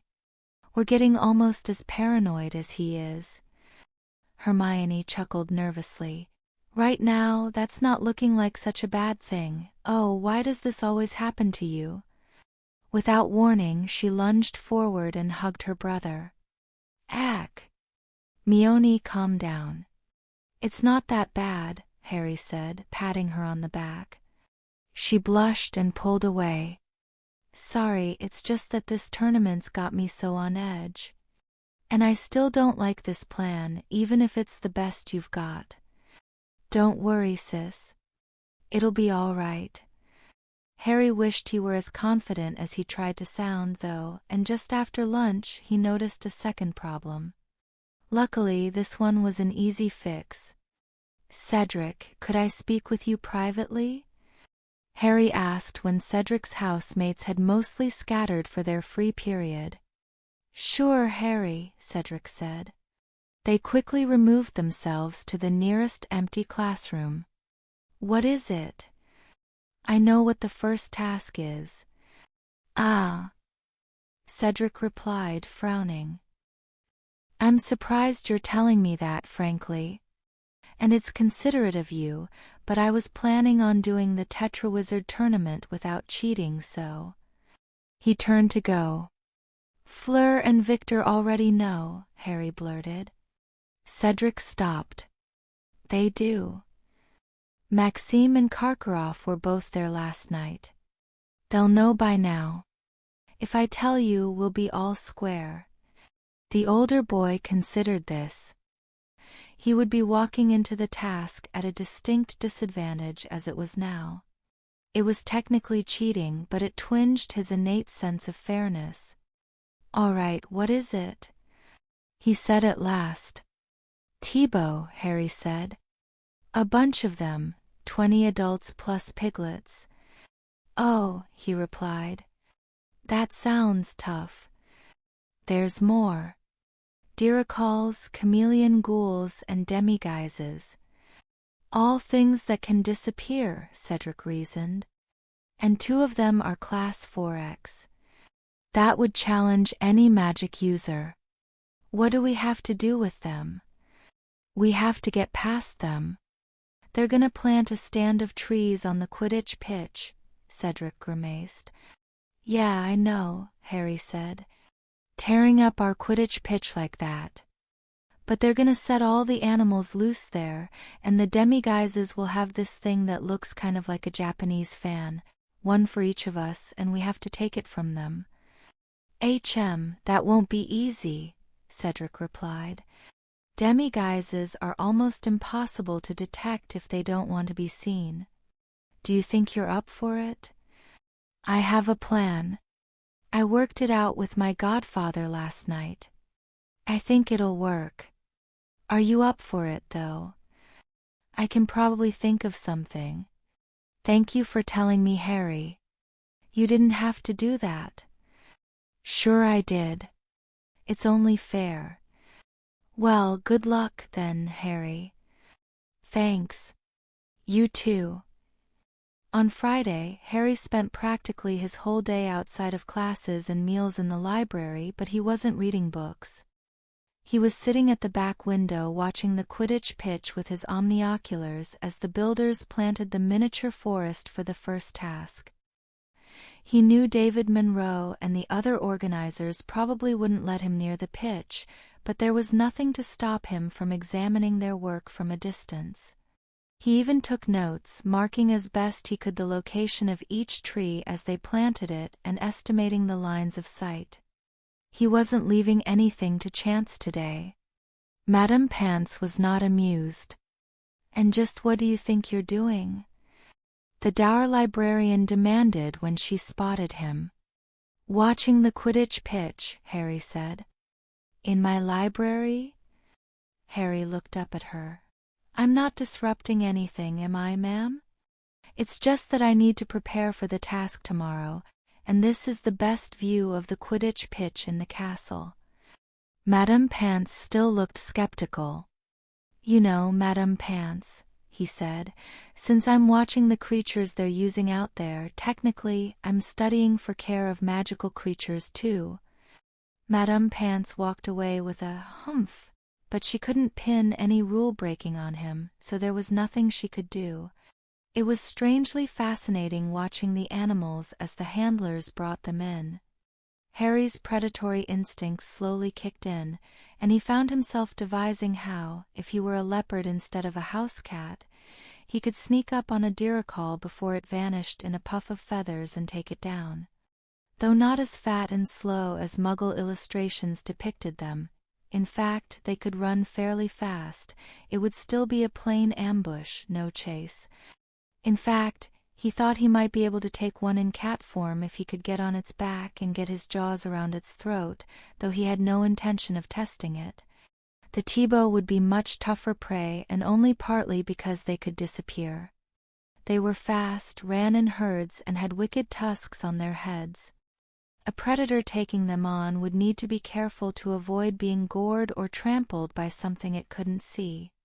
But an actual leopard could track them by scent and sound, pick out which of the sows looked slowest and weakest, and dash in and grab one of her piglets before she could react. Harry shook his head to clear it. What would the normal people think if they caught him thinking like that? Professor McGonagall would understand. So would Sirius and Remus, and Hermione might, she was at least a carnivore. But someone like Ron or Neville? Even so, it was a useful exercise for the task. The more he learnt about the behavior of the animals now, the better chance he would have tomorrow. The chameleon ghouls would be tough. They were equally hard to spot for humans and cats, and they were fellow ambush predators. He'd need constant vigilance, as Professor Moody would say, to keep out of their clutches. Ghouls weren't very bright though, and generally wanted to avoid a fight. One solid swipe with his claws, and one of them would probably drop him. And then, there were the demiguises, intelligent, complex social structure, and probably the most gifted animals in the world at hiding. There was a reason their hair was used to make invisibility cloaks. They really did look like silver orangutans, human size or close to it, but built for climbing and swinging through trees. According to Fantastic Beasts and Where to Find Them, they lived in troops like chimpanzees and gorillas, and unlike actual orangutans. They were not generally aggressive, but they would fight back fiercely when threatened. Harry had heard once that apes had the strength of 10 men, but that was surely an exaggeration. However, watching the demiguises as the Vietnamese witch, Madame Tan, led them to the trees, he could tell they were probably stronger than humans. One particular interaction was very telling. One of the demiguises, what looked like a larger and more dominant one, tried to steal some kind of exotic fruit from one of the beta males. The beta male evaded this attempt, however, by tucking the fruit into his fur and vanishing with it.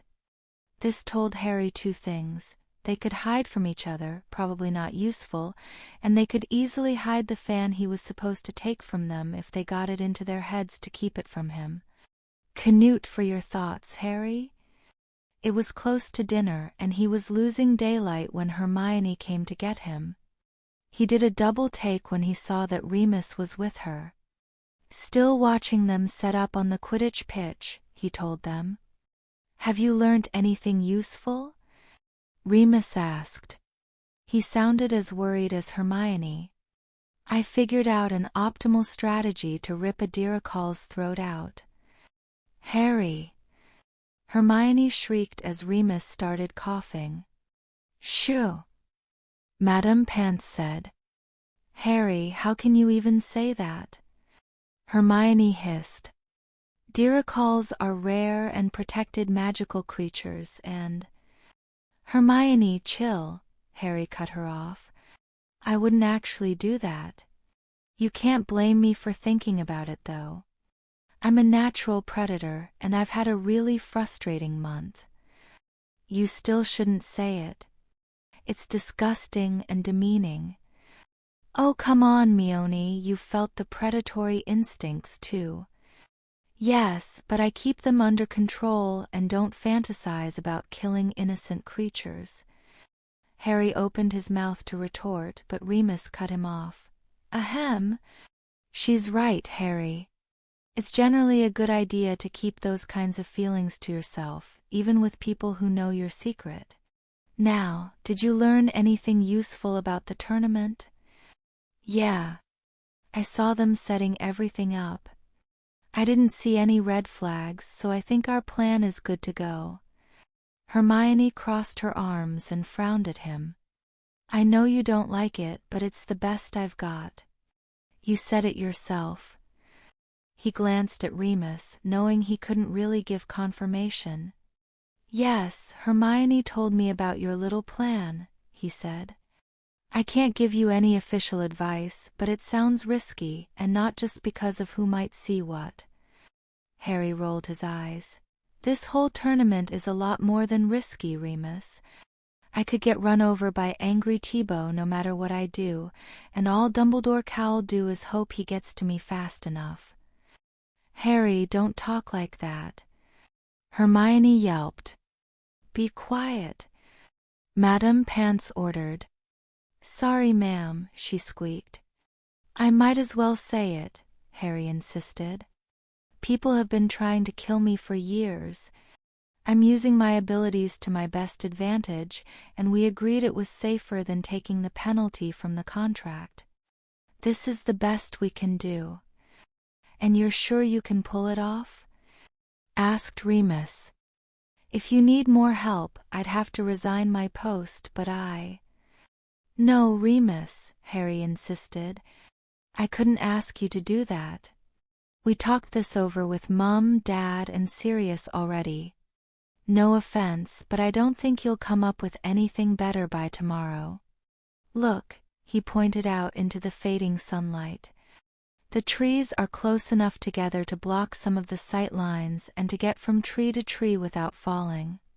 Some of them have branches close to the ground, so they'll be easy enough to climb up and back down, so there's no risk of getting stuck. And my enhanced magic sense is my best chance to get past that many invisible creatures. I'll be fine. Oh, Harry. Hermione lunged forward and hugged him. She'd been doing that a lot lately. This is just so screwed up, making you do all this. I don't know if I'll be able to sleep tonight. Not to mention your parents coming in the morning, Remus said. Harry and Hermione both spun around and stared at him in horror. What, didn't I mention that? Hermione's Saturday was not a pleasant one. It started with Harry waving kippers under her nose at breakfast and just went downhill from there. Come on, Mione, you know you want them, her brother said. She rolled her eyes, grabbed the plate from him, and set it down on the table. Some on us have table manners, she said, resisting Harry's attempt to spark her predatory instincts.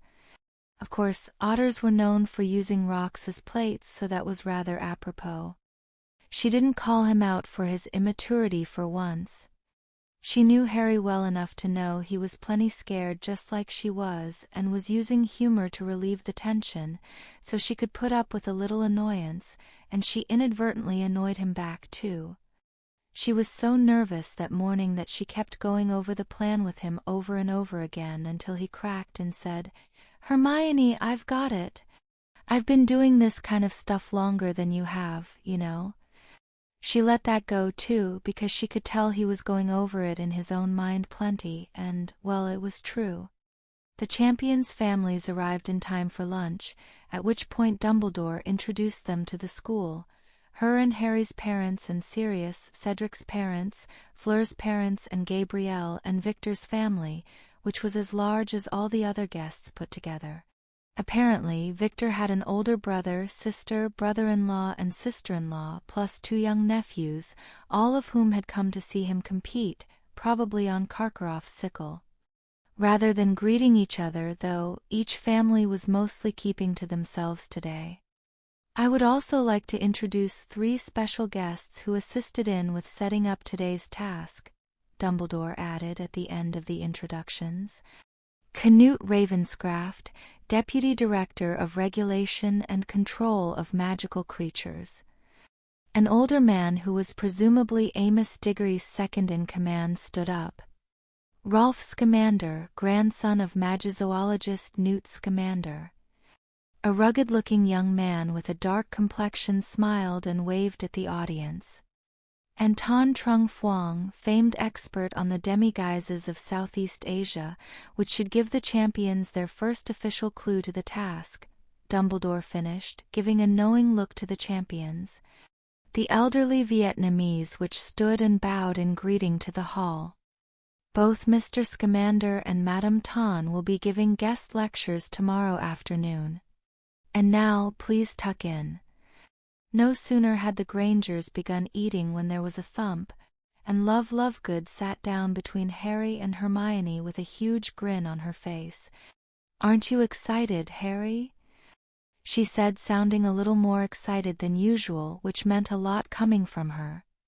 Madame Tan is a legend in the magizoology world. I do so hope I get a chance to talk to her.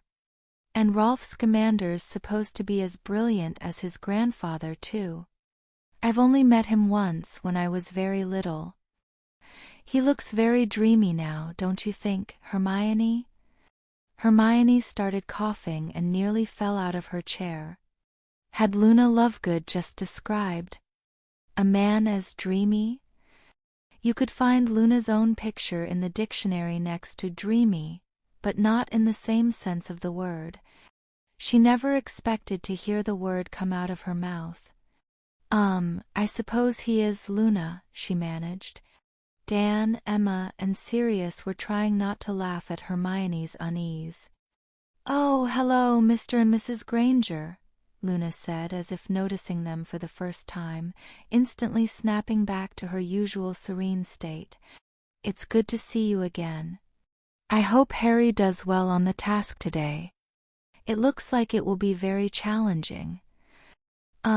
Yeah, we hope so too, kid," Sirius stammered. "I've got a good plan, Luna," Harry assured her. It was hard to tell, but he knew her well enough by now to tell there was a hint of worry in her eyes. "I'll be fine."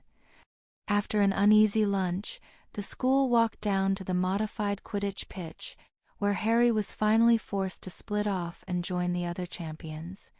"Be careful, Harry," Emma told him. "Don't worry if you can't finish the task. Just stay safe." "I will, Mum. I know the plan. You know, don't trust your eyes, they can deceive you and all that," he grinned. Very appropriate given this task. Dan and Emma rolled their eyes, and Hermione smiled indulgently at him. "Go get him, Skywalker." She leaned towards him. "If you kiss me for luck, you will regret it," he warned. She slapped him in the back of the head.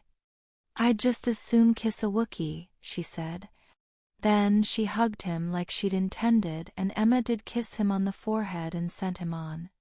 The Grangers didn't especially appreciate it when they got to the stands and saw the general excitement on the faces of most of the bystanders. Yes, the tournament was supposed to be a fun event, but it was less fun for them when a 14-year-old got roped into it. "Stupid binding magical contract," Hermione muttered, wringing her hands as she looked out at the pitch. What was once grass was now a dense stand of trees with dangerous creatures constantly appearing and disappearing in the shadows.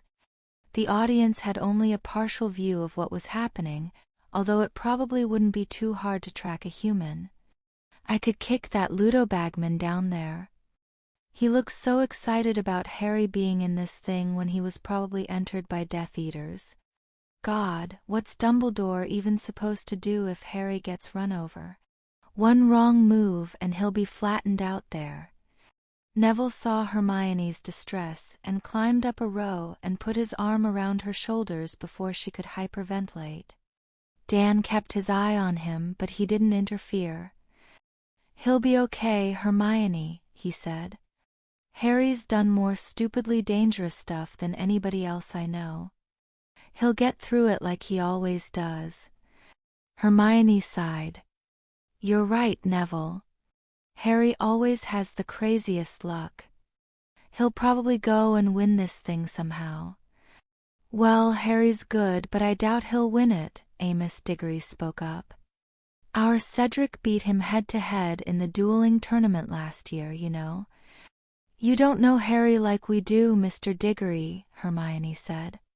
"Cedric can take him in a duel because he has 2 years on him, but when Harry is in danger, he always seems to pull some crazy solution out of his hat." Neville laughed. "I can see it now. They announce the scores and he'll say, 'What? Are you guys nutters? I'm not even supposed to be in this thing.'" Everyone laughed. That was a perfect Harry impression. Chapter 97. Harry was instructed to go up to what was normally the teacher's box in the stands, which would give him a good view of the trees. However, Ludo Bagman met him alone at the base of the steps, grinning his boyish grin. "Hey there, Harry," he said in a low voice. "Feeling all right? Anything I can get you?" "What?" Harry said. "I know nothing." This was weird.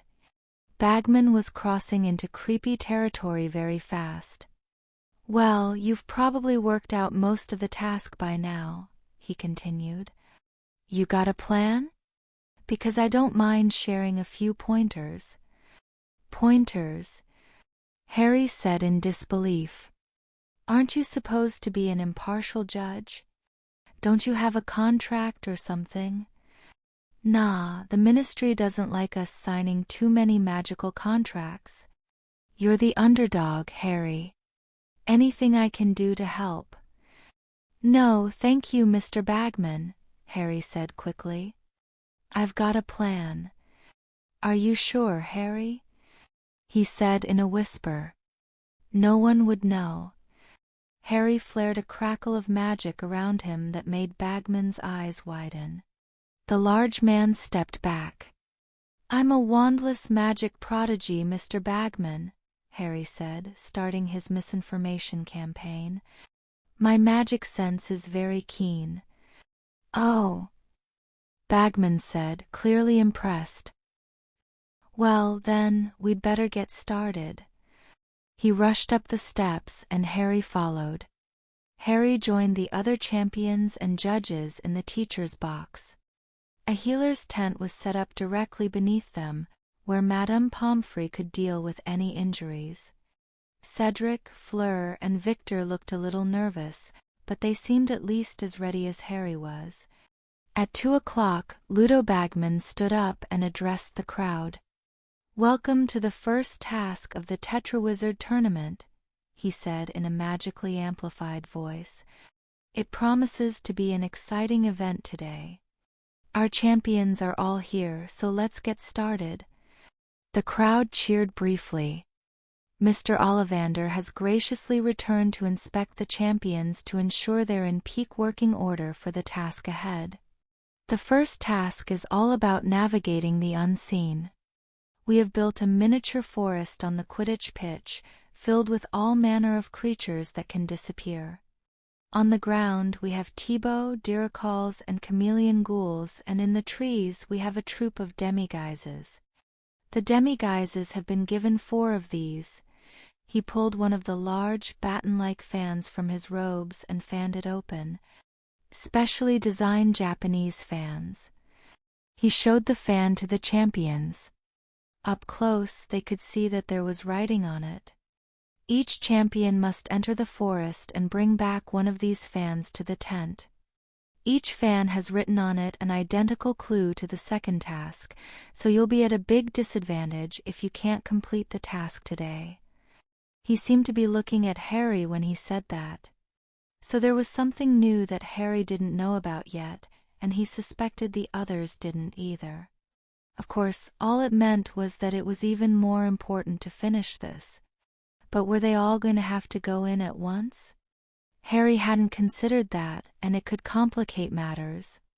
Fortunately, that wasn't the case, as David Monroe stood up and explained, "We originally wanted to send all 4 champions into the trees together, but Madame Ton informed us that it might spook the demiguises to have too many people in the trees, so instead, the champions will be going in one at a time, selected by random draw. Going later will give them the advantage of seeing what worked and what didn't for the other champions, but it also means that there will be fewer fans available, making them harder to find, so it should balance out. Each judge will score the champions on a scale of 0 to 10. Champions will be given points for speed, skill with magic, and the effectiveness of their methods, while they will be penalized for being injured, hurting the animals, and obvious incompetence. Now, if each champion will draw a number from my hat?"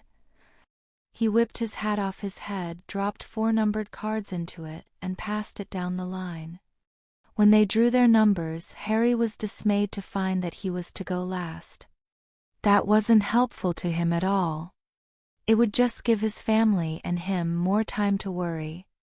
"The first champion to enter the forest will be Cedric Diggory of Hogwarts," Bagman announced. "Let's see what you've got, Mr. Diggory." Mr. Ollivander quickly checked Cedric's wand, and Cedric descended to the pitch and stepped onto the grass. There was a little open space between the stands and the trees where he was very conspicuous. The animals all turned to look at him. The mother Thibaut immediately vanished, but their piglets were too young to do so automatically, and many of them were still visible, huddling with their unseen brothers and sisters.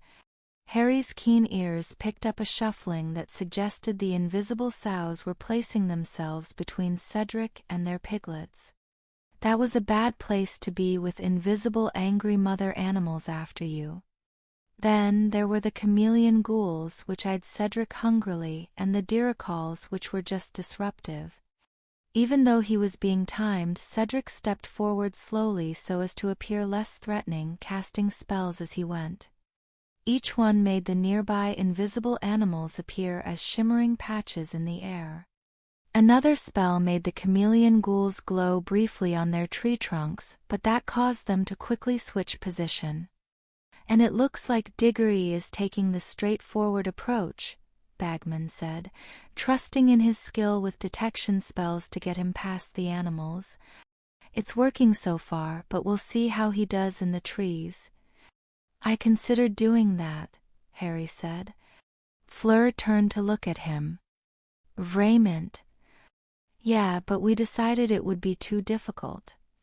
It would mean a lot of upper-year spell work, so I needed a more creative solution." "Aren't there detection spells for that kind of thing?" His dad had asked the night they planned his strategy. "Yes, but over that wide an area for that long?" "It would be nearly impossible at Harry's level," Sirius replied, "and that nixed that idea." The strategy fit Cedric pretty well, though, Harry thought. Talented, dedicated, but not particularly creative. It seemed a very Hufflepuff way of going about it. True, there were Hufflepuffs who broke the mold, like Cousin Dora, but most Hufflepuffs would probably choose the straightforward method first. Harry might have been the only one in the judge's box who heard the thumping of trotters that heralded one of the Thibaut charging, but Cedric certainly did. He'd be a fool if he wasn't using a super sensory charm, and he wouldn't even need it for this. Harry sucked in a breath, but Cedric spun toward the sound and yelled "Protego" whilst dropping into a crouch. With a loud crunch, the charging T-bow bounced off his shield while he skidded back a couple feet. The animal stumbled about, dazed, and staggered back to her piglets. Depulso! With no time to aim properly, Cedric swept his arm back at the T-bow that was charging from his other side, kicking up a large cloud of dirt in its face in a move he'd clearly practiced. Now visible, the T-bow backed up and shook herself to get the dirt off. Cedric made a dash for the trees. "All right, he made it to the trees," Bagman announced. "Some quick wand work there. And he's climbing up. Looks like he thinks it'll be safer off the ground. But now he has to worry about the chameleon ghouls." Chameleon ghouls were much better adapted predators than common ghouls. In addition to being able to camouflage themselves, they could also climb down trees headfirst. The trees weren't too thick, and Harry still had a good view as Cedric began to climb. Unfortunately, he was immediately set upon by one of the ghouls. Harry had to admit Cedric cut an impressive figure, hanging onto a branch with one hand while jabbing his wand like a rapier, casting stinging jinxes and the like to try to chase the ghoul from the tree before it sank its claws into him. Eventually, he managed to knock it off the trunk, and it tumbled over his head and fell to the ground. "Ew! That's got to hurt," Bagman said as Cedric scrambled up the tree. The ghoul staggered to its feet and climbed back up after him. The resulting fight was mostly hidden in the branches, which boded well for Harry's plan, until there was a flash of red light and the ghoul fell back to the ground unconscious. The crowd roared. The canopy layer was the demiguise's domain, and although he was safer there, Cedric was out of his element. He struggled to climb from one tree to the next, as he clearly hadn't practiced this bit. The demiguises were fast, intelligent, and very well hidden, and they swung away with ease whenever he pegged one with his detection spells. In contrast with the other animals, so much as detecting them was much harder. Cedric was reduced to mere trial and error to even get close to one, let alone inspect it for a fan. Slowly, he developed a strategy. He probably didn't want to risk stunning the creatures this high in the branches, so he tried the impediment jinx instead to slow them down. It still took a lot of magic, mainly because most of his spells missed. Finally, his detection spell must have pinged something metal, and he fished one of the fans from the fur of a frozen demiguise. He held it aloft to cheers from the crowd. Then the problem remained to get back to the tent. This didn't go so well. He made it back to the edge of the trees with no trouble, but as he was descending, he ran into another ghoul that assaulted him, scratching up his face and arms, at which he lost his grip, and they both tumbled to the ground in a heap. He got the ghoul off him with a rather nastier curse than he'd intended, but the fight had spooked one of the T-bow which charged him. He had just enough time to get a shield up, but not quick enough to stop it from pinning him to a tree. With few options available, he had no choice but to drop his shield long enough to stun it. The T-bow slashed him across the stomach with a tusk before it went down, but the wound didn't look deep to Harry, especially considering Cedric was still able to sprint to the healer's tent. "And let's hear it for Cedric Diggory," Bagman said, and the Hogwarts crowd roared again. He'd got through the task without any major injuries, though Madame Pomfrey might not see it that way, Harry thought. Indeed, there was a delay as Cedric was patched up, and Dumbledore descended to the tent to investigate, and he returned a few minutes later, levitating Cedric in something that looked like a hospital chaise longue. "Madame Pomfrey insisted," the boy said as he transferred back to a regular seat. "It's not that bad, really." "Well done, Diggory," Bagman said, "and now let's have the scores." Each of the 6 judges scored Cedric in turn. He lost points for throwing ghouls out of the trees, his poor performance navigating the troop of demiguises, and for getting injured himself. In the end, though, he earned a respectable 45 points. Our second champion today will be Miss Fleur Delacour of Beaux Batons. Bagman kept it going. Whenever you're ready, mademoiselle. Harry was interested to see what Fleur would do. With a different school and likely different strengths, he wasn't quite sure what to expect. He wasn't sure whether to laugh or smack himself when she stepped onto the pitch and said, "Accio fan." Nothing happened. "Et was worth a shot," she said. Her next move was to kick off her shoes, something that confused most of the spectators, but her real trick was to use her affinity for fire to her advantage. She waved her wand back and forth and conjured billowing clouds of thick, black, ashy smoke, and then cast Ventus to blow them away from her and into the trees. The Thibaut fled the smoke, as all forest creatures did, and what was more, the ash clung to their fur so that they remained slightly visible even when they tried to vanish. "Oh, very clever," commented Bagman. "That'll keep the Thibaut away from her for a while. But it won't help her so much in the trees." Indeed, the Thibaut were already stomping back and forth between the trees, making the actual forest part of the arena even more dangerous. "TSK smoke," said Cedric. "Why didn't I think of that?" "I think Fleur is a natural Ravenclaw," Harry said. That could be just what I need," Harry said. "I've got a plan, but I wasn't sure about my opening move." His current opening move was to use simple block charms and his keen hearing to get to the trees as fast as possible. "It could be useful, Victor agreed, "but I think my plan will be better." "Oh? What's your plan?"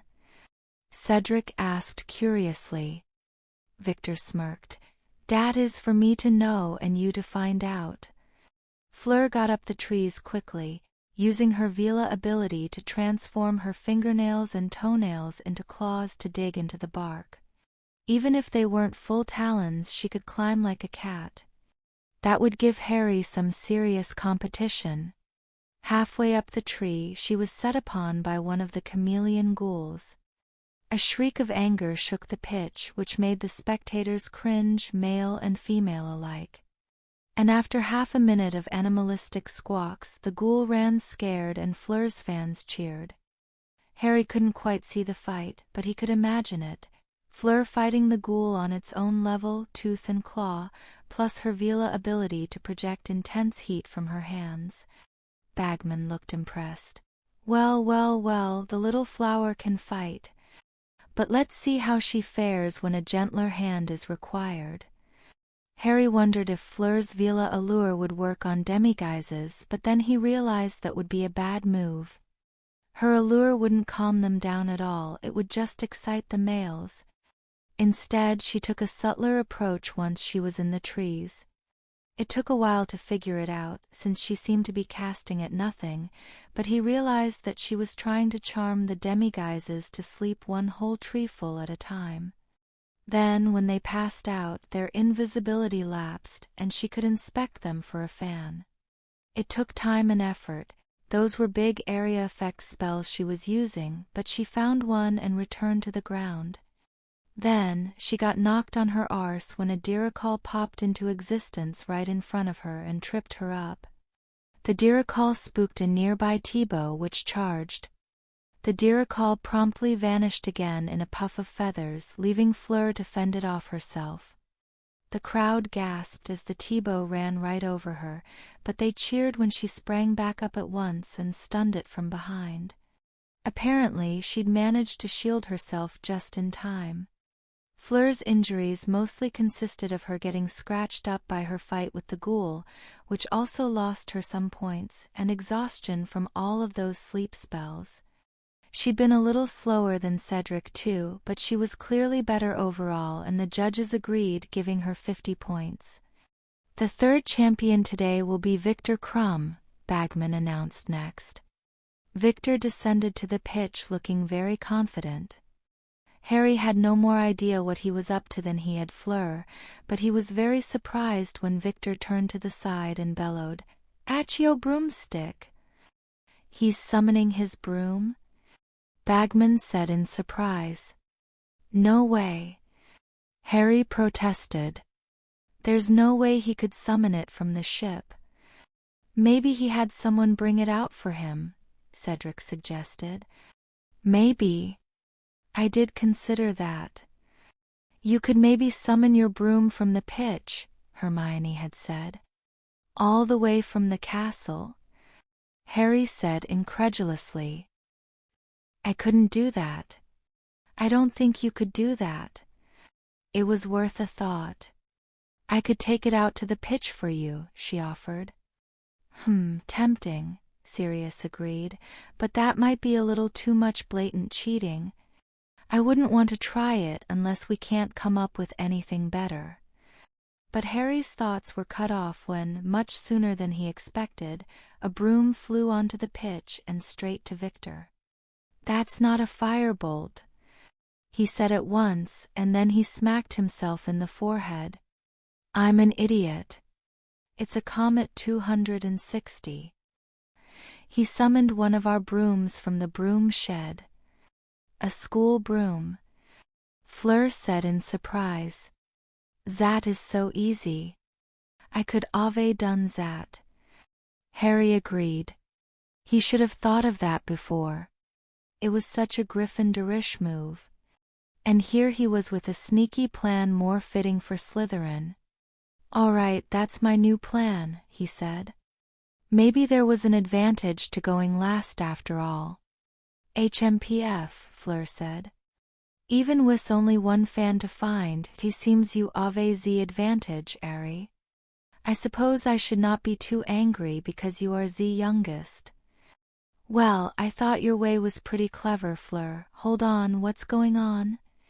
Spellfire had erupted in the canopy of the trees, and there seemed to be a lot of thrashing going on. Victor had discovered that a Comet 260 wasn't very maneuverable in a confined space, and he couldn't get close enough to the demiguises around the branches to search them for a fan. Worse yet, the demiguises were angered by him shooting spells at them and jumped him. Unable to see them, it was an alarmingly short time before they pulled Victor off his broom, and he fell clear through the canopy and down to the forest floor. "Mon Dieu! Oh crap, is he all right?" Cedric said, wincing. Victor groaned and staggered to his feet. Presumably, he'd taken falls that bad in Quidditch before. After fending off both a Diracol and a chameleon ghoul that were getting too curious, he pointed his wand up and said shakily, "Accio broom." "Nope. Nope. Nope." "Back to Plan A," Harry said.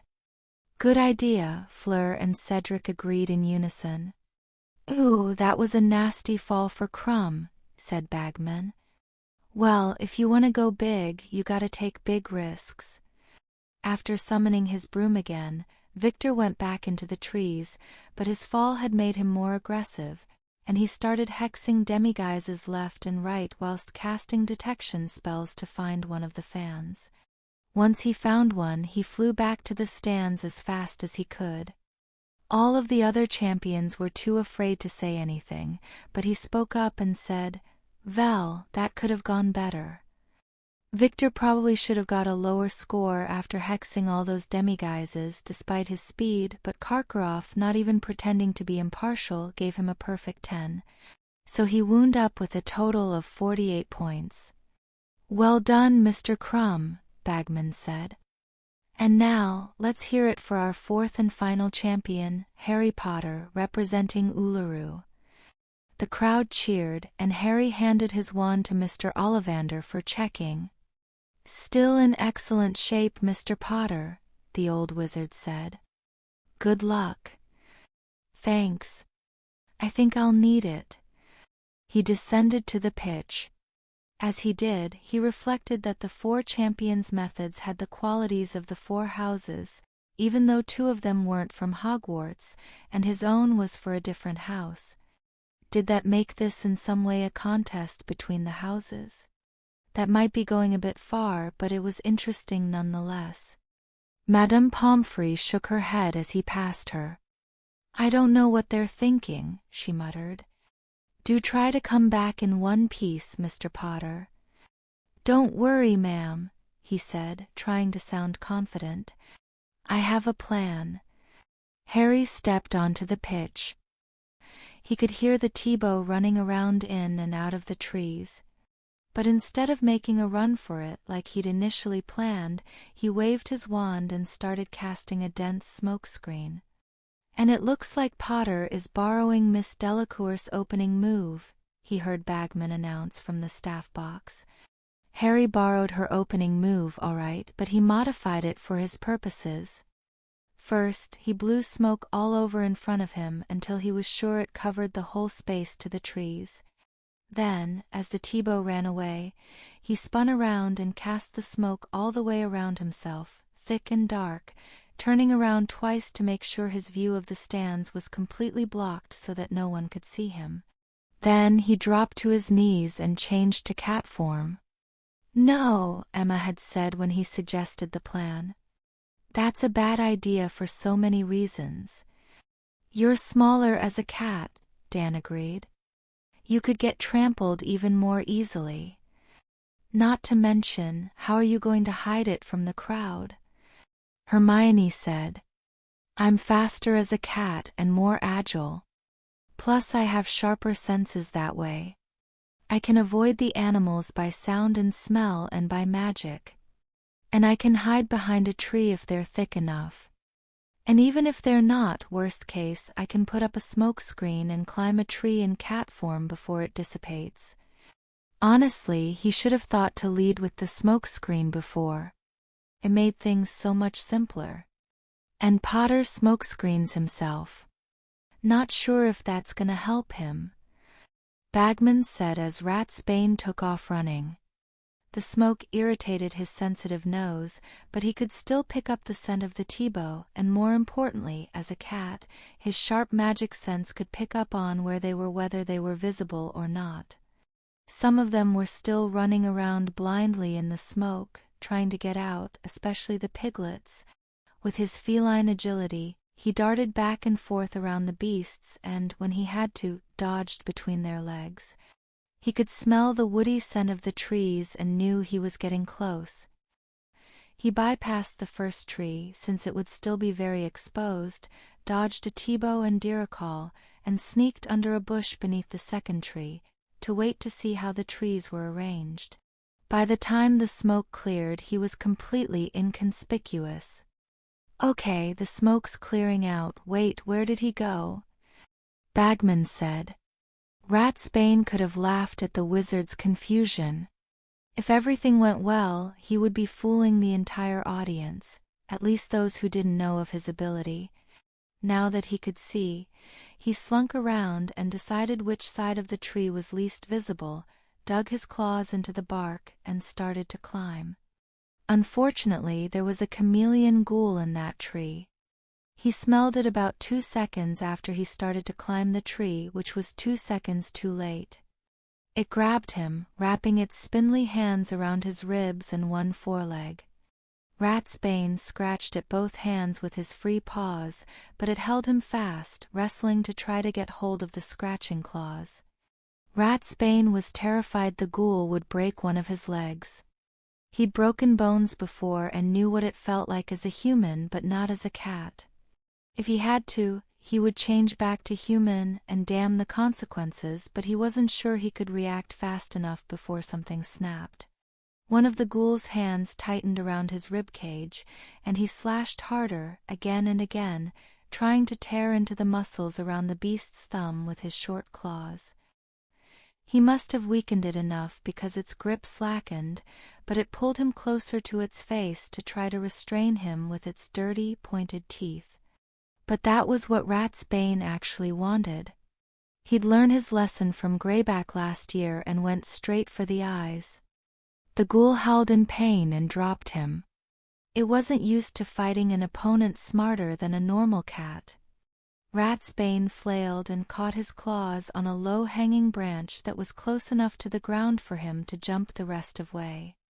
Trying to stay out of view of the crowd, he ran to the next tree, made sure there wasn't a ghoul in it, and started climbing again.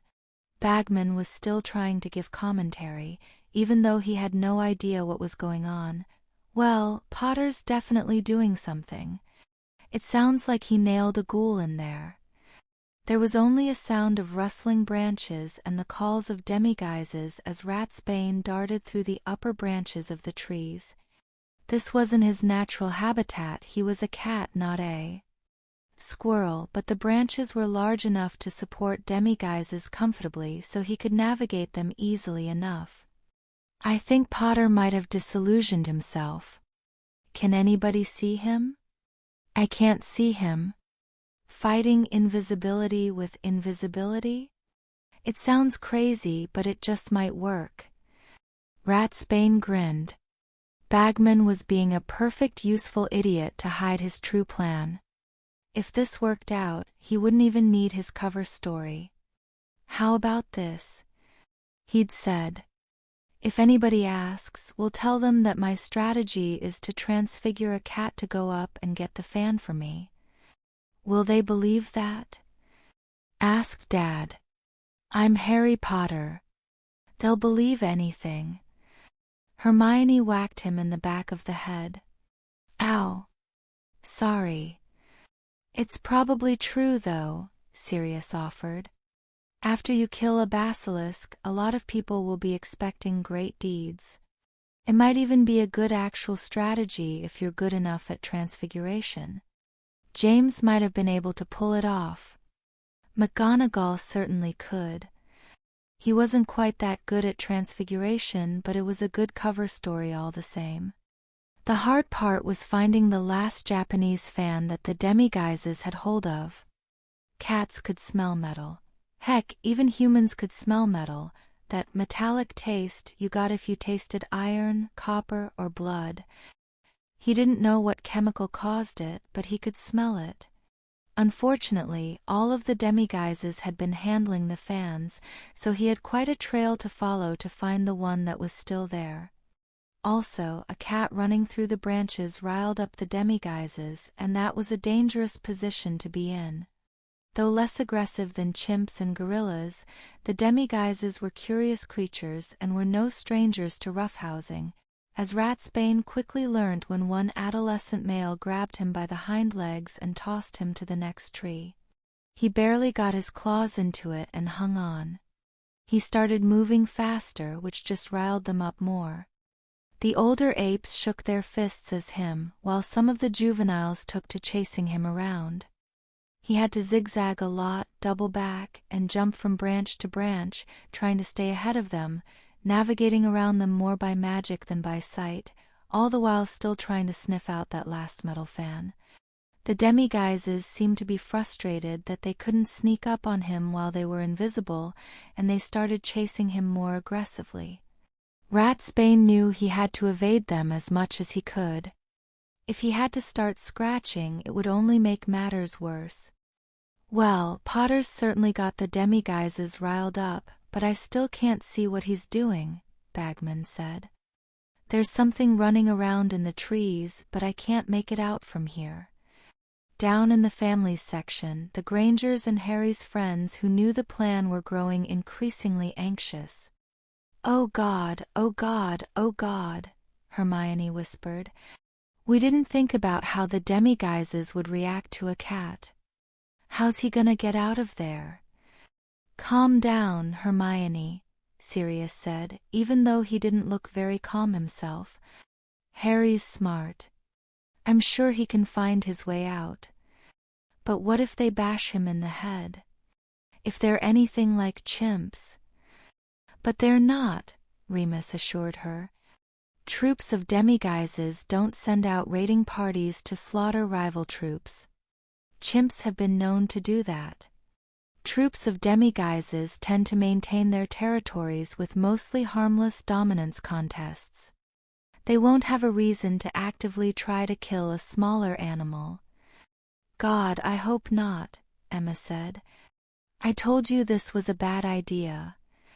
It was the best thing we could come up with, Sirius said. You'll see. It'll all work out, I hope, he added under his breath. I hope it does, said Professor Moody, who could see the boy-turned-cat clearly with his magical eye. The lad's having a rough time in there. It took some doing, but Ratsbane finally found the Japanese fan. It was in the hands of an adolescent female who seemed to like the shiny object. Bracing himself, he did what he hadn't done with any of the others. He approached her, climbing up her side, clamping his jaws around the closed fan and wrenching it from her grasp. It was heavy, and he could barely get his jaws around it, but he pulled it off. But as he tried to jump away, the demiguise grabbed him by the tail. He fought to keep his jaws clamped around the fan as he yowled in pain.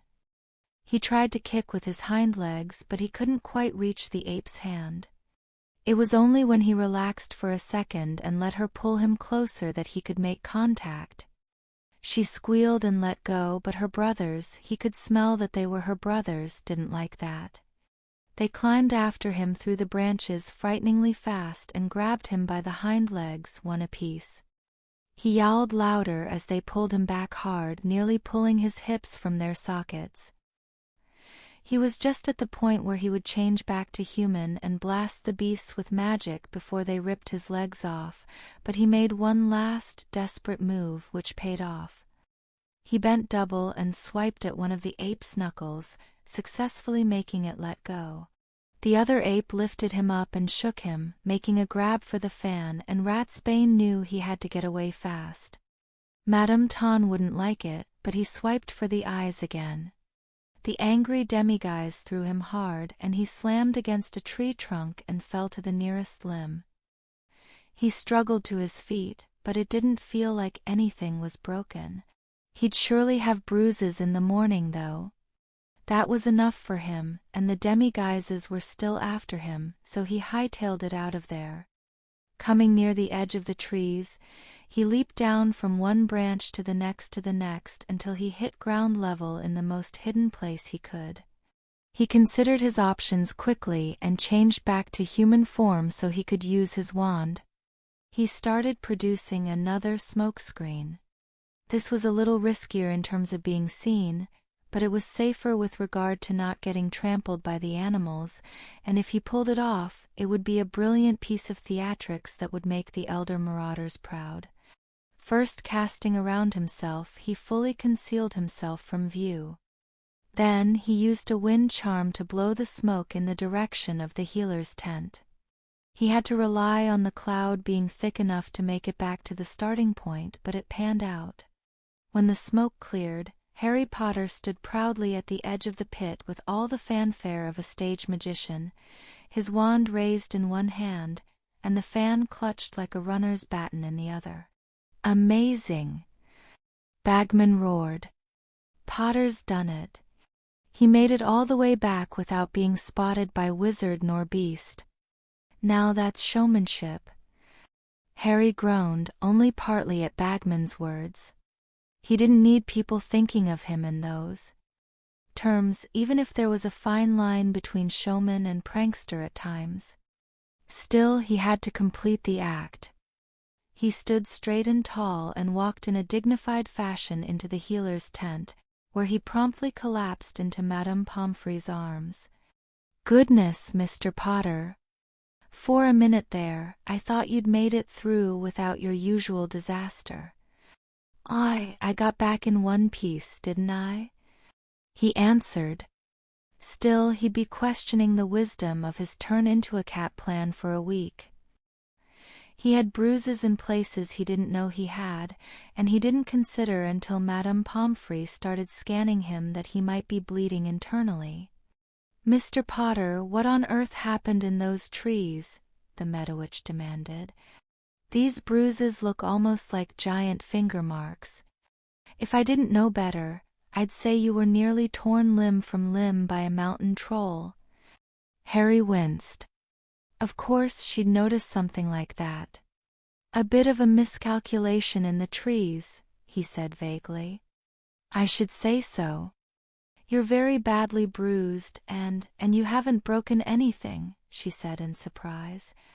I don't know how, but by some miracle you didn't break anything. Harry gave her a lopsided grin. What can I say? I know how to land on my feet. That and cats weight a lot less. Madame Pomfrey didn't respond to this, though she continued muttering imprecations against the tournament and its organizers. Slowly she fixed Harry up with bruise-removing paste, and Dumbledore arrived to return Harry to the staff box. Well, Mr. Potter, she said, since the headmaster insists on removing you from proper care, do try to stay off your feet until tomorrow, and come see me again in the morning. Whatever it is you're not telling me about did quite a number on you. Harry suspected she said something similar to the other champions, though. Once Harry was back, Bagman called for the scores. He himself gave Harry a 10, which was surprising. He'd made it through the task in good time, and he'd done the least injury to the animals, but it was hardly a perfect run. Sure enough, Professors Dumbledore and Grayson both gave him 9s, and Madame Maxime gave him an 8. Then David Monroe gave him a 10, which shocked Harry even more. He'd thought Monroe was the most impartial one. Then Karkaroff raised his wand and produced a large number 4. The crowd booed. That? He said loudly. You couldn't even see him whole time. Who knows vat he did or whether he cheated. That didn't calm the crowd, but the score stood. Harry was tied for first. What? Are you guys nutters? I'm not even supposed to be in this thing, he said. You. Fleur snapped at once, fire flashing in her eyes. Harry drew back in bewilderment. You ave tied with me? You would ave beaten me if the judges were fair. How ave you done this? You are only a 14-year-old upstart. Hey. I said I'm not supposed to be in this, he said. You know that, Fleur. You said you were not trying to win, she protested. I wasn't. I was just trying to get out in one piece, which wasn't easy, let me tell you. Humph. You ave made a fool out of me. You will not ave et so easy in the second task. I will make sure of it. Fleur stomped off, leaving Harry very confused. Vila temper, Crumb said, noticing his confusion. We are very familiar with it in Bulgaria. She will come around in time. And Professor Karkaroff vas not being fair to you. You had best strategy, even if we do not know that it vas. He offered Harry a sportsmanlike handshake, which Harry returned. Of course I will now have to crush you at Quidditch, he added. You can try, Harry said with a grin, knowing just how badly he'd be crushed. Congratulations to all of the champions, Bagman concluded the event. The second task will be held on Saturday, the 25th of February, so you have that long to figure out your clues. Good luck. The champions were greeted by their families right after the scores were announced, and Harry was enthusiastically hugged by his distraught mother and sister. We knew you wouldn't die, Harry, Sirius said light-heartedly as he was being bowled over. Might lose a leg, Remus grumbled at him. Or an arm. But pack it in altogether? Sirius grinned. Never, they said in unison, Remus humoring him. You look dreadful, Harry, Emma told him with concern. Can you please try not to almost die next time? I'll do my best, Mum. Hey, at least I got the clue. Harry held up the fan in one hand. After a short visit in which he assured everyone he would be fine in the morning, the crowds began to disperse to return to the castle. Unfortunately, before he could join them, Rita Skeeter popped up practically in Harry's face. "Congratulations, Harry," she said. "I wonder if you could give me a quick word." Up close, Rita Skeeter looked too heavily made up above her heavy jaw, as if she were trying to cover up a slightly dumpy appearance. The penciled-in eyebrows and gold teeth Harry spotted made him start to think she was nearly as fake as Lockhart had been. She had a short, scuttling look about her that he couldn't quite place. He didn't like it. "Yeah, you can have a word," Harry said as Hermione and Remus supported him to lead him back to the castle. "Goodbye." "But there are 3 other champions here who might be interested," Remus said. "Or maybe not," Hermione added with a smile. By the time Harry got to Gryffindor Tower, there was already a party underway. Fred and George moved fast. His house cheered when he staggered into the room, supported by Hermione, even though he wasn't officially representing Hogwarts. He already felt a lot better than he had right after the task, but Madame Pomfrey wouldn't appreciate him overexerting himself, and he took a seat quickly. Still, there were mountains of cakes and butterbeer on tap and fireworks lighting up the common room, and Gryffindor was making a big deal out of it. "Congratulations, Harry," Natalie MacDonald said when she could get close enough to talk to him. "How did you do that? All the other champions had so much trouble, but I couldn't even see you." Harry smiled and laid his finger aside his nose like Tom Baker always did. "Ah, a magician never reveals his secrets." Demelza Robbins gave him a confused look and said, "But you're a wizard." "It's a Muggle expression, Demelza," Natalie told her friend. "A Muggle magician makes it look like he's doing magic by hiding things up his sleeve and stuff." Demelza gave her an even more confused look. "Muggles actually fall for that? You said they weren't stupid." "They're not stupid.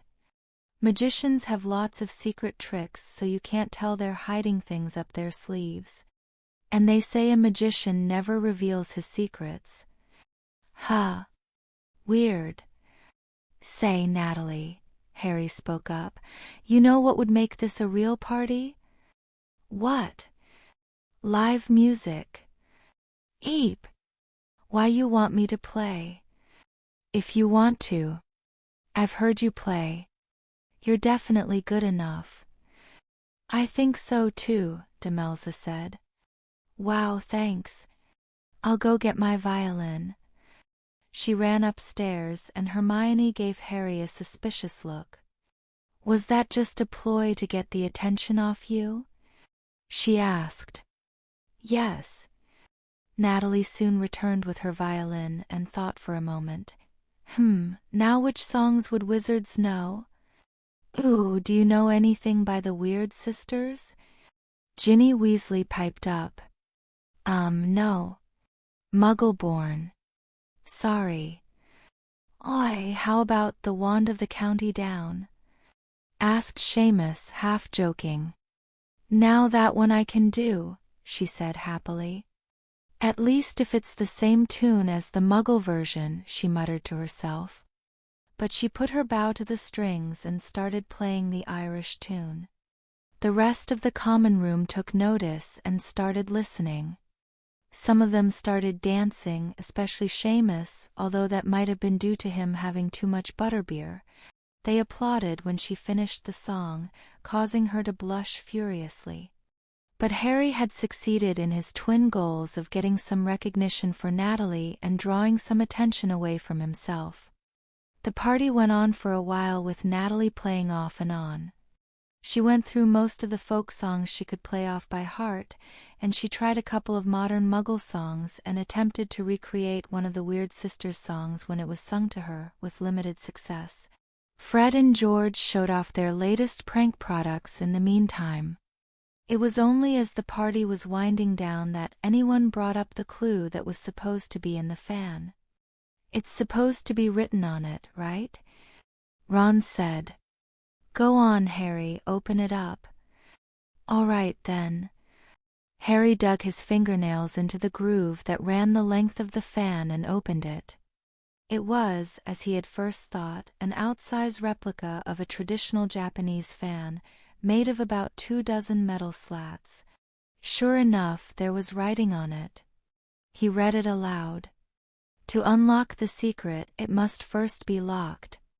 To uncover it, it must first be covered. The ancient spell to seal it is the key. The eldest spell to block it sets it free. What kind of riddle is that? Ron said. It must be charmed to react to a certain spell being cast on it, Hermione said. Like a password. Yeah, but which spell? Harry wondered. Obviously, a spell to seal or block it, she replied. But those are two different things. Not necessarily, Neville spoke up. Magical seals can block things from getting in, not just from getting out, like a shield. Yeah, he's right, Ron agreed. Bill's always talking about seals on the old tombs. Okay, but that still doesn't narrow it down much, Harry said. Is it a shield spell or a locking spell? They're still different, even if they kind of do the same thing. The common room thought this over for a minute. No one had an idea they were comfortable voicing except that Angelina Johnson said, "Well, we know it's not just any spell. It's a really old spell." Of course. Hermione said. It said the eldest spell. That means it's the oldest spell in use in that category. It won't be built from Latin roots like most spells. It'll probably be Greek, or maybe even something older. Does anyone know what the oldest locking spell is? Harry asked. Probably out of luck there, mate, Ron said, shaking his head. They've been using magical seals on Egyptian tombs for like 4,000 years. I dunno where you could find the oldest one. What about a shield spell? Asked Neville. Are there old ones of those? That took some more thought. Angelina was counting on her fingers. Aegis is the only one I can think of that's clearly pre-Latin, she said. And I got top marks in defense. Can you cast it? Harry asked, laying the fan on the table. Angelina looked down at the fan and back at him. Isn't that cheating? She said with a grin. The contract only says the teachers can't help me, Harry said smugly. It doesn't say anything about the students. Ooh, he's gotcha there, Angie, Fred said. Do you think you should do it, though? Asked George. After all, he's not technically representing Hogwarts.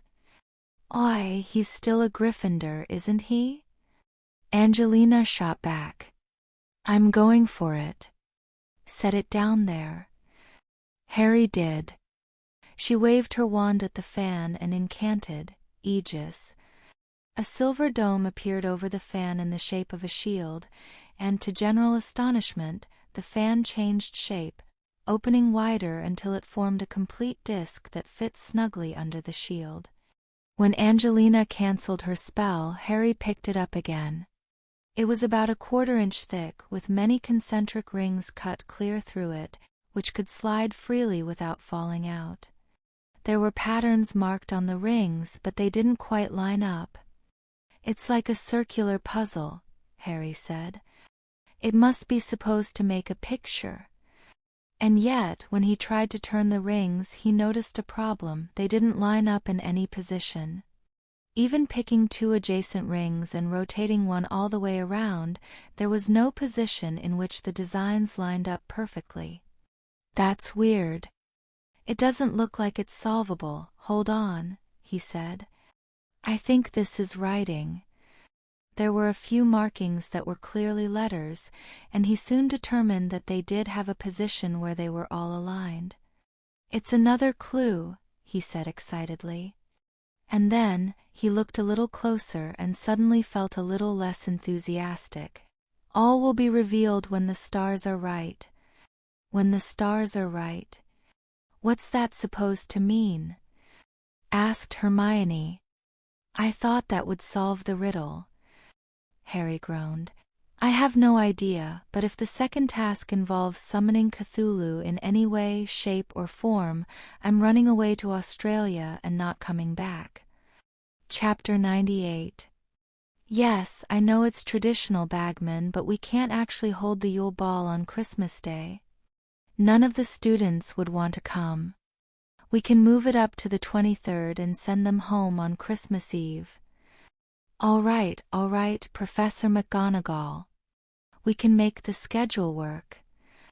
Very good, and now, Albus, I'd like to discuss this rule that only students 4th year and up are invited to the ball. Is there a problem with that, Minerva?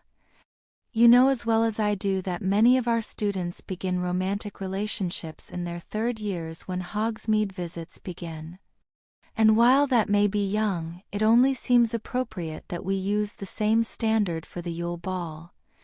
The 4th year cutoff was a compromise. The Great Hall isn't large enough to accommodate the whole school at a ball comfortably, especially as we will hosting more guests than we originally expected. Yes, it will be tight, and if we had a full school this year, things would be different. But the 3rd year class is tiny this year. We can make it fit. Very well, Minerva. If the other heads are agreed, I will trust your judgment. I spoke with Lord Potter this morning, Your Majesty, Maxwell Barnett told the Queen in their next meeting. He was very surprised that he did so well, and he is of the opinion that his high score and the blatantly unfair scoring of the judges make the tournament an obvious farce. However, his sister did make an interesting point. Which is? The Queen asked. We now have a plausible reason to suspect that the unknown witch or wizard who entered Lord Potter in the tournament may have genuinely thought he could win. And does that give us any further leads as to who did it? Not exactly, ma'am, but it could expand the suspect list to include several of the Hogwarts teachers, although Headmaster Dumbledore insists that not many of them could have pulled off something so difficult. He's still actively investigating, but he has few clues. And you are certain that Dumbledore himself is above reproach, Mr. Barnett? He always seemed the eccentric sort the few times I met him. Eccentric, yes, but not irresponsible, Barnett answered. I've seen enough of Dumbledore's interactions with Lord Potter to know that he wouldn't dare endanger the boy's life like this. Fair enough, the Queen said. Now I see that you were able to acquire a pensieve for this meeting. She motioned to the shallow stone basin that Barnett had placed on the table. You can show me your memories of the first task, I take it? Yes, ma'am. Algernon Croker lent this to me. He's the chief research wizard at the Ministry. Barnett didn't question how Her Majesty knew what a pensieve looked like. Given that she'd met with Dumbledore during the Cold War, she might well have seen his at some point. Barnett began playing back the memories at once, and the Queen watched with interest as each of the 4 champions entered the trees to complete their task, each with a very different strategy. William and Harry were going to love this, she thought. It was too bad she couldn't bring all of her grandchildren in on this, but even she had to make concessions to secrecy. It was Lord Potter's performance that was most intriguing. He was the youngest and least experienced, and yet by rights he should have received the highest score undisputed. Do you have any idea what Lord Potter actually did? She asked when the playback was completed. I have a strong suspicion, ma'am, but that is not my secret to tell. I'll inform you if there are any major developments before the second task in February. Very good, Mr. Barnett.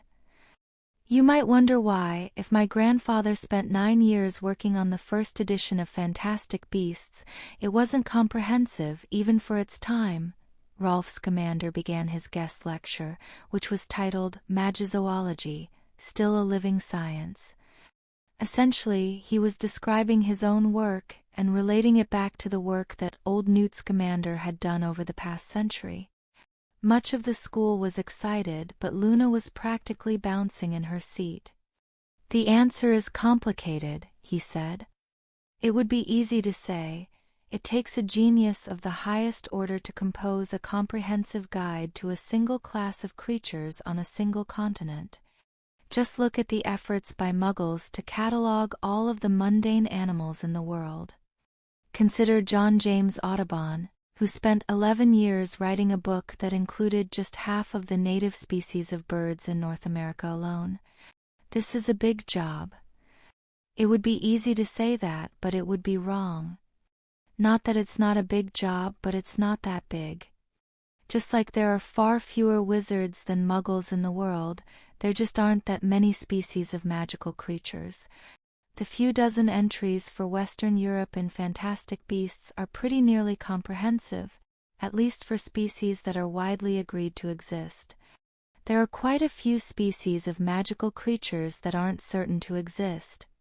A few of these have been confirmed over the years, but most still remain theoretical. According to Grandpa, one of the more elite books on magical creatures in his time was called Rare Arcane Faunae of Western Europe by Livia Lovegood. I'm not sure I could even find a copy today, but it included as many unknown magical creatures as known ones. And that brings me to my first point.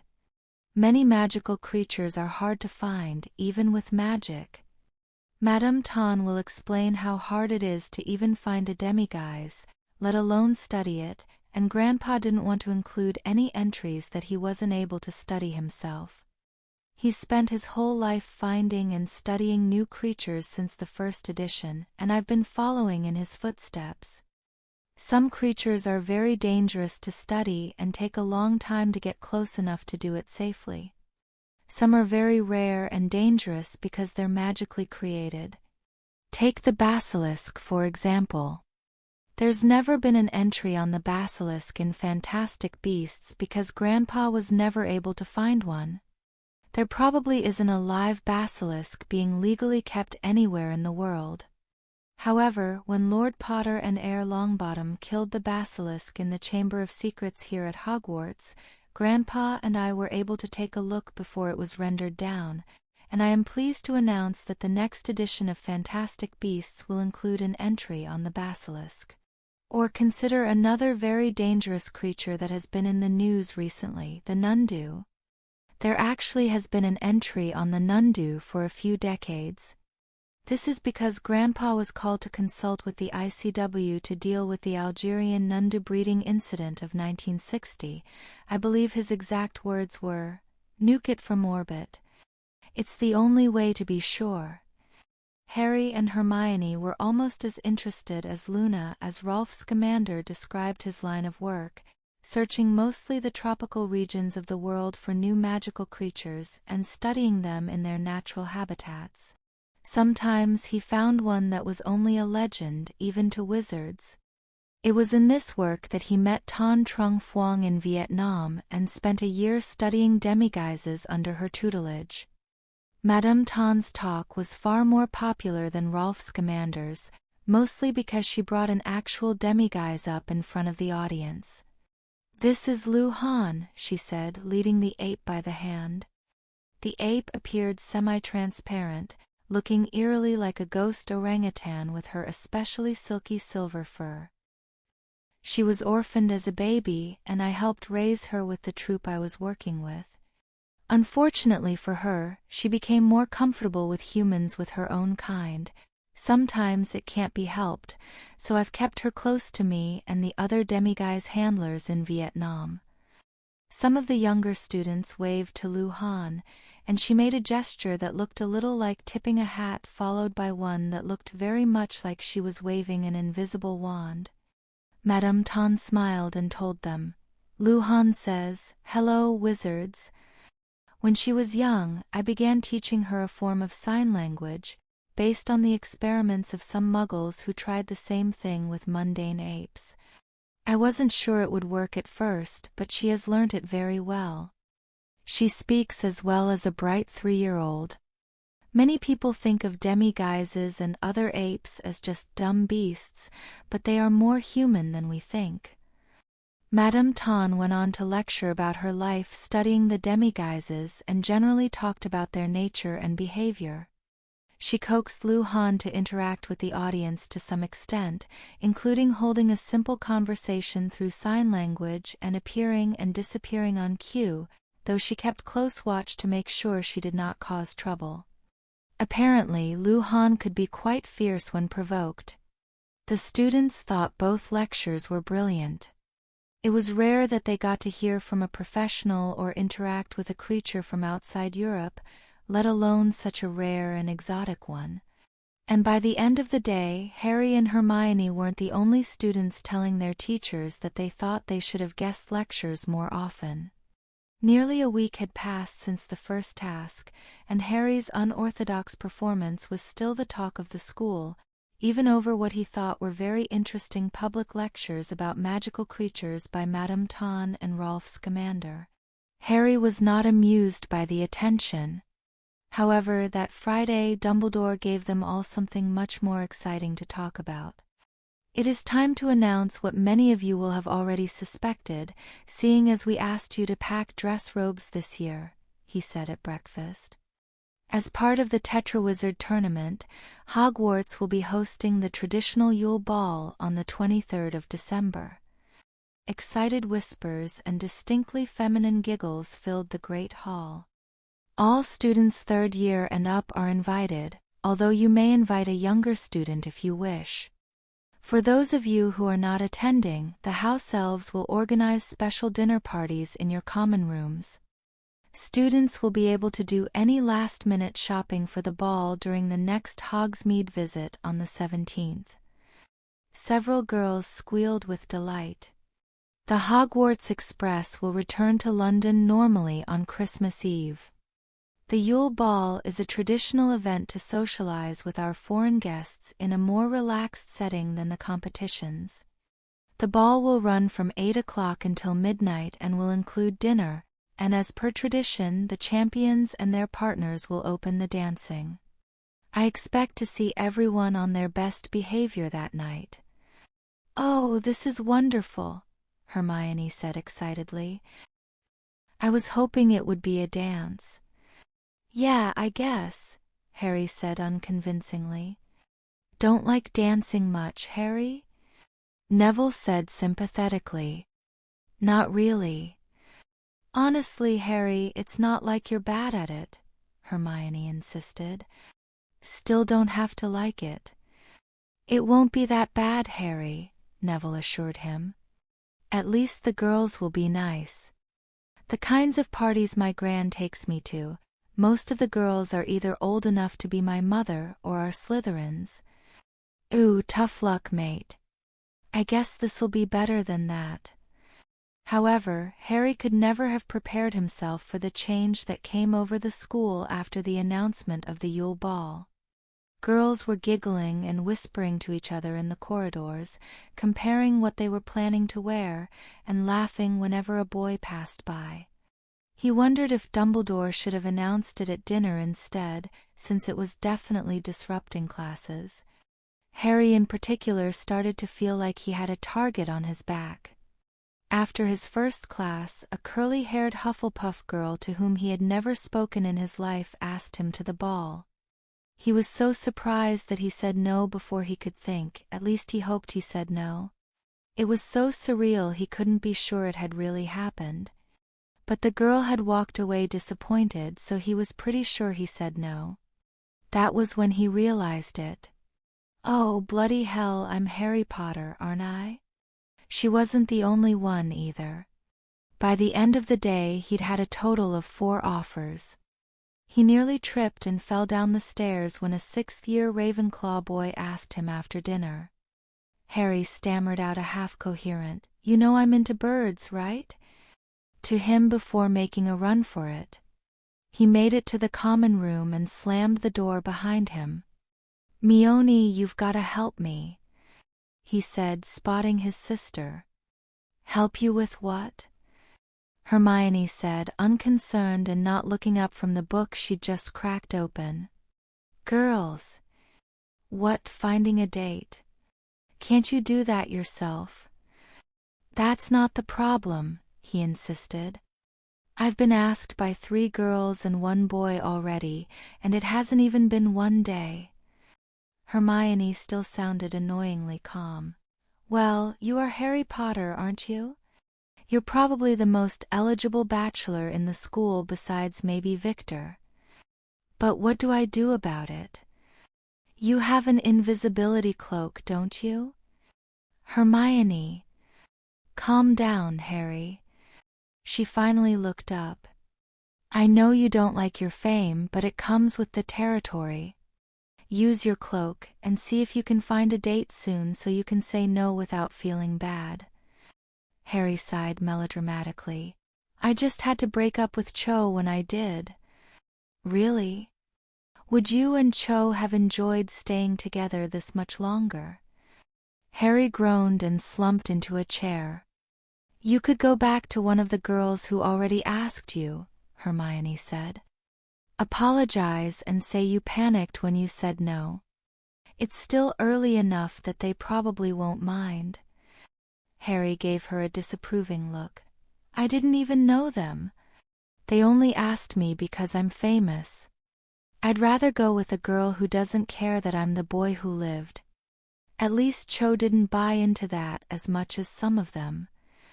Hermione set down the book she was reading for the first time in the conversation. Well, if you're looking for someone who doesn't care about your fame, you might be better off going to the visiting students. I think Fleur would go with you if you asked her. I don't know. I think she's still ticked I showed her up in the first task. Fleur had calmed down since Saturday, but she was still acting annoyed with Harry. And I don't know any of the others at all. Do you think I'd have any luck with Hogwarts students? Hard to say. Our year you'd have Daphne Greengrass, Tracy Davis, and Susan Bones. Maybe Sophie Roper, Muggle-born and all. No. I'd be too political for a Slytherin to touch. I think Sophie's caught the hero worship bug, and even Susan's been looking at me more like the basilisk slayer for a while. Well, you did slay a basilisk. Only because I had to. And besides, you never had a problem with taking me too seriously. Harry, I could never take you seriously after the catnip incident. We agreed never to speak of that. He hissed.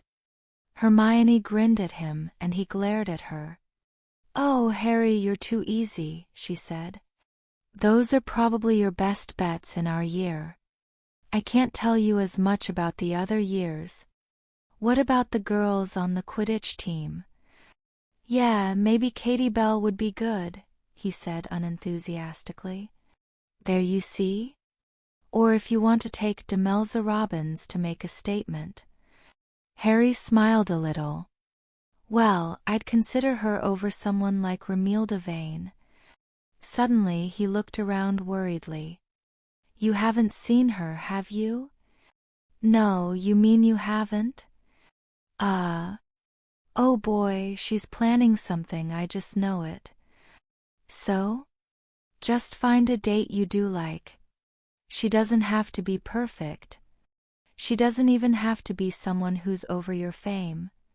I'm sure there are plenty of girls in this school who would be great once you spend some time with them. Harry still looked unconvinced. He gave another put-upon sigh and said, I don't know, Mione. Sometimes I feel like the only girls in this school who really see me as just Harry are you, and I'm an idiot. Yes, you are, she said primly. Wait, where are you going? Gotta go find my date, Harry called as he ran off. Thanks, Hermione. Ugh. Boys, she muttered and went back to reading. Harry wasted no time in grabbing his invisibility cloak and the Marauder's map and locating his target. He saw her dot aimlessly wandering the corridors near Ravenclaw Tower. Merlin knew why, but he didn't care. Slipping out of the tower and putting his cloak on, he reached her quickly and found her skipping down an empty hallway. "Hello, Luna," he called, showing himself again. She turned around with a dreamy smile and a flash of straw-colored hair. "Oh, hello, Harry," she said, and, seemingly sensing he wanted something, added, "Can I help you?" "Yes," he said with an easy smile as he walked up to her. "Luna Lovegood, would you do me the honor of accompanying me to the Yule Ball?" Luna's eyes grew about as wide as Harry had ever seen them. She hadn't expected anyone to ask her to the ball. She had few friends, and the ones she had were older, more likely to be interested in the older girls. And besides that, she had never really seen herself as the sort of girl boys would take any romantic interest in. She was well aware that she was considered odd, and if she took after her mother, she wasn't likely to grow tall or develop generous curves. And this was Harry Potter. Well, to her, he was just Harry, her friend who had protected her from the bullies since her first year, but still, he was her closest male friend, and for him to express an interest was a little overwhelming. And she liked to think she knew him well enough to know he didn't mean going just as friends. Even if she'd made a few playful jabs at Harry along those lines, the bird-watching comment, for example, she hadn't meant anything by them. She was just trying to be friendly and had thought Harry would take it the same way. Not that she was displeased, of course. Luna was silent for so long that Harry almost worried he'd broken her, but this was Luna, and he was used to her being a bit odd, even liked it sometimes. But just as he was about to ask her if she was all right, she broke into a wide smile and said, "Yes, Harry, I'd love to go to the ball with you, although I should warn you I'm not much of a dancer." "Great," Harry said, greatly relieved. "Wonderful. I mean that's fine. I'm not much of a dancer either."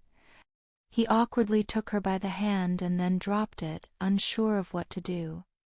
"Thank you so much, Luna. You have a dress." "No, but I have dress robes." "Right. Dress robes. That's what I meant. If you want some accessories, I can write my mum and have her bring some at the Hogsmeade visit or something." He trailed off uncomfortably. Luna giggled. "You're cute when you're flustered, Harry," she said. "Thank you for asking me. I was expecting to go to the ball on my own." "I don't think you would have had to go alone," he said, causing Luna to show a very rare blush. "Well, I'd better get back," he went on after a minute, still not quite sure of the correct way to end these conversations. "I'll see you around." "Thanks again, Luna." On an impulse, he leaned forward and kissed her on the cheek before hurrying away. Luna stood frozen for quite some time. At first, she started to feel faint, but she soon recovered and skipped back to Ravenclaw Tower with an uncharacteristic wide smile on her face. Harry returned to Gryffindor Tower with a grin on his face, but that grin faded when he walked in straight into an argument. "I told you, Harry just left to ask someone else to the ball," Hermione said to a pretty, dark-haired girl. "Oh yeah? Who?" the girl said, and Harry recognized her high, simpering voice. "Romilda Vane." "I don't know, Romilda. He didn't tell me. Oh, look, here he is." Harry glared at his sister before saying, "What do you want, Romilda?" Romilda Vane had obviously put her plan into action. She was wearing a very expensive-looking set of dress robes, and she was made up as much as a 20-year-old beauty queen. The look was disturbingly convincing considering she was barely 13, and it only became more disturbing when she sashayed her hips and approached Harry with a flip of her long, curly hair, which made it clear that she was wearing far too much perfume. "I wanted to ask you, Harry," she said, batting her eyelashes at him, "would you go to the Yule Ball with me?" She was very pretty, Harry thought, even if she was trying way too hard. He knew she was good-looking, for her age, but he had no idea she could clean up like that.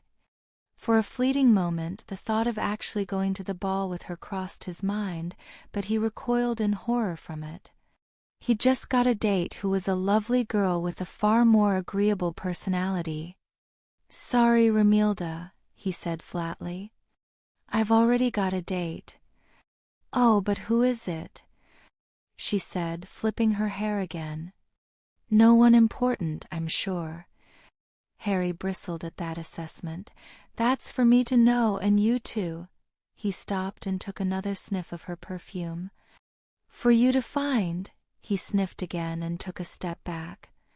"Is that catnip?" he said. Hermione stiffened. No, I don't think so," Romilda said in confusion. "Good. I'm allergic to catnip." "Ha! I thought it was some new Quidditch player's perfume," Hermione said. "Eau de turf or something." "Well, whatever it is, you need to tone it down," Harry told a very miffed-looking Romilda. "About 75%, Hermione muttered. "Yeah, no offense, but it's a little overpowering." "That's what I told her about the makeup," Hermione added. "Ugh!" Romilda turned around and stomped up the stairs. Hermione shook her head as she left.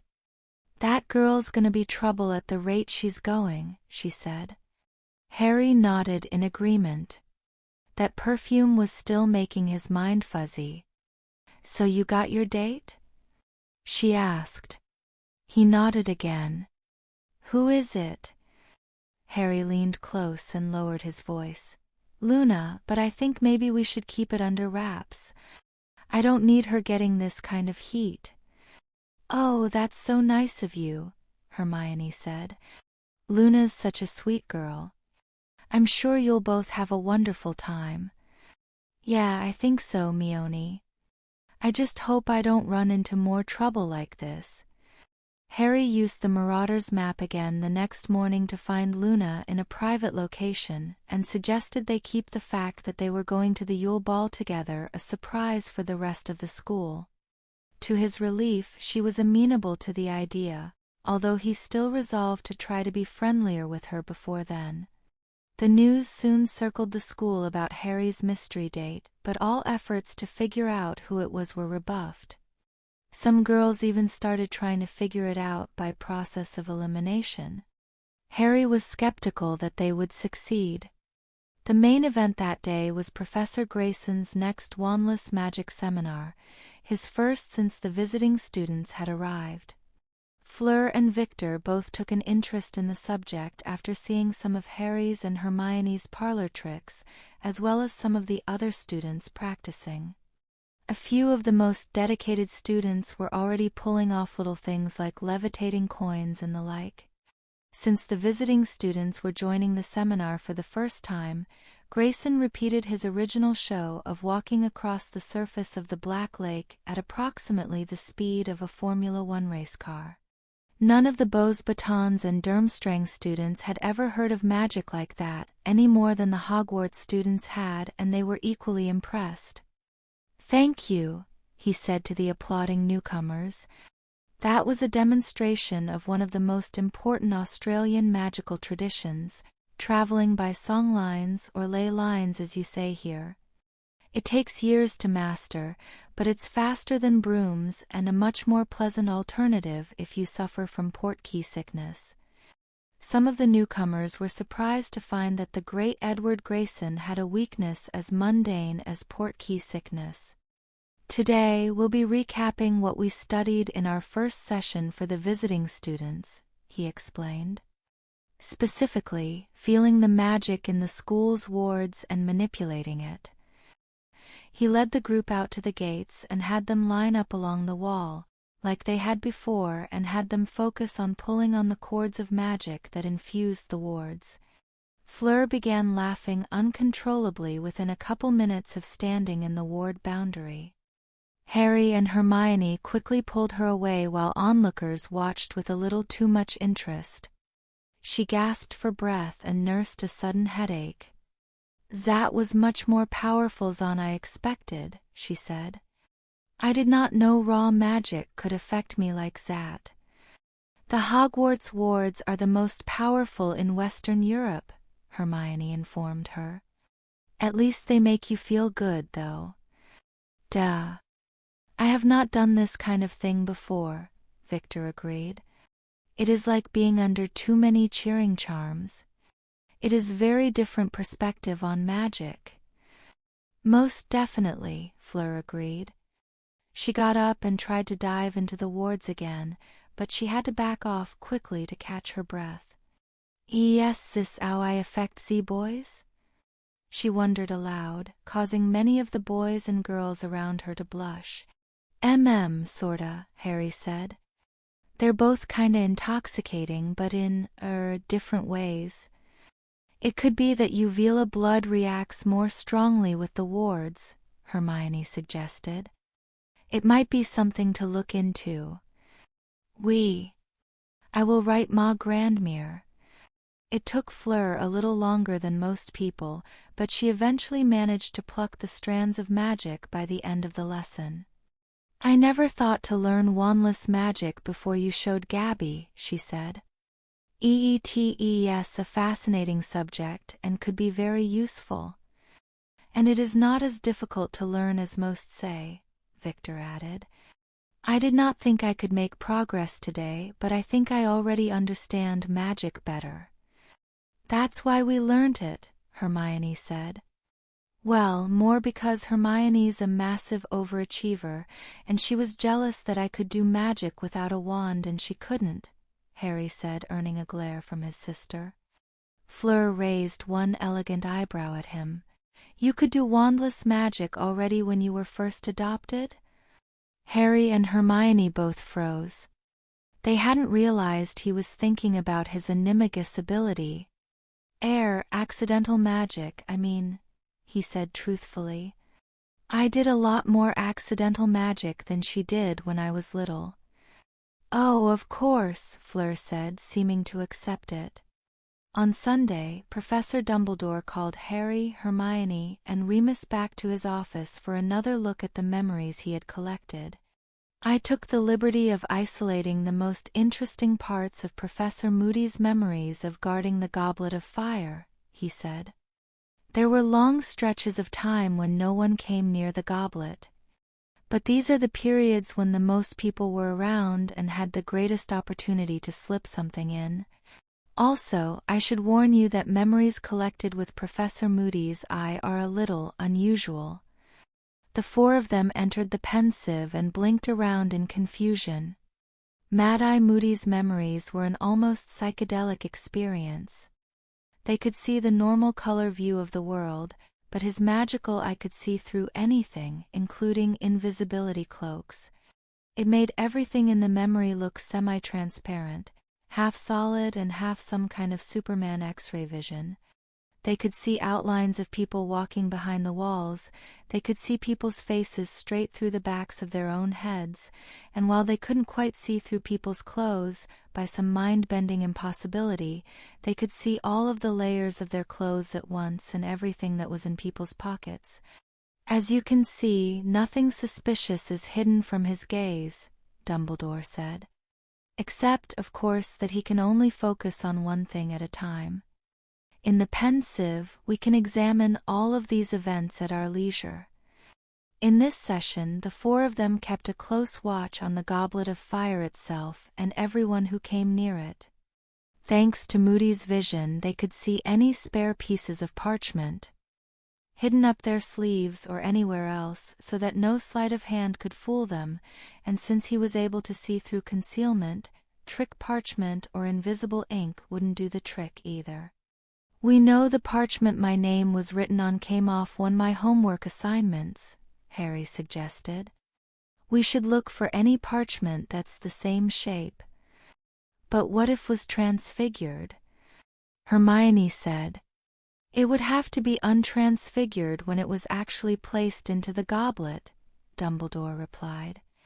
The same applies to any switching spell or other magical way of transporting it to the goblet. The goblet's enchantments repel virtually all other forms of magic. We must watch very closely at the moment each name is dropped in. For the time being, they looked specifically at the memories of each entrant as they put their name in. It took quite a long time, but no matter how closely they looked, none of the students appeared to be doing anything but entering their own name, or trying to, in the case of a few hapless younger students. Of course, a highly gifted wizard could surely find a way to fool even Professor Moody, cautioned Dumbledore. However, if we could not detect any foul play from the entrants, it becomes much more likely that someone else was involved. None of our top suspects were students anyway, Remus observed. Indeed, but it is best to rule out the easy possibilities first. I believe we've taken enough time for today, but next week we shall examine the tournament organizers' interaction with the goblet. Hopefully that will reveal something more useful. 2 days later was another big day in a busy year at Hogwarts. It was a slightly different experience than normal at breakfast when a number of delivery owls brought copies of a certain book people had pre-ordered.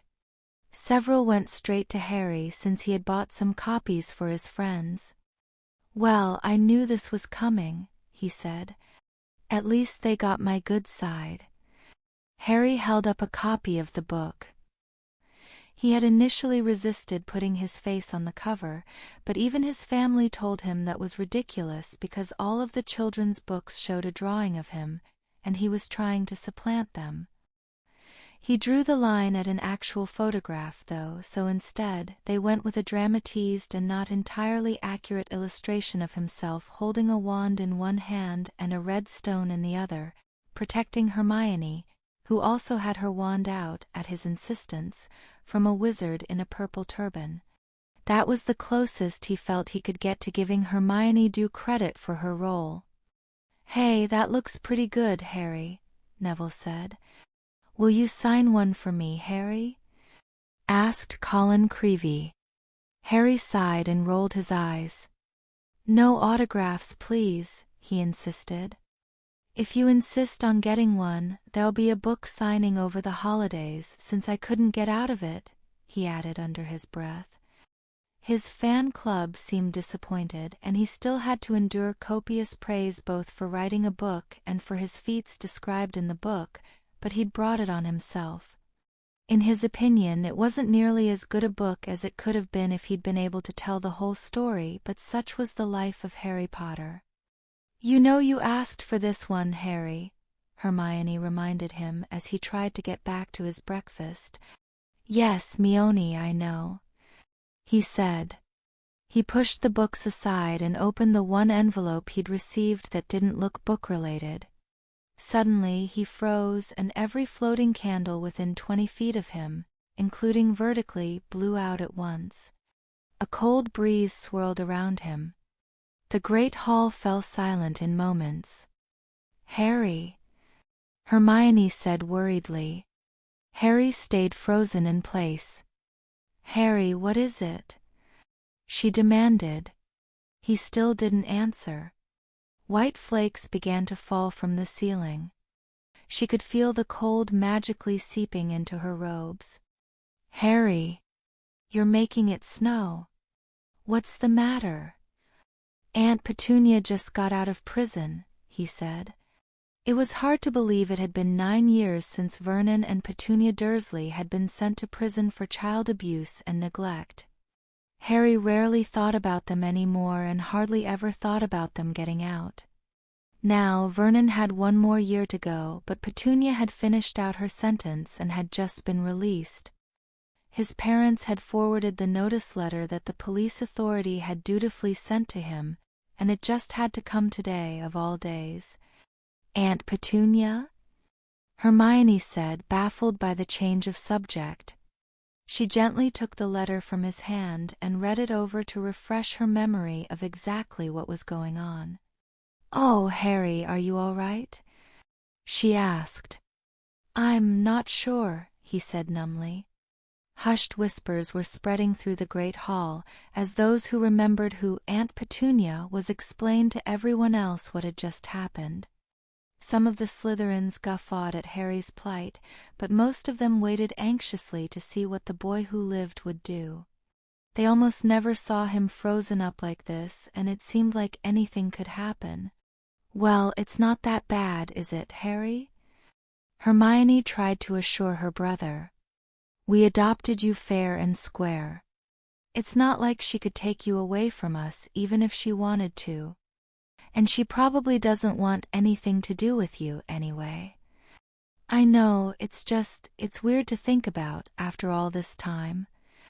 "Anything we can do, mate?" Neville asked.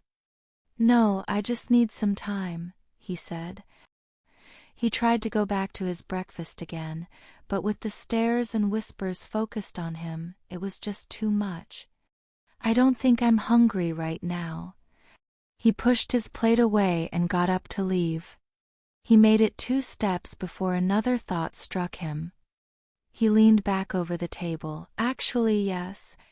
There is something you can do. Spread the word that I don't want anyone taking revenge in my name. She's not worth it. That's not going to help anybody." He'd probably have to have Cousin Andy release a statement to that effect in the Prophet, too. "Of course," Hermione said. "Sure thing, Harry," Neville agreed. Harry took off wandering around the castle. His first class was History of Magic, and he wasn't planning on going. Remus wouldn't be pleased, but he'd understand. He considered shifting to cat form, but he stopped long enough to be smart about it. He pulled his inkwell from his robes and rubbed a heavy black streak across his scar. Only then did he change to ratsbane, and finally he could relax. With the muted emotions of a cat, the overwhelming and indefinable feelings he was experiencing became less pressing, and he could take a step back and sort them out. He scampered through the halls to reach the clock tower, which he hoped would be sufficiently secluded at least for the rest of the morning. He felt a little bit afraid. He could see clearly now, even though there was no realistic reason to be. But it was hard to suppress it. The last time he had seen Vernon and Petunia, he had been a terrified 5-year-old boy who knew nothing of magic and was being beaten for reasons he couldn't understand. He hadn't realized how much of that little boy was still in him, buried deep down. But more than that, he felt anxious about having to deal with all this again, anxious about how people would react. He resented people trying to make Harry Potter into the tragic hero when he didn't want to be defined by that part of his past at all, and he felt even more resentful about the ammunition it gave the Muggle haters. And of course he had to get that letter today, of all days. That was the classic Harry Potter luck right there. Suddenly he heard footsteps approaching. Ratsbane considered hiding in the shadows, but he decided against it. He didn't know if it was Hermione looking for him, Natalie come to practice her violin, or perhaps Susan or someone else he might actually want to talk to. He quickly shifted back to human and used a wandless cleaning charm to get the ink off his forehead before the footsteps could reach the clock tower. It was Luna. "Harry, are you here?" she asked softly. "Oh, hi, Luna. What are you doing here?" he asked, even though he felt a bit better seeing her. "I didn't want you to be alone, Harry. I know you come up here sometimes when you're sad." Sometimes Harry could forget Luna's unsettling habit of making uncomfortable observations like that. "I could see you were hurting badly when you read that letter about your aunt," she said. She came closer to him and lightly grasped his hand. Hurting, that's what he was feeling. He could actually feel the pain in his chest when he thought about it. After this many years, and even after writing that book, which did help, a part of those wounds still felt raw. "I just need some time," he said, trying to convince himself. Luna just nodded and nudged him towards the balcony. A light snow was falling, but it was still warm if they stayed inside the arch where the portcullis was raised. "I read the first chapter of your book," she said. "Where you write about your aunt and uncle. I wasn't at Hogwarts yet when the Daily Prophet stories came out, and I didn't pay much attention then. You're a good writer, Harry, you can talk about it if you want, she said. I've talked about it plenty, Harry said. It's just that it's different knowing she's served her time and out again. A new perspective can change the situation a lot, can't it? Yes, it can. You didn't need to come looking for me, Luna, so thank you for that. It was the right thing to do, she said, moving her hand up to take his arm properly. You stood up to be my friend in my first year when Ginny wasn't in a condition to, and no one else wanted anything to do with me. Also, you asked me to the Yule Ball, and it's only right that I do something nice for you in return. Luna, you agreeing to go with me is all I need. I'm the one who always causes trouble around here. That's very sweet of you, Harry. Would you like to sit down? All right. They sat down where they could still see the snow-covered mountains over the railing. Luna, small as she was, pulled Harry a little closer so that he was leaning against her shoulder for support. Distantly, Harry thought she would probably be doing all this even if he hadn't asked her to the Yule Ball. Luna was stoic in the face of ridicule, but she was loyal to a fault to her friends. They sat in silence for a few minutes, and Harry felt a little better. You know, Harry, she said after a while, there are a lot of people who would have wanted your aunt and uncle locked up for life for what they did, or even executed. Only because I'm a national hero, he said. True. It's not fair, he insisted. It's not any more fair that Lucius Malfoy getting off from worse because he has money. No, it's not fair, she agreed. Do you think what did happen to your aunt was fair? Yeah, I do.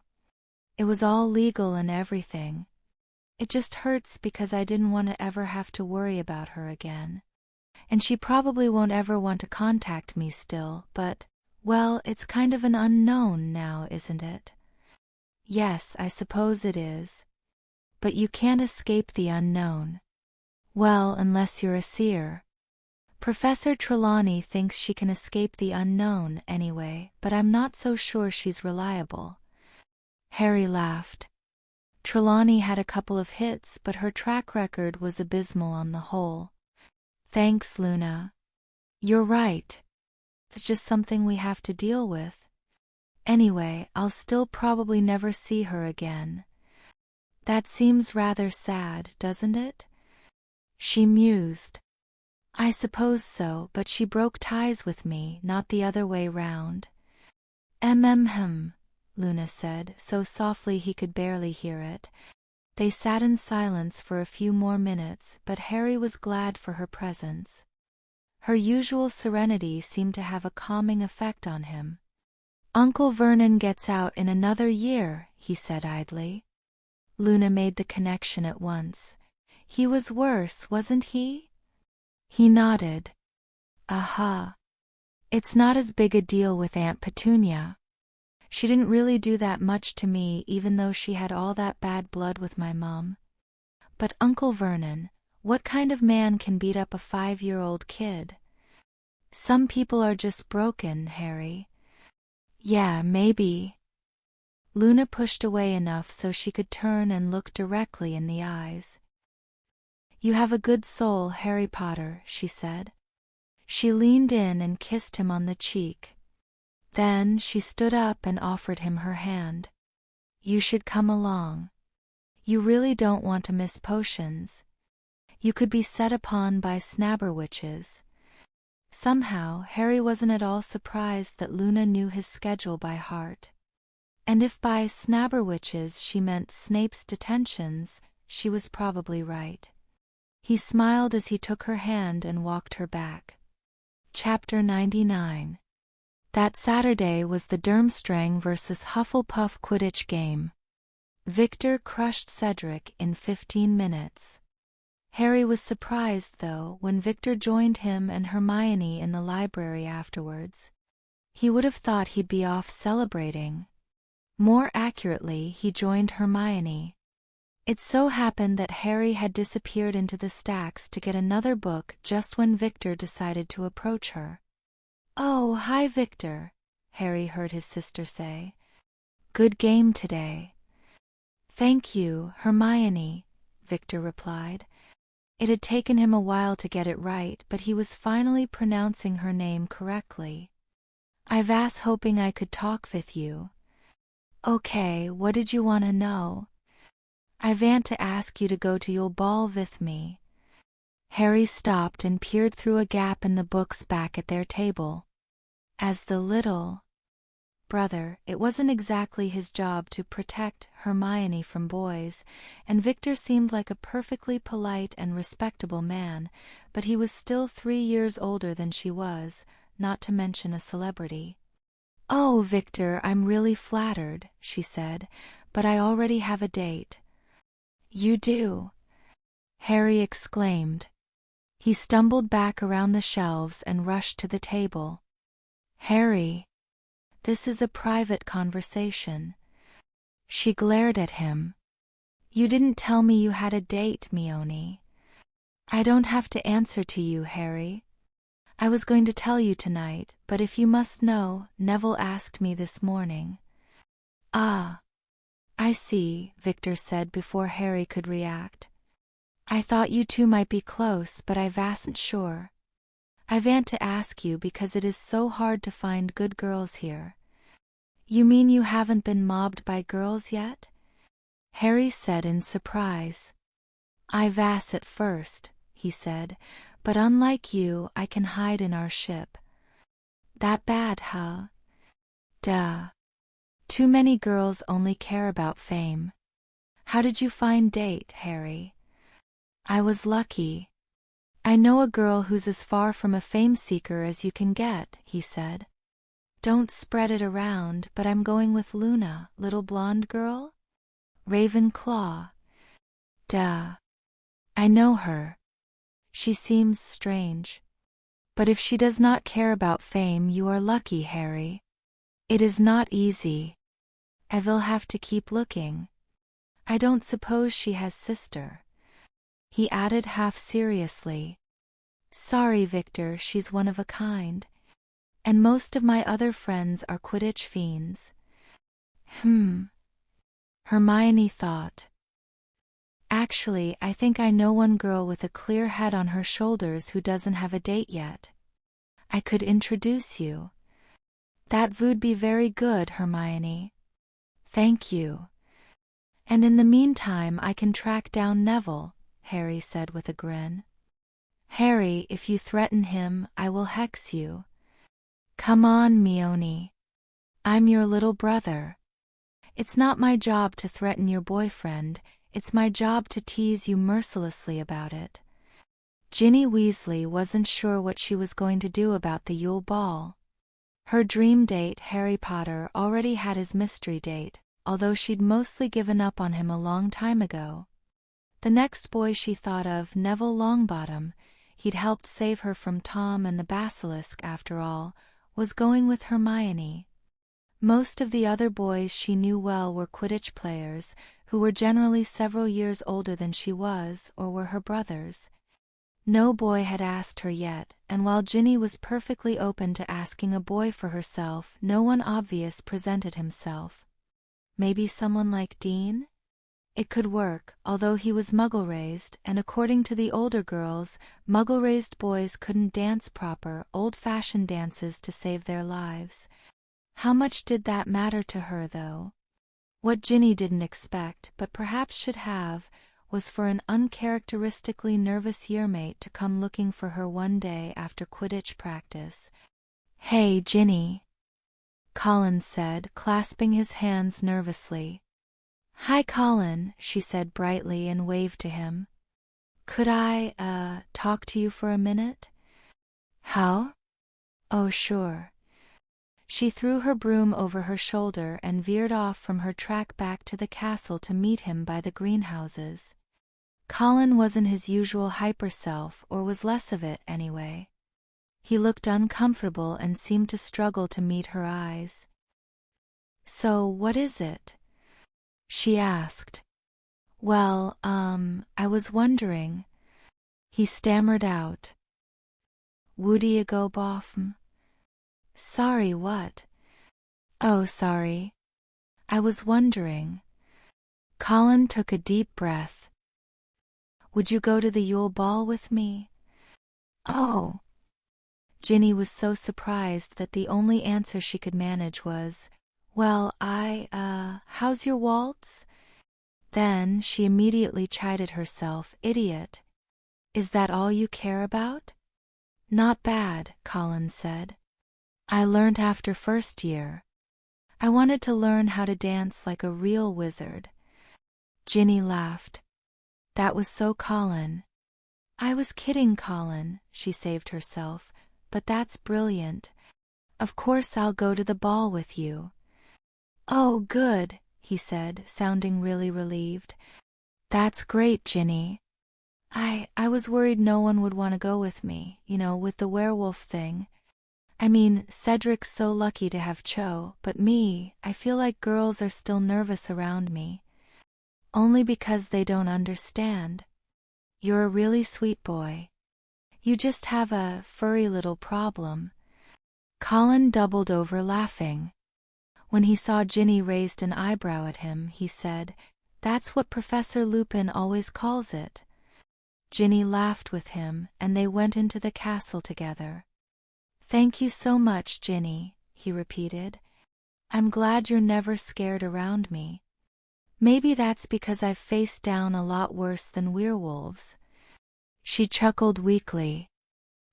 I didn't even know you were interested. I would have asked you days ago if I'd thought of it. Colin stumbled over his own feet. Really? I've been wanting to ask you for a while now, the words spilt out. You're smart and fun and a great Quidditch player and, I think you're all pretty. Ginny's eyes widened. She still couldn't make that out, but she did catch the word pretty on the end and the fact that he turned bright red. She didn't really think of herself as pretty yet, not at her age. Oh, Colin, that's so sweet, she said, and then, on an impulse, so do you want to go to Hogsmeade with me on Saturday? Hogsmeade? He squeaked. Of course. I'll need flowers, she joked. Colin grimaced. I guess so, but I can only make a half day of it. There's a full moon that night. Ew. Bad luck. At least it's not the day of the ball. All right, then, first thing Saturday morning. I'll look forward to it. The upcoming Yule Ball was by far the most exciting thing happening, but life still went on at Hogwarts. Classes were as hectic as ever, with one big change this year. Under Professor Lupin's tutelage, History of Magic had gone from the most boring class ever devised to a surprising number of people's favorite. Having actually competent ghosts tell actual first-hand accounts of history had a lot to do with it. It made sense when you thought about it. Many people found history boring, but storytelling never got old. Even Draco Malfoy found himself far more interested than he'd ever expected, especially with the werewolf teaching and the scandalous pro-Muggle bias of many of the ghosts. Brother Martin, better known as the Fat Friar, was an interesting case. He had been executed for witchcraft in 1485 by the same Muggle clergy whose teachings he devoted his life to God under. But he was a Hufflepuff and a devout believer, despite being a ghost calling some of those beliefs into question, and as such he made it a habit to be friendly with everyone, wizard and Muggle alike. Draco had even taunted the ghost the first day he lectured in class. How can you be a monk if you're a ghost? Do monks even believe in ghosts? And the friar had handled it with aplomb. Oh, I confess that I was a poor monk in life, Master Malfoy, he'd said, indulging in earthly pleasures of food and drink, and pulling rabbits out of the communion cup wasn't a very good idea either. This existence is my purgatory, doomed to wander the earth, unable to partake of its pleasures, until the ghosts are released from their chains at Judgment Day. Draco had rolled his eyes. The Malfoys hadn't held with religious mumbo-jumbo of any stripe for over 200 years. Only what magic had proved about the nature of the soul would they accept as gospel. But he had to give some grudging respect for the friar's conviction. The House of Lancaster, which overthrew the House of Plantagenet in 1399, was not directly associated with witch hunts, the friar said in today's lecture, but given the rising tide of anti-magic sentiment in Europe at the time, it seems an appropriate time to pinpoint a shift in wizard-muggle relations. The late medieval phase of persecutions began in 1320, when Pope John XXI authorized the Inquisition to prosecute sorcerers. This was a direct reversal of Alexander IV Canon of 1258. So the church actually wasn't after witches the whole time? Asked Lavender Brown. No, Miss Brown. Before that, we'd done an admirable job of convincing the church that we didn't exist. And even when the witch hunts began, it was far more about muggles becoming paranoid with each other than about tracking down actual witches and wizards. After all, in the Middle Ages, the Church believed that witches were consorts of the devil who acquired their dark powers from demonic forces. Of course, there is ample support for this in the Bible for those who want to see it. People possessed by demons are described as having superhuman strength, or alternatively, incurable illnesses that resemble real magic. And of course, in the Book of Tobit, Sarah suffers from what most wizards would describe as an anti-marriage curse placed by the demon Asmodeus. The werewolf coughed softly before the friar could launch into a full-blown sermon. He had a tendency to tell long, rambling stories and wax theological whenever anyone mentioned the church. Anyway, as I was saying, the royally sanctioned witch hunts in England did not begin until, when was that again? 1542, Lupin said. Yes, thank you, Professor. But the Lancasters were far more circumspect in their dealings with wizards than the Plantagenets for fear of attracting the ire of the Pope. It is around this time that wizards ceased to be a major force in the royal court, and therefore in Britain, although many families continued to deal in the Muggle world for its monetary benefits. But did that really change things so much, Brother Martin? Draco asked, using the ghost's proper name to get on his good side.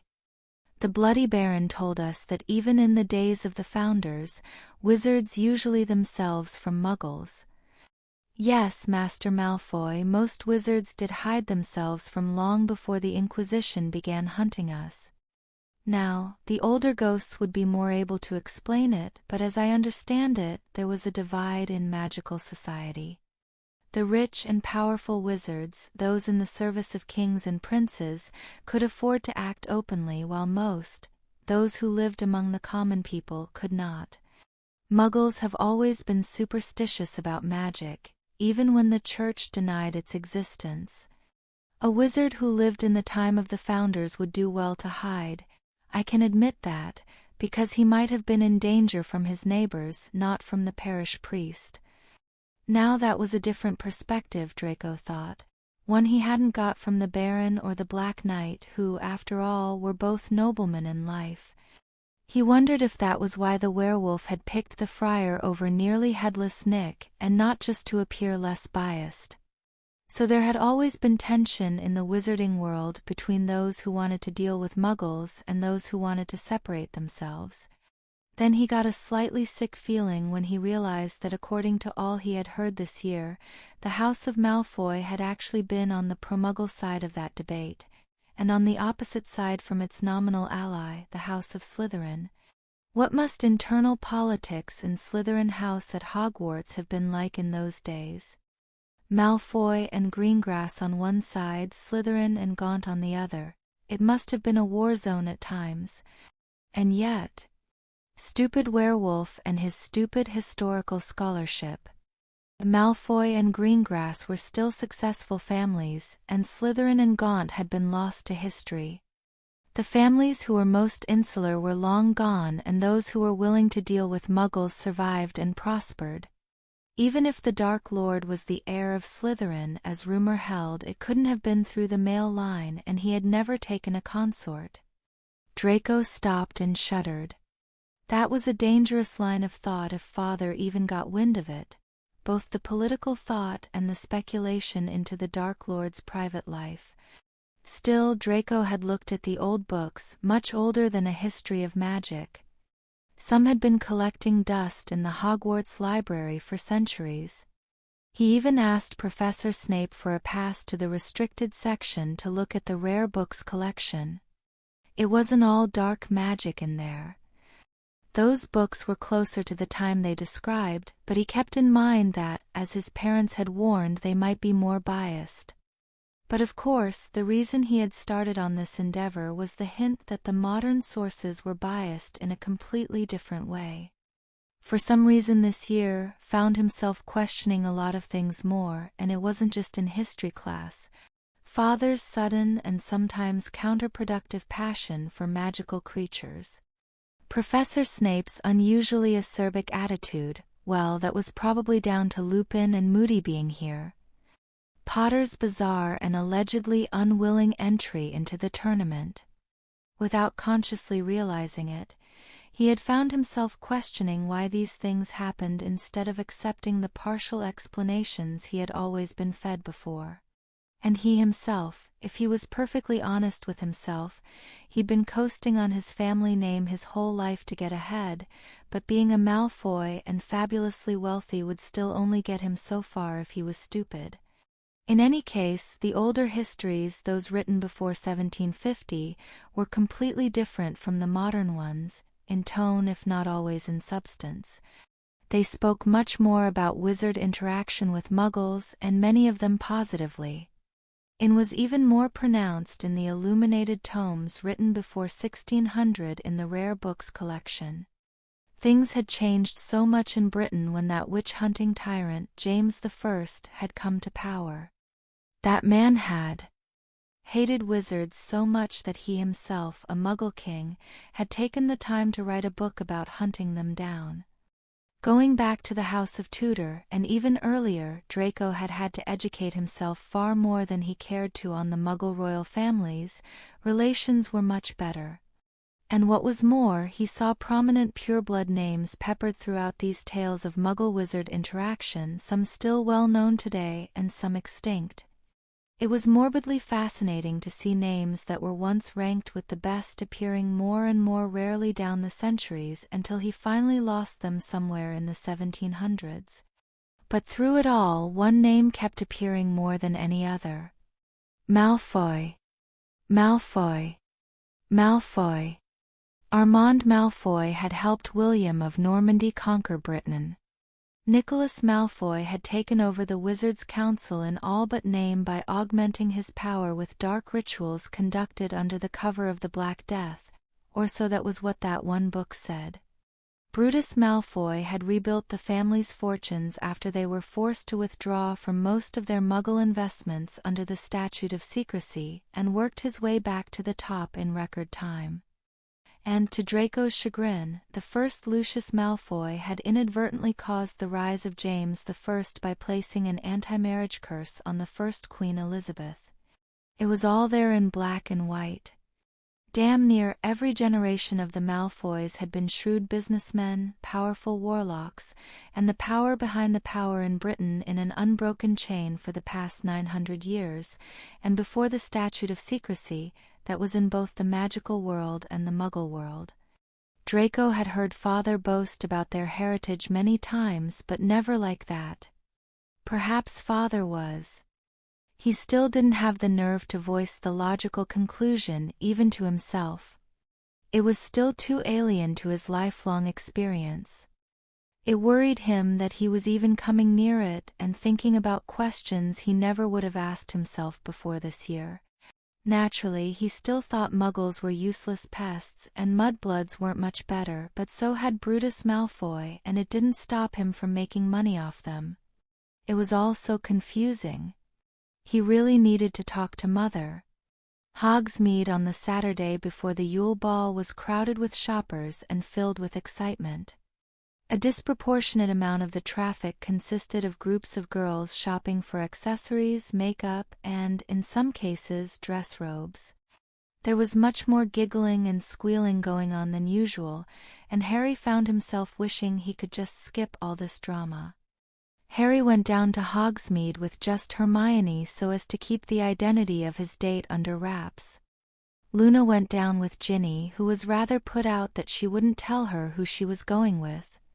In fact, Ginny wasn't completely convinced Luna even had a date. Luna wasn't that popular with the boys, sadly, and Luna didn't correct her. She wouldn't want to lie to her best friend if she asked right out. Even so, Luna begged off at mid-morning to find Harry and Hermione. They had arranged to meet Harry's parents at the Three Broomsticks. It was a little unconventional, the girl meeting the boy's parents before a date, but Harry had wanted to do something nice for her and bring her some jewelry for the ball, so there they were. "Hello, Luna," Emma Granger said when she met Harry's family in a private room. "It's good to see you again." Luna hadn't had much contact with Harry's adoptive parents, mostly just some professional communication for their articles in the Quibbler, but they seemed like very nice people. "Hello, Mr. and Mrs. Granger," she replied. "It's nice to see you as well. It's very thoughtful of you to help me prepare for the ball." Emma smiled and said, "Give a mother a chance to indulge in seeing her children off on a date, and—" "Mom," Harry and Hermione said at the same time, both turning red. "Well, I'm glad Harry found a nice girl to ask," she concluded. To hear him tell it, it wasn't easy with his fame. "Anyway," Harry changed the subject, "we were just discussing the clue to the second task while we were waiting." "Oh? That sounds interesting." "I haven't heard anything about the clue yet," Luna said. "I have it here," Harry said, and he spread it open on the table.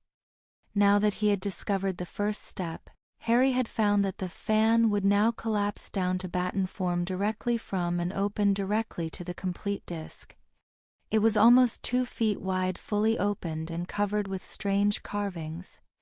"We figured out the first step, but this is a lot harder. The disc looks more like a giant astrolabe than anything else," Hermione said. "Except, like you said, the carvings don't line up with each other. So unless it's some kind of weird non-Euclidean geometry—" "Mione!" Harry yelled. "You're not helping me with the summoning Cthulhu bit."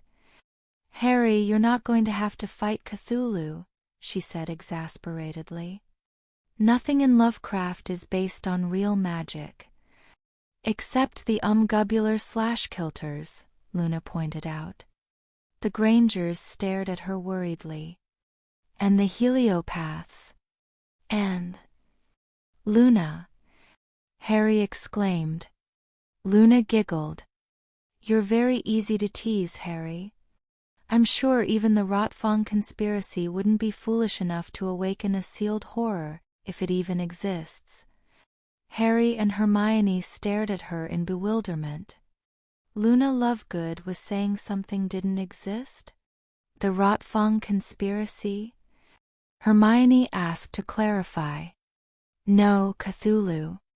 Lovecraft was very confused about many things. "Okay," Harry said, recovering first. "So, do you have any idea about the clue?" "The only thing we could identify was a line that says, 'All will be revealed when the stars are right.'" She looked over the odd silver disc. The markings were intriguing. "No, nothing comes to mind. Sorry." "It's all right. So I wanted to offer you the chance to wear some of the jewelry from my vault to the ball," Harry told her, blushing a little.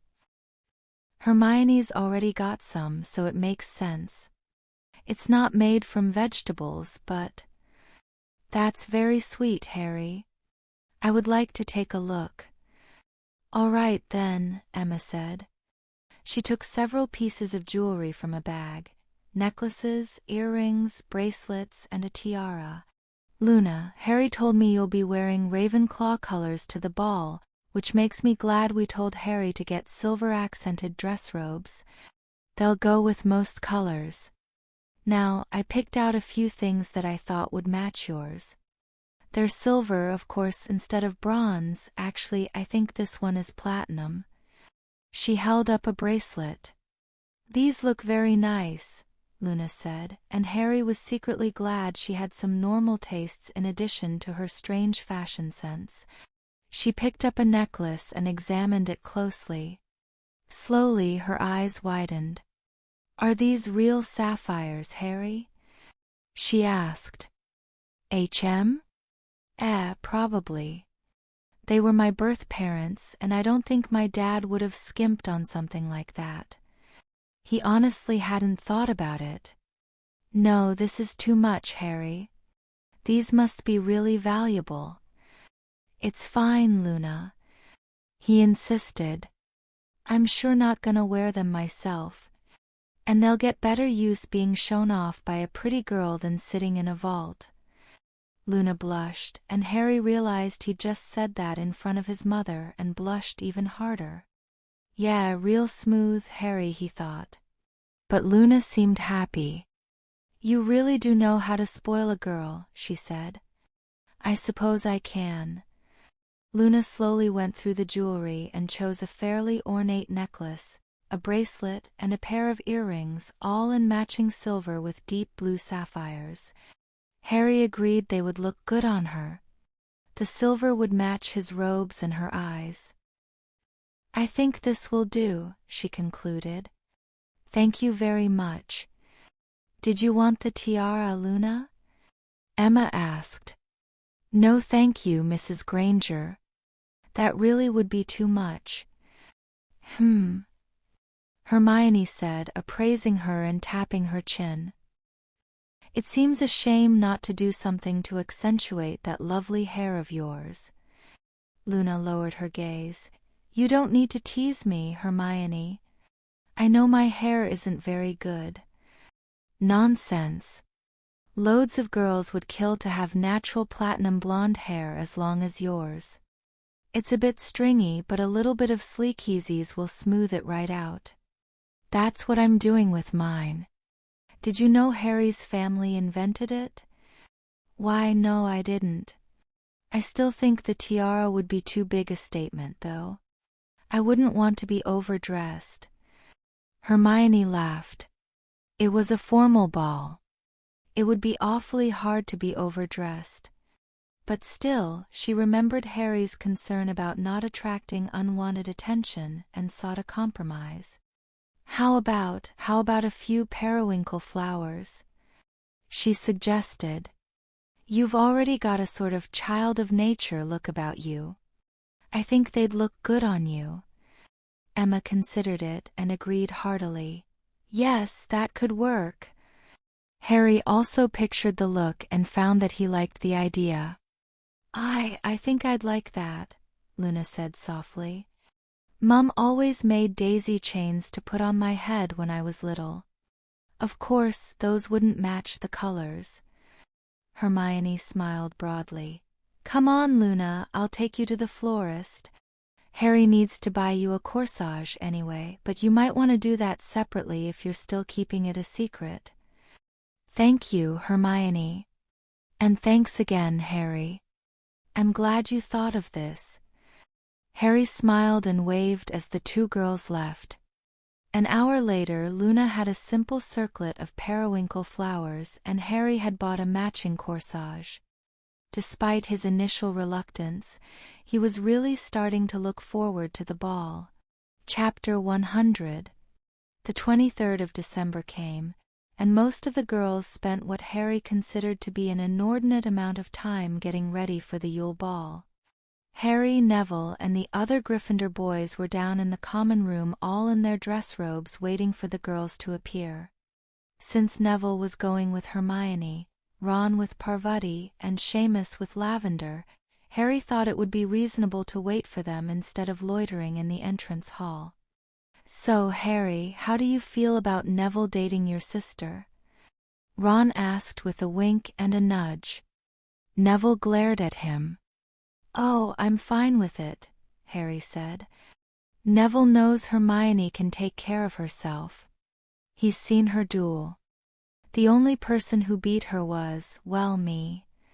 That thought did make Neville a little nervous, especially when Harry shot him a mischievous grin, and the other guys sniggered at his expense. But the thought was forgotten when the girls arrived. When Hermione descended the stairs, Harry almost didn't recognize her. It was the hair that did it. Aside from a couple of ill-fated experiments years ago, he had never seen his sister with well-behaved hair. Tonight it was smoothed down and done up in a way that her roommates must have had help with, since Hermione was no fashion maven. She came down wearing Lily Potter's emerald green dress robes, plus jewelry and makeup that she never bothered with normally, and even Harry could admit she looked beautiful. But he barely had time to notice all of that before he was distracted by something far more shocking. "Hermione, your teeth!" he exclaimed. Hermione smiled broadly, revealing 2 rows of perfectly straight teeth. The buck teeth that he'd seen his whole life and that he always told her looked cute on her no matter how much it annoyed her were gone. "I wanted to surprise you," she grinned. "After we split up in Hogsmeade, I convinced Mom and Dad to let me get them adjusted. I've been wanting to for a while, and the ball seemed like the best time." "You didn't really need to, Mione," Harry said. "That's not your business, is it?" She retorted. "You know I never liked my teeth." "Well, I think why you look great, Hermione," Neville said, struggling to find his voice, but he recovered and kissed her hand before taking her by the arm. "Why, thank you, Neville," Hermione said. "Shall we?" "Way to set a standard, Nev," Seamus half complained as he took Lavender's arm, and the girls giggled. "Come on, guys," Ron said. "I want to see who this mystery date of Harry's is." "I hope it's a Slytherin," Lavender said. Everyone turned and stared at her. "What? Why?" Harry said. "Because then you could play the star-crossed lovers. It would be so romantic. Plus she's got 5 sickles riding on it," Parvati said. "You bet on who my date is?" "Well, you're famous, aren't you?" Hermione said. "I bet a sickle on Natalie MacDonald myself." "Hermione, you know who my date is?" Hermione just laughed. "And who says girls can't play pranks?" By the time they made it to the entrance hall, most of the group was laughing at Harry's expense, but he was in a good mood and let it go. The Slytherins passed through while they were waiting in their extra-formal, extra-old-fashioned robes. Harry didn't particularly think they looked becoming. Draco Malfoy, for example, looked like a vicar. His date, Pansy Parkinson, looked like a sheep walking on its hind legs. Crabbe and Goyle looked like a couple of mafia goons, but that was normal for them. Professor McGonagall called the champions over to her to wait for everyone else to be seated before the formal procession, and Harry got his first look at the other champions' dates. Cedric was there with Cho, of course. Hermione's advice had paid off for Victor, who was standing with a very elegant-looking Daphne Greengrass on his arm. Fleur, it seemed, hadn't put as much effort into finding a date if the glazed-over look on Roger Davies's face was any indication. He was probably the highest-status date she could find, Quidditch captain and second in his class after Cedric, but that didn't help him resist her allure. "Go on, Mr. Weasley," McGonagall said, shooing the rest of the group into the Great Hall. "But I want to see Harry's date," he said. "Come on, you'll see her soon," Parvati said and pulled him along. "Mr. Potter, where is your partner?" McGonagall demanded. "She should be here any minute," he said nervously. Luna could be flighty sometimes, but he couldn't imagine her standing him up, intentionally or otherwise. "Hello, Harry," a cheerful voice called from the stairs. Harry turned and smiled as his date strode towards him. Luna's dress robes actually looked fairly normal by her standards, although they still might have fit in better at a Renaissance fair than a formal dance. They looked like a bright royal blue dress in a medieval Muggle style, with sleeves flared out very wide at the ends and laces down the front, although they ended at ankle length so she wouldn't trip over them. They had glittering bronze trim all around and bronze flowers worked into them. And Harry's mum had been right, the silver jewelry did match her eyes. Luna had clearly taken Hermione's advice about her hair too. The circlet of periwinkle flowers was braided into her hair to keep it from falling into her eyes, but she let the rest of it fall free down her back in smooth, shiny waves to show it off. "You look stunning this evening, Miss Lovegood," Harry said, kissing her hand. "Why, thank you, Lord Potter," Luna replied with a giggle and a curtsy. "You look very handsome yourself." The Hogwarts students stared at them in obvious amazement, probably both because Harry was going with Luna and because Luna had cleaned up so well. She was the smallest and youngest of the four girls. True, Cho was only an inch taller, but Luna just looked tiny. But in Harry's completely biased opinion, she was the best-looking of all of them. Even Professor McGonagall looked a little surprised. So much for not attracting attention, Harry thought. "Oh well." "Very well then, Mr. or Lord Potter," McGonagall said. Harry could admit the title felt appropriate tonight. "All of you line up, please." And she led them into the great hall. The hall was a beautiful sight. The teachers had really gone all out with decorating. It looked like a winter palace from a fairy tale, filled with frost, icicles, and garlands of ivy from floor to ceiling while still being comfortably warm. And just like an old-time ball, everyone stood and applauded as the procession walked in. Harry didn't notice any stares or comments yet about Luna, but he was sure there were some. The champions and their dates joined the 6 judges at the largest of the round tables that dotted the hall, and after greeting them, Dumbledore officially opened the feast by taking his seat. Harry found himself maneuvered to sit between Luna and David Monroe, who smiled broadly at him. Unlike the usual feasts at Hogwarts, the food didn't appear at once. Instead, people were to order individual entrees off a menu, which would, apparently, be delivered up by the house elves at once. Soon the champions were deep in conversation, comparing the ball with the feasts they had at Durmstrang and Beauxbatons. Unsurprisingly, Victor was impressed with Hogwarts's display, while Fleur was underwhelmed. However, with so many Quidditch players at the table, it was only natural that the conversation soon turned to the Quidditch tournament. Due to the busy schedule, they'd only been able to squeeze in 5 matches of the planned 15 so far, so it was hard to tell how things stood. Furthermore, each of the Hogwarts houses had played twice, while each of the visiting teams had only played once. However, it looked like it would probably be down to Durmstrang, Gryffindor, and Slytherin, with Durmstrang being the favorite not just because of Victor, but also because of a strong squad overall. Durmstrang was a very large school and thus had a large student body to draw from. Beauxbatons also had the advantage of fielding an all-school team, but they were cursed with a SOSO seeker who had barely beat out Cho in their first match and thus couldn't compete with the leaders. Now, Bagman, you can't be offering bets when 4 of the team's seekers are at the table," David Monroe chided when his fellow judge got a little too animated about the whole thing. Harry thought he heard Monroe mutter something rather coarse about it under his breath, but he kept it to himself. "Poor form, don't you think?" Karkaroff sniped. "You're supposed to be the head of magical games and sports, after all." "Just trying to have some fun with it," Bagman insisted. "You should try lightening up sometime, Igor." Karkaroff looked like he'd much rather curse Bagman than join in his fun. "So, Harry," Cho asked, Did you ever play any sports before you came to Hogwarts? I imagine growing up in the Muggle world didn't give you many chances to play Quidditch. Oh, sure, Hermione and I played football back home, Harry said, and we took karate lessons for years.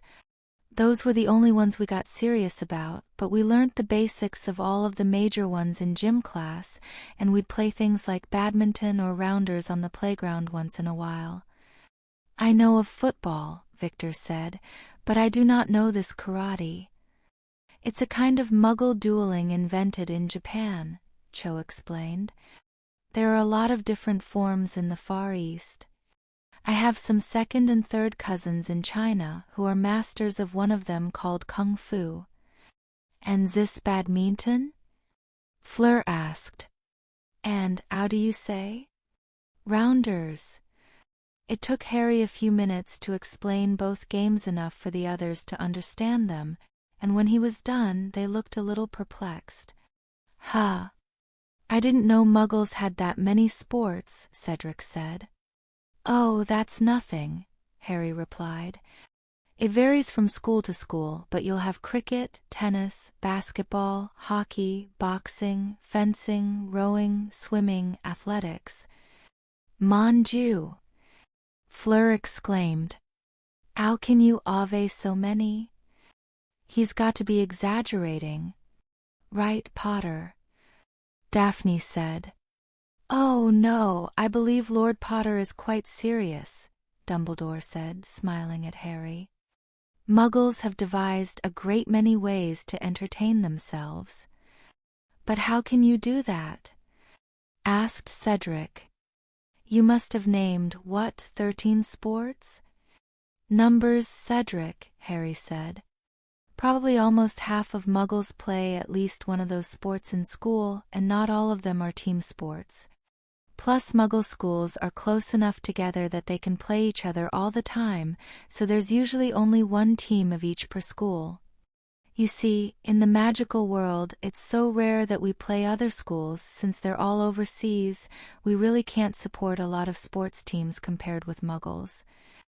I can see how numbers would work, Victor agreed after some thought. But it is still surprising.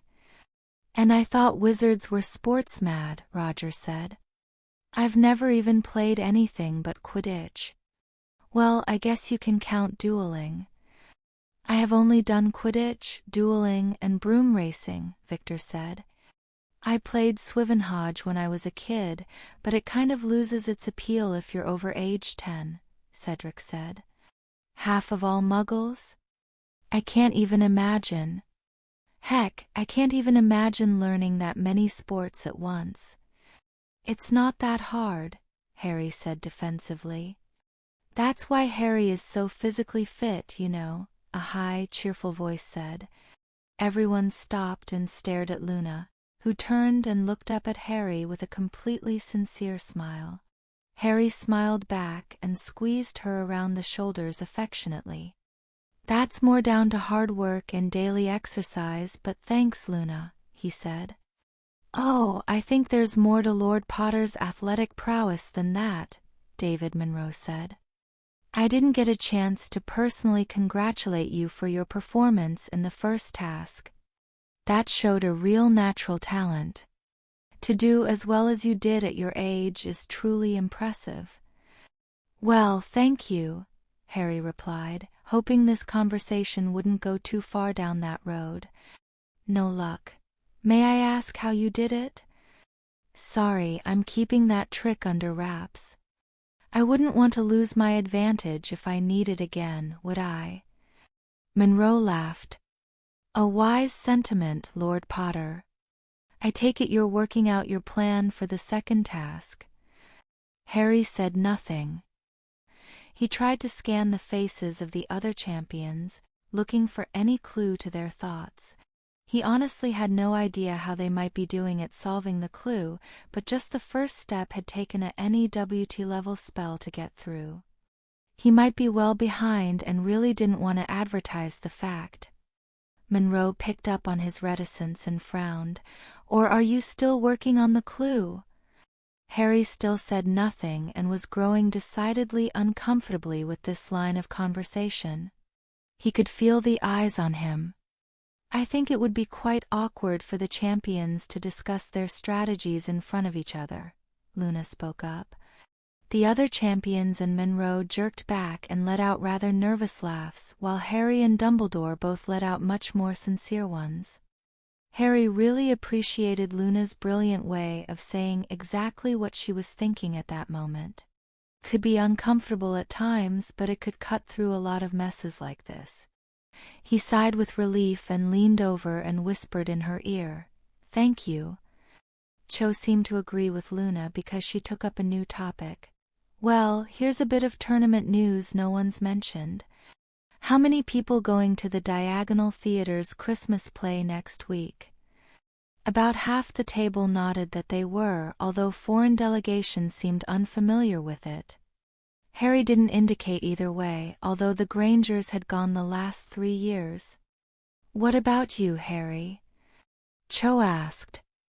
"I honestly don't even know what they're showing," he said. "I haven't had time to pay attention." "Really?" Mandy Brocklehurst's been talking about it for weeks. It's a new original production, like The Wizard and the Hopping Pot. It is. Harry was suddenly much more interested. The past 2 years the theater had run old plays, but their one original production he had seen had been their best work, and was instrumental to the passage of the Muggle Protection Act. "What's it called?" "La Tragédie du Tournoi d'Enai." "Oh, a French play?" Fleur perked up. "No, English," Roger said. "The title is because it's set in France." "Yes, it's about the last Triwizard tournament." "The 1792 tournament?" Madame Maxime said. "That would be very interesting, if it is done well, of course." Harry blinked a few times, still trying to parse the title. Hermione had looked up past tournaments and found that the most recent attempt that had actually gone forward had been held at Beauxbatons in 1792, which was in the middle of the French Revolution. And if he remembered right, 1792 was year I on the revolutionary calendar. His interest was definitely piqued.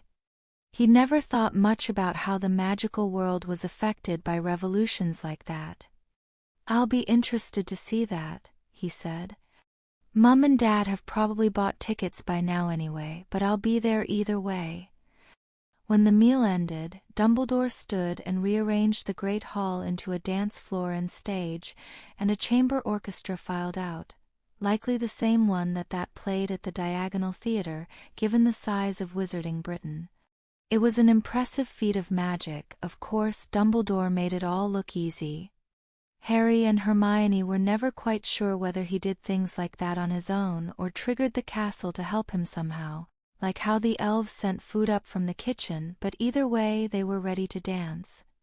The champions stood to take their places. Harry offered Luna his hand and said, "Well then, shall we dance?" Luna smiled and joined him on the floor.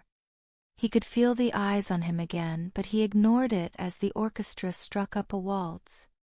He had practiced the steps leading up to the ball to refresh his memory, but never with a partner.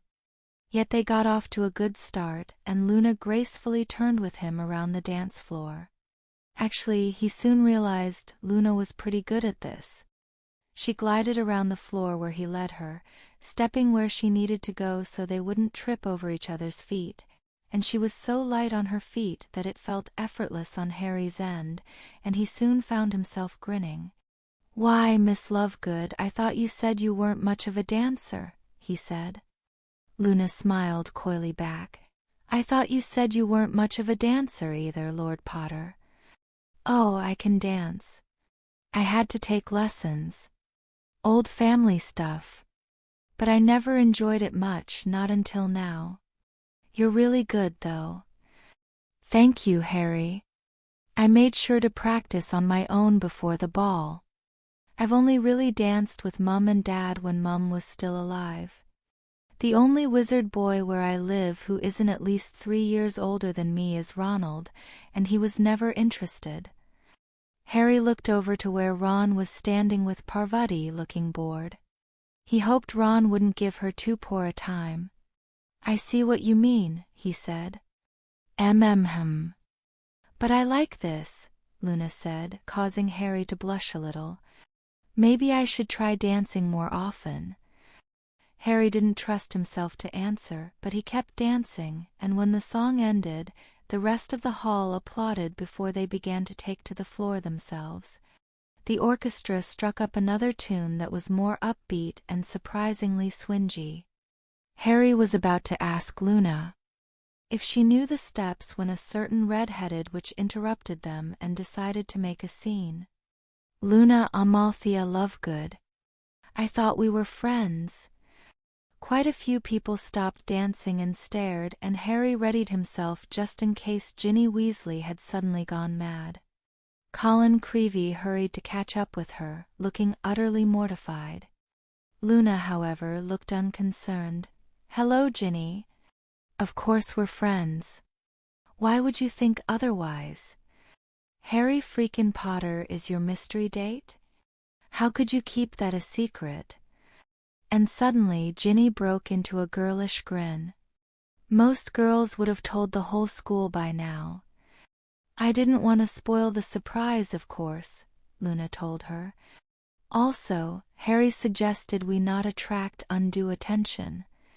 At that, Ginny turned as red as her hair as she realized attracting attention was precisely what she was doing.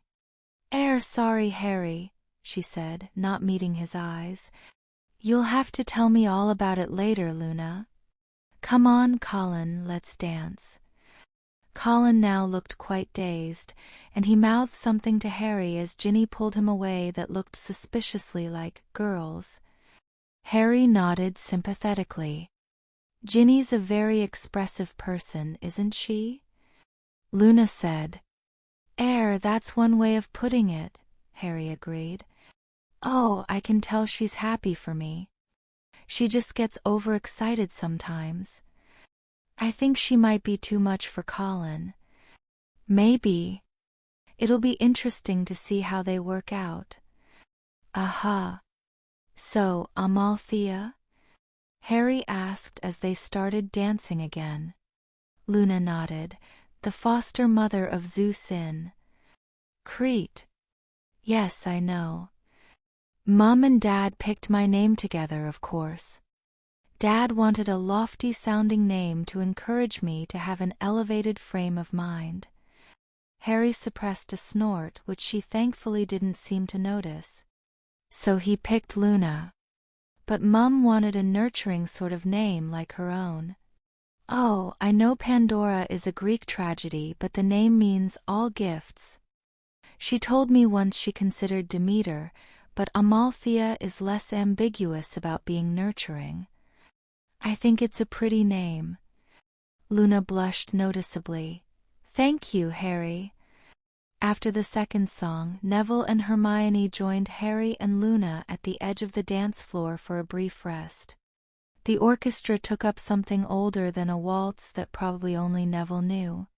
Predictably, Malfoy and Parkinson took center stage, but they didn't pay them any mind. I was worried there for a minute, Hermione said. Harry didn't need to look to know she was talking about Ginny, but the redhead now looked perfectly content chatting with Colin. Anyway, you two looked lovely out there, Hermione continued.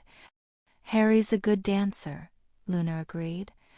Surprisingly so, she agreed. Just don't fill up your whole dancer card, little brother. I can already see a lot of girls have their eye on you.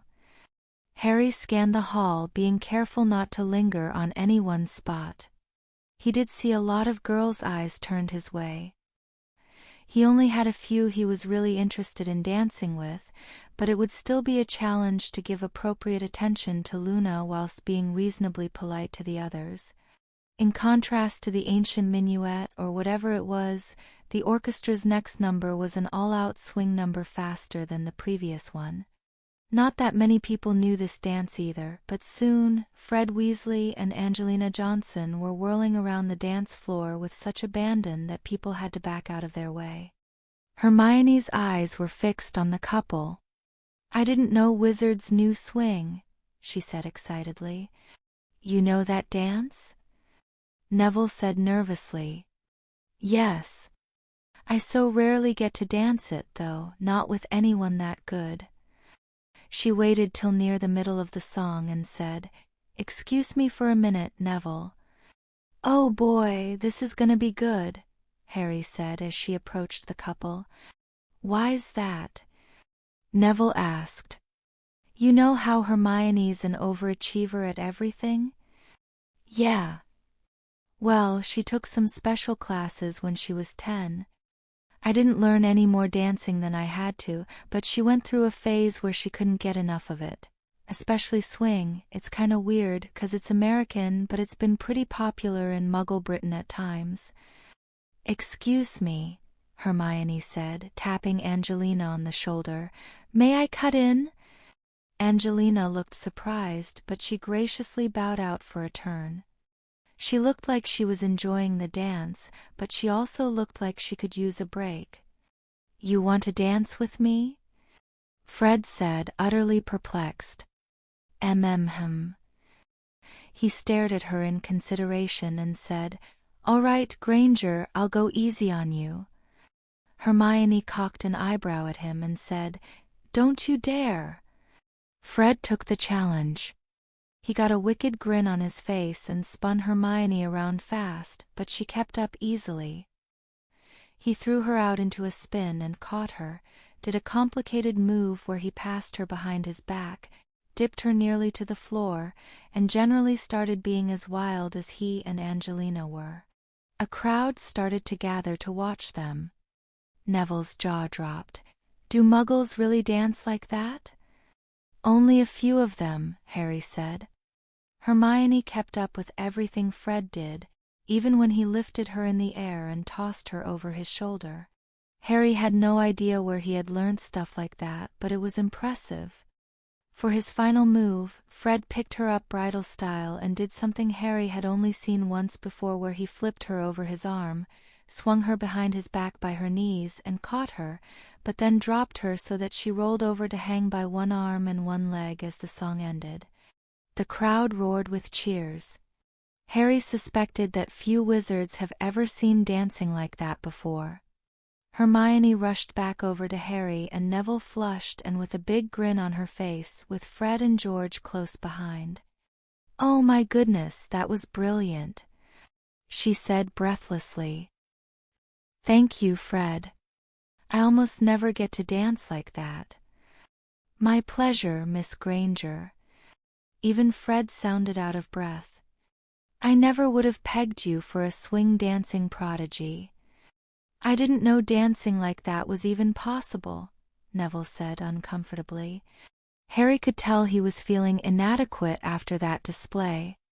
But Hermione kept smiling just as broadly and patted him on the shoulder. "I can teach you if you want, Neville," she said. "I'm sure you can get it with some practice. It's good exercise, anyway." "Gee, thanks," Neville said, clearly unsure whether to be pleased or even more nervous. "Well, here's something I never thought I'd see," George said. "Hermione Granger and my twin brother dancing together." "And being brilliant at it," Angelina said. "You'll have to teach me, Fred. That was amazing." "No problem, baby." Fred smiled at her and kissed her on the cheek. "Oh, and by the way, Harry, that thing you asked about is ready." "Excellent," Harry said with a grin. Hermione turned on him at once. "Harry James Potter, what did you do?" "Just a bit of fun. I just had them arrange an extra waltz while the band is setting up." Hermione continued to eye him suspiciously, but she let it go. At this point, seeing that none of the group was dancing, other people started moving in, at least some to try to find new partners. Cedric and Fleur wandered over while Roger was dancing with Cho, as did Victor and Daphne. Unfortunately, so did Malfoy and Parkinson. Malfoy just had to get his digs in, didn't he? He looked Harry and Luna up and down and said, "Lovegood, Potter? Really?" "Yes, Malfoy," Harry said. Malfoy burst out laughing. Harry fumed. "A gentleman should respect a lady, Malfoy. Are we going to have a problem here?" He knew if he'd done that to Parkinson, Malfoy would probably call him out, no matter how ridiculous her dress looked. "No, Potter, I just want to take in this picture," Malfoy said, still laughing. "This is just too perfect, isn't it, Pansy?" Parkinson gave a simpering giggle. "Potter and Looney.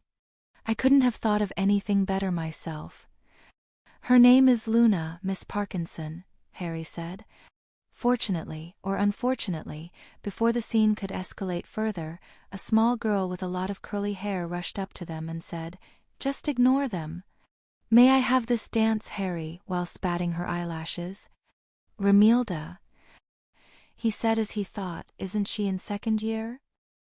He couldn't come up with anything better to say than, "How did you get in here?" "Oh, I came with Cormac, but that's not important." She nodded at Cormac McLaggen, who seemed to have his eye mainly on Fleur at the moment. "So do you want to dance?" "Oh, sorry, Romilda, but I was just about to have a dance with Fleur." Fleur raised an eyebrow at him. "Please," he mouthed.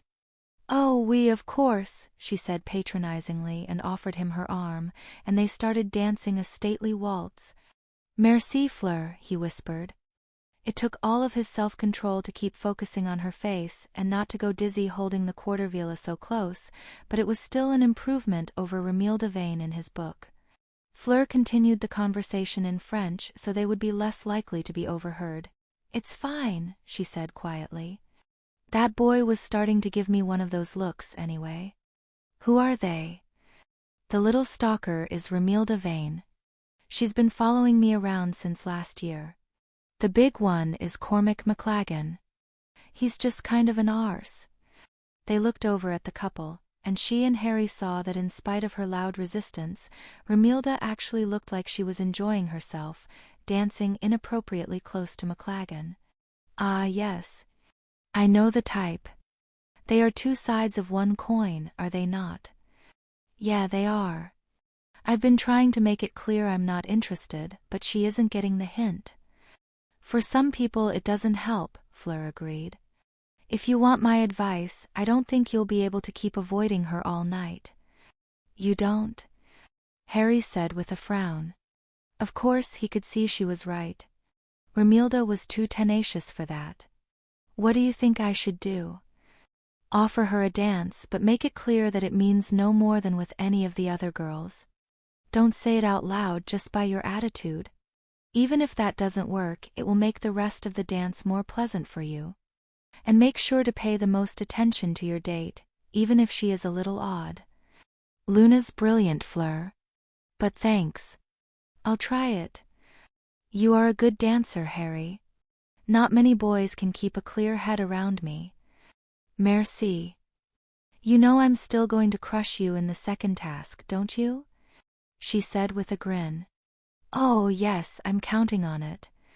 So Fleur wasn't still angry per se about the first task, but she was still determined to take him down, so that was fair. He danced a couple more times with Luna, with Ginny, Cho, Daphne, and Luna again, but then he found himself cornered and accepted a dance with Romilda Vane. Unfortunately, this turned out to be the orchestra's last song, and it was a very slow waltz.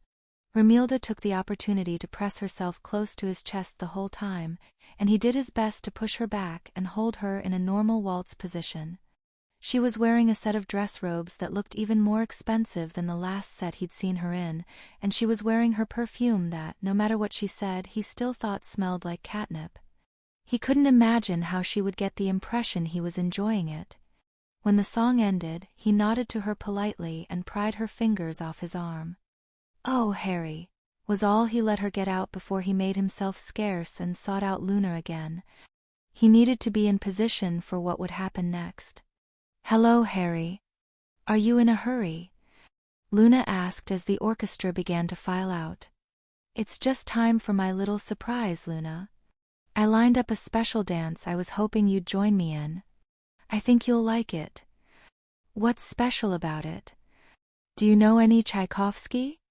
The Pathetic Symphony. No, I'm afraid not. Oh.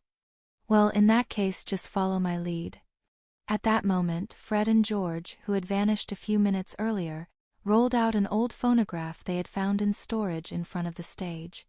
Harry had provided the record, discreetly ordered from a Muggle shop by Remus. And now, ladies and gentlemen, Fred called out. A special request from the audience, George finished, and they started the phonograph. Harry grinned as the music started. They began with a snatch from the end of the previous movement to make it sound like it was normal music. But then he whispered to his partner 6, 7, 8, 9, 10 and started moving. Luna's eyes widened more than usual in understanding, and she caught on quickly. As for the other couples who tried to dance the song, they weren't so lucky. It was a waltz. It sounded just like a waltz, a very pretty waltz, in fact, until you tried to dance it. Half the Yule Ball were suddenly tripping over their own feet. Harry, however, had practiced dancing a waltz in quintuple meter rather than triple meter, and he had no problem with it.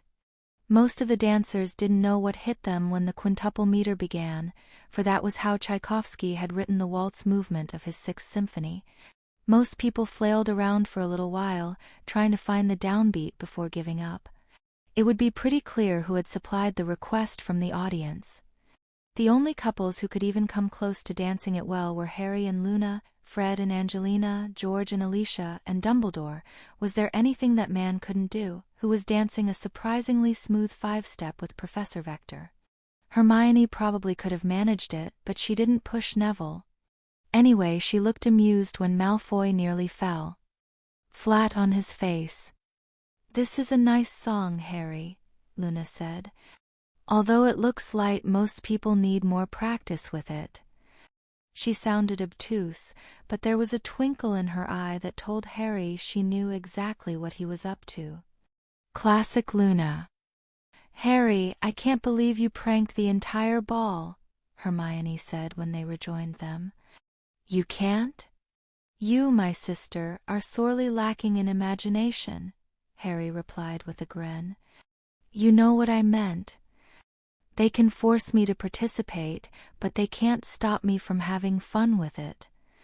Hermione sighed. "You are incorrigible, Harry.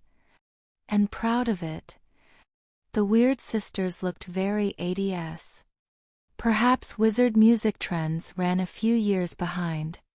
They played drums, guitar, and bass, but also cello, lute, and bagpipes. To Harry's and Hermione's surprise, all of those instruments actually worked well together. However, their first song, a heavy metal piece called "Do the Hippogriff," was entirely too loud. Most of the girls screamed and flocked to the stage like the Beatles were playing or something, but Harry decided to back off. "I don't like this kind of music much," Harry half yelled at Luna. "Do you?" "No, loud music attracts rackspurts," she yelled back. After 2.5 years of this, Harry was starting to get a feel for Luna's code. Attracts rackspurts meant it was too distracting for her tastes, at least he thought that's what it meant. "They'll probably play some more slow songs later, when people are tired," he reasoned. "You want to take a walk in the rose garden?" "Yes, that sounds nice." Harry, Luna, Hermione, and Neville all headed to the back of the Great Hall. It looked like quite a few other couples were getting the same idea as they also proceeded to the entrance hall. "Excuse me, Mr. Potter."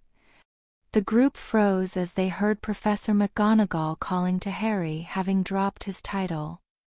"Yes, Professor?" he asked, turning to face her. "Do you think your actions just now were appropriate for a formal event?" "With all due respect, ma'am, this tournament lost the right to my respect when it forced me to be an unwilling participant," Harry said. And besides, Professor Dumbledore seemed to like it. McGonagall gave him a sour look, but she held back any sharp criticism. "That's not exactly a ringing endorsement, Mr. Potter," she said. "But be that as it may, I trust there won't be any further disruptions tonight. I didn't plan anything else, Harry said truthfully. Good. In that case, do enjoy yourselves. It's not often that we have a ball here. Actually, I've been meaning to ask about that, Professor, Hermione spoke up. I understand it's a Tetrawizard tournament tradition, but it would be nice if we had dances more often. I mean, most Muggle schools have at least one dance every year. Often 2 or 3. 2 or 3. Between that and the sports, it's a wonder Muggles manage to get anything done. McGonagall said. The headmaster told me your explanation of Muggle sports, Mr. Potter. I wasn't sure whether to believe it. What's this about? Hermione asked him. I was explaining to the other Quidditch players about all the sports we have in the Muggle world. Sometime, I think it would be nice if we had more sports available here, too, like football or cricket or... Whoa, easy there, Tiger, Hermione cut him off. This isn't a Muggle school, remember? If you want to even try with that, I think we'd need to see if we could drum up enough support for football before we took it any further. I would advise you to be a good deal less ambitious, Mr. Potter, McGonagall said. This school is already busy enough as it is. Honestly, it's really not, ma'am, Hermione protested to her obvious surprise. Muggle schools do a lot more than Hogwarts does. It's just a matter of oversight and of students having to pick and choose which events to attend. And many of the events are student-organized. In a Muggle school, the prefects would do a lot of planning for the dances. Is that so? McGonagall thought for a moment. I don't know about sports so much, she concluded, but it is good to have an event like this one once in a while. There have been stretches in the past when Hogwarts held an annual Christmas, Halloween, or Valentine's ball, but Headmaster Dippet was anything but an art lover, and Professor Dumbledore, for all his eccentricities, doesn't seem to think about such things. Perhaps it is a tradition worth reviving. That would be nice, Professor, Harry agreed, to Hermione's surprise. Now, if you'll excuse us. They continued on their way and split off in different directions, but before they could get to the rose garden, Harry and Luna were again interrupted. Pissed Harry. Harry used his feline night vision to look into the shadows where he saw Cedric standing alone. What is it this time? He thought. Cedric? What is it? He stepped forward so he could be seen more clearly. I was hoping I could talk to you privately. Harry sighed and looked back at his date apologetically. I'll just be a minute, Luna. He marched over to Cedric's corner and said, Make it quick. I'm on a date. I know. So am I. I wanted to ask how far you really had got with the clue to the second task. Oh. That. I figured out how to get the disc right away, but I haven't made any progress from there. He nodded. I thought you might not have. No offense. If you want my advice, maybe you need to get some air. What? Just find someplace high up and in the open air to clear your head. Like the astronomy tower. Take the disc with you. What are you talking about? I'm just saying, the astronomy tower is a good place to go and mull things over. Come on, Cedric, I told you exactly what the first task was. Oh, all right then. It's not just an astrolabe. It's a collapsible armillary sphere. You need to take it to the top of the astronomy tower and expose it to starlight to unlock it. Then, just remember the code phrase. Right. I'll do that the next time I'm within 100 miles of the astronomy tower, Harry said. Honestly, he was going home tomorrow. Sorry, he replied sheepishly. It took me a while to figure it out myself. Well, thanks anyway. and Merry Christmas." Harry quickly returned to his date, and they finally made it to the courtyard. The cliff leading down to the boathouse had been turned into a blooming terraced rose garden despite the winter cold. It was lit in a soft, flickering light by a number of lanterns hung all through it, and it had a dark, eerie kind of beauty to it. "What was that about, Harry?" Luna asked. "Just a clue to the second task. I'll worry about it after holidays." "Ah. Thank you so much for asking me to come with you tonight, Harry," she told him. "I never thought I'd have this much fun at a ball." "Yeah, me either," Harry agreed. "Thank you for coming with me." They walked through the gardens for a while, arm in arm, up and down the terraces, admiring the scenery. They saw a number of other amorous couples along the way, and they had to be careful to avoid Snape, who was breaking them up. It was only when Harry felt the chill on his face that he realized how cold it was. "Are you cold out here, Luna?" he asked, though he hardly had to. He could see the goose pimples on her arms. "It is getting chilly, isn't it?" "Here, this is why guys wear extra layers, I think." He quickly took off his outer cloak and offered it to her. "Why, thank you, Harry," she said, putting it on. She was so much shorter than he that it brushed the ground, but it would keep her warm. "You're quite the gentleman. These gardens are very beautiful, aren't they? I hope they keep them." "Yeah, they're nice." They continued on, sometimes talking about trivial things and sometimes in pleasant silence. When they had strolled through the whole garden all the way down and back up, they decided to go back inside. It was only then that they looked up and saw the strategically placed mistletoe at the entrance to the courtyard.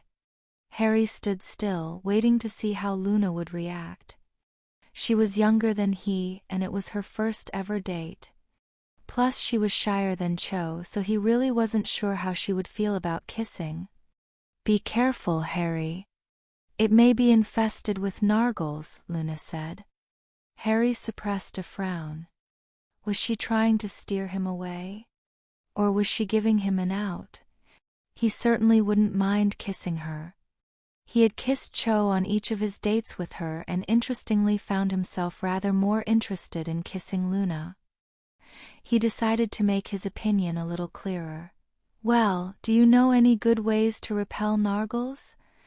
Luna cocked her head to one side thoughtfully.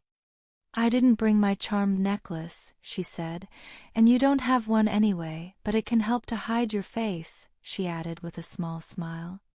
That didn't sound any more encouraging nor less confusing. "What do you mean?" Harry asked. "Well, if you had a tree, where would you hide it?" she said, still smiling. "What?" She took a step towards him. "In a forest, silly." She stood on her toes to bring her face closer to his. Harry finally got the message and smiled as well. He leaned forward and kissed her gently. They stayed there a long time. Well, actually, it probably only lasted a couple of seconds, but his sense of time seemed distorted. He still didn't hear angels singing. Did anyone ever really in the real world? But there was definitely something there that there hadn't been with Cho. He and Luna clicked better, he supposed. They understood each other better. And while Cho was nice enough and very pretty, he had to admit that he had more fun with Luna around. This was turning out better than he expected.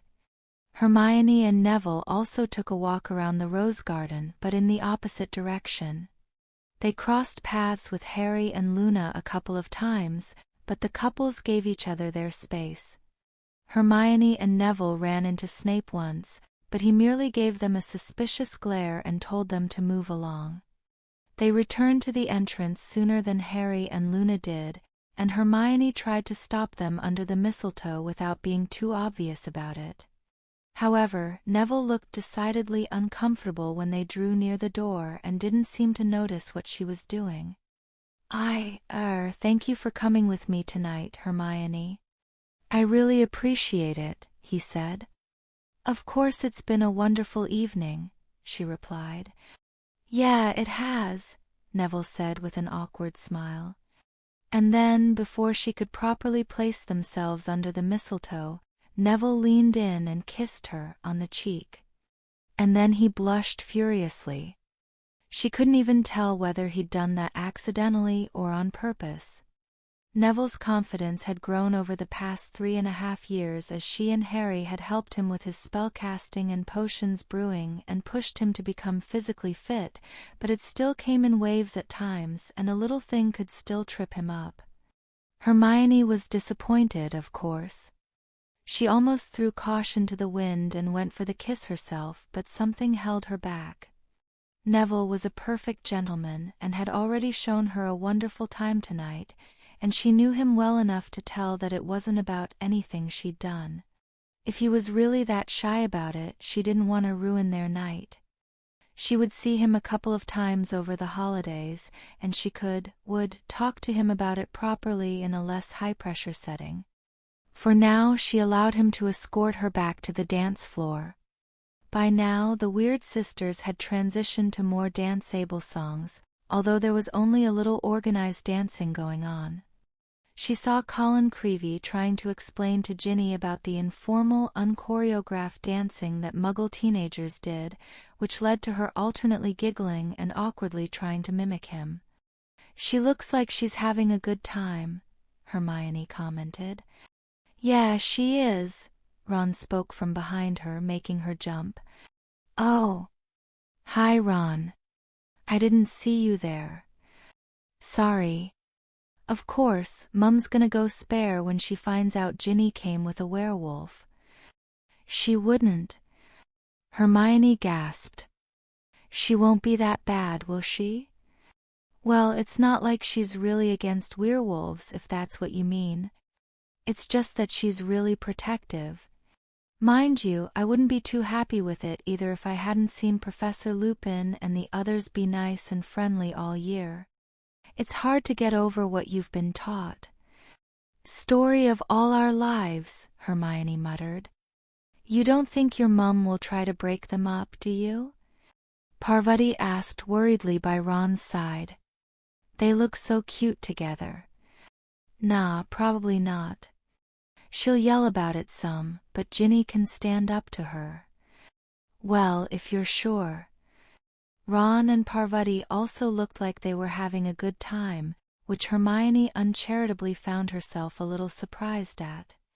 Ron wasn't exactly a romantic, while Parvati decidedly was. But she was happy for them. Harry and Luna came back after the next song, with Harry grinning broadly and even Luna smiling quite a bit more than usual. Clearly something had happened on their walk. Hermione watched from a distance as her brother started dancing again and spun Luna around in a swing style, though nowhere near Fred's level. Nice night, isn't it, Hermione? An exaggerated, smooth voice said. Hermione suppressed a groan and turned to see Cormac McLaggen lounging nearby, with little Romilda Vane sitting by his side, glaring at the couple on the dance floor. I'd say the ball is a success, yes, Hermione answered cagily. Well, you're certainly looking good, McLaggen told her with a grin that bordered on a leer. Thank you, McLaggen, she replied unenthusiastically. I meant most people are enjoying themselves. She turned to watch her brother again and smiled. Harry looks like he's having the time of his life out there. HMPF. Romilda squeaked. Hey, it's not so bad, Romy, McLaggen said. You've still got me. Romilda rolled her eyes and smiled patronizingly at him. You know what you need, Romy? Another butterbeer. Everything's better with butterbeer, am I right? I'll get you some. Hermione, you want anything? Oi! Her date's right here, McLaggen. Neville spoke up. Suit yourself, he said. Just a small glass of punch for me, Neville, Hermione said softly, and Neville also walked off. I just don't get it, Romilda muttered, still glaring at Harry, or more accurately, Harry's date. And Hermione had just about enough of this girl. How does Cormac feel about you crushing on another boy, Romy? She said waspishly. Oh, Cormac and I just came as friends. Friends? She couldn't believe that. Did they even know each other? Sure. He's been really sweet tonight, and he's a good dancer, but we're just friends. Sweet? McLagan? Was this girl in denial? I don't get it. Romilda repeated, stamping her foot. It's Loony Lovegood. She's barmy. She's not barmy, Romilda. And her name is Luna, Hermione snapped. And they're clearly having a great time together.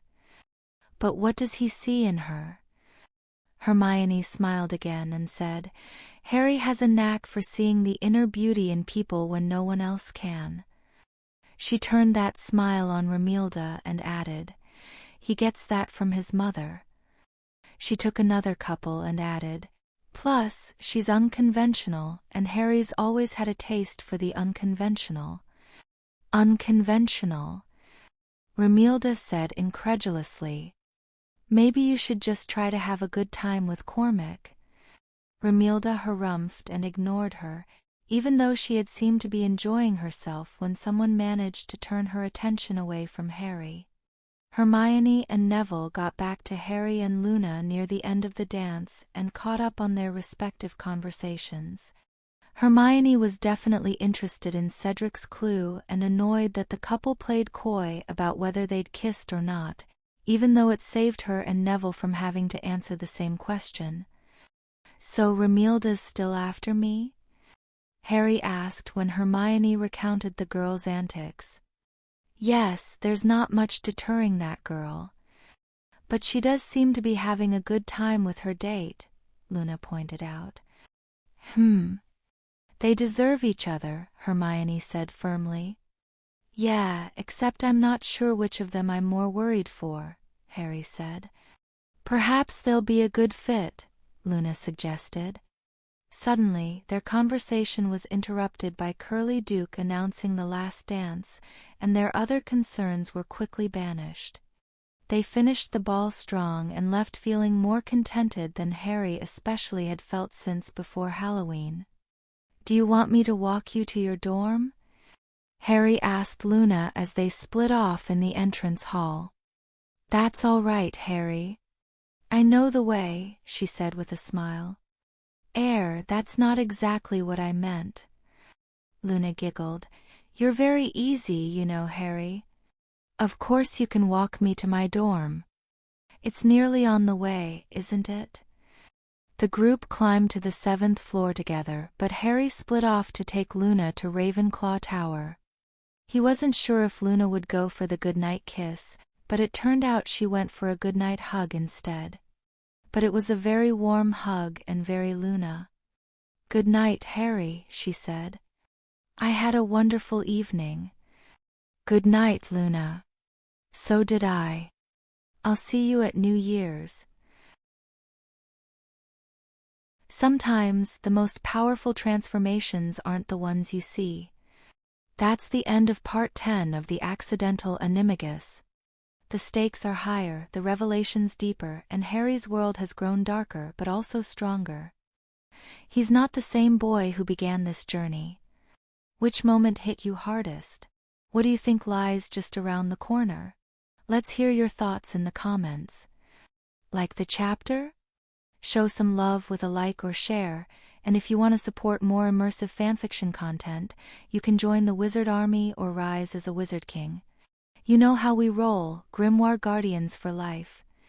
Stay curious, stay brave, and as always, stay magical.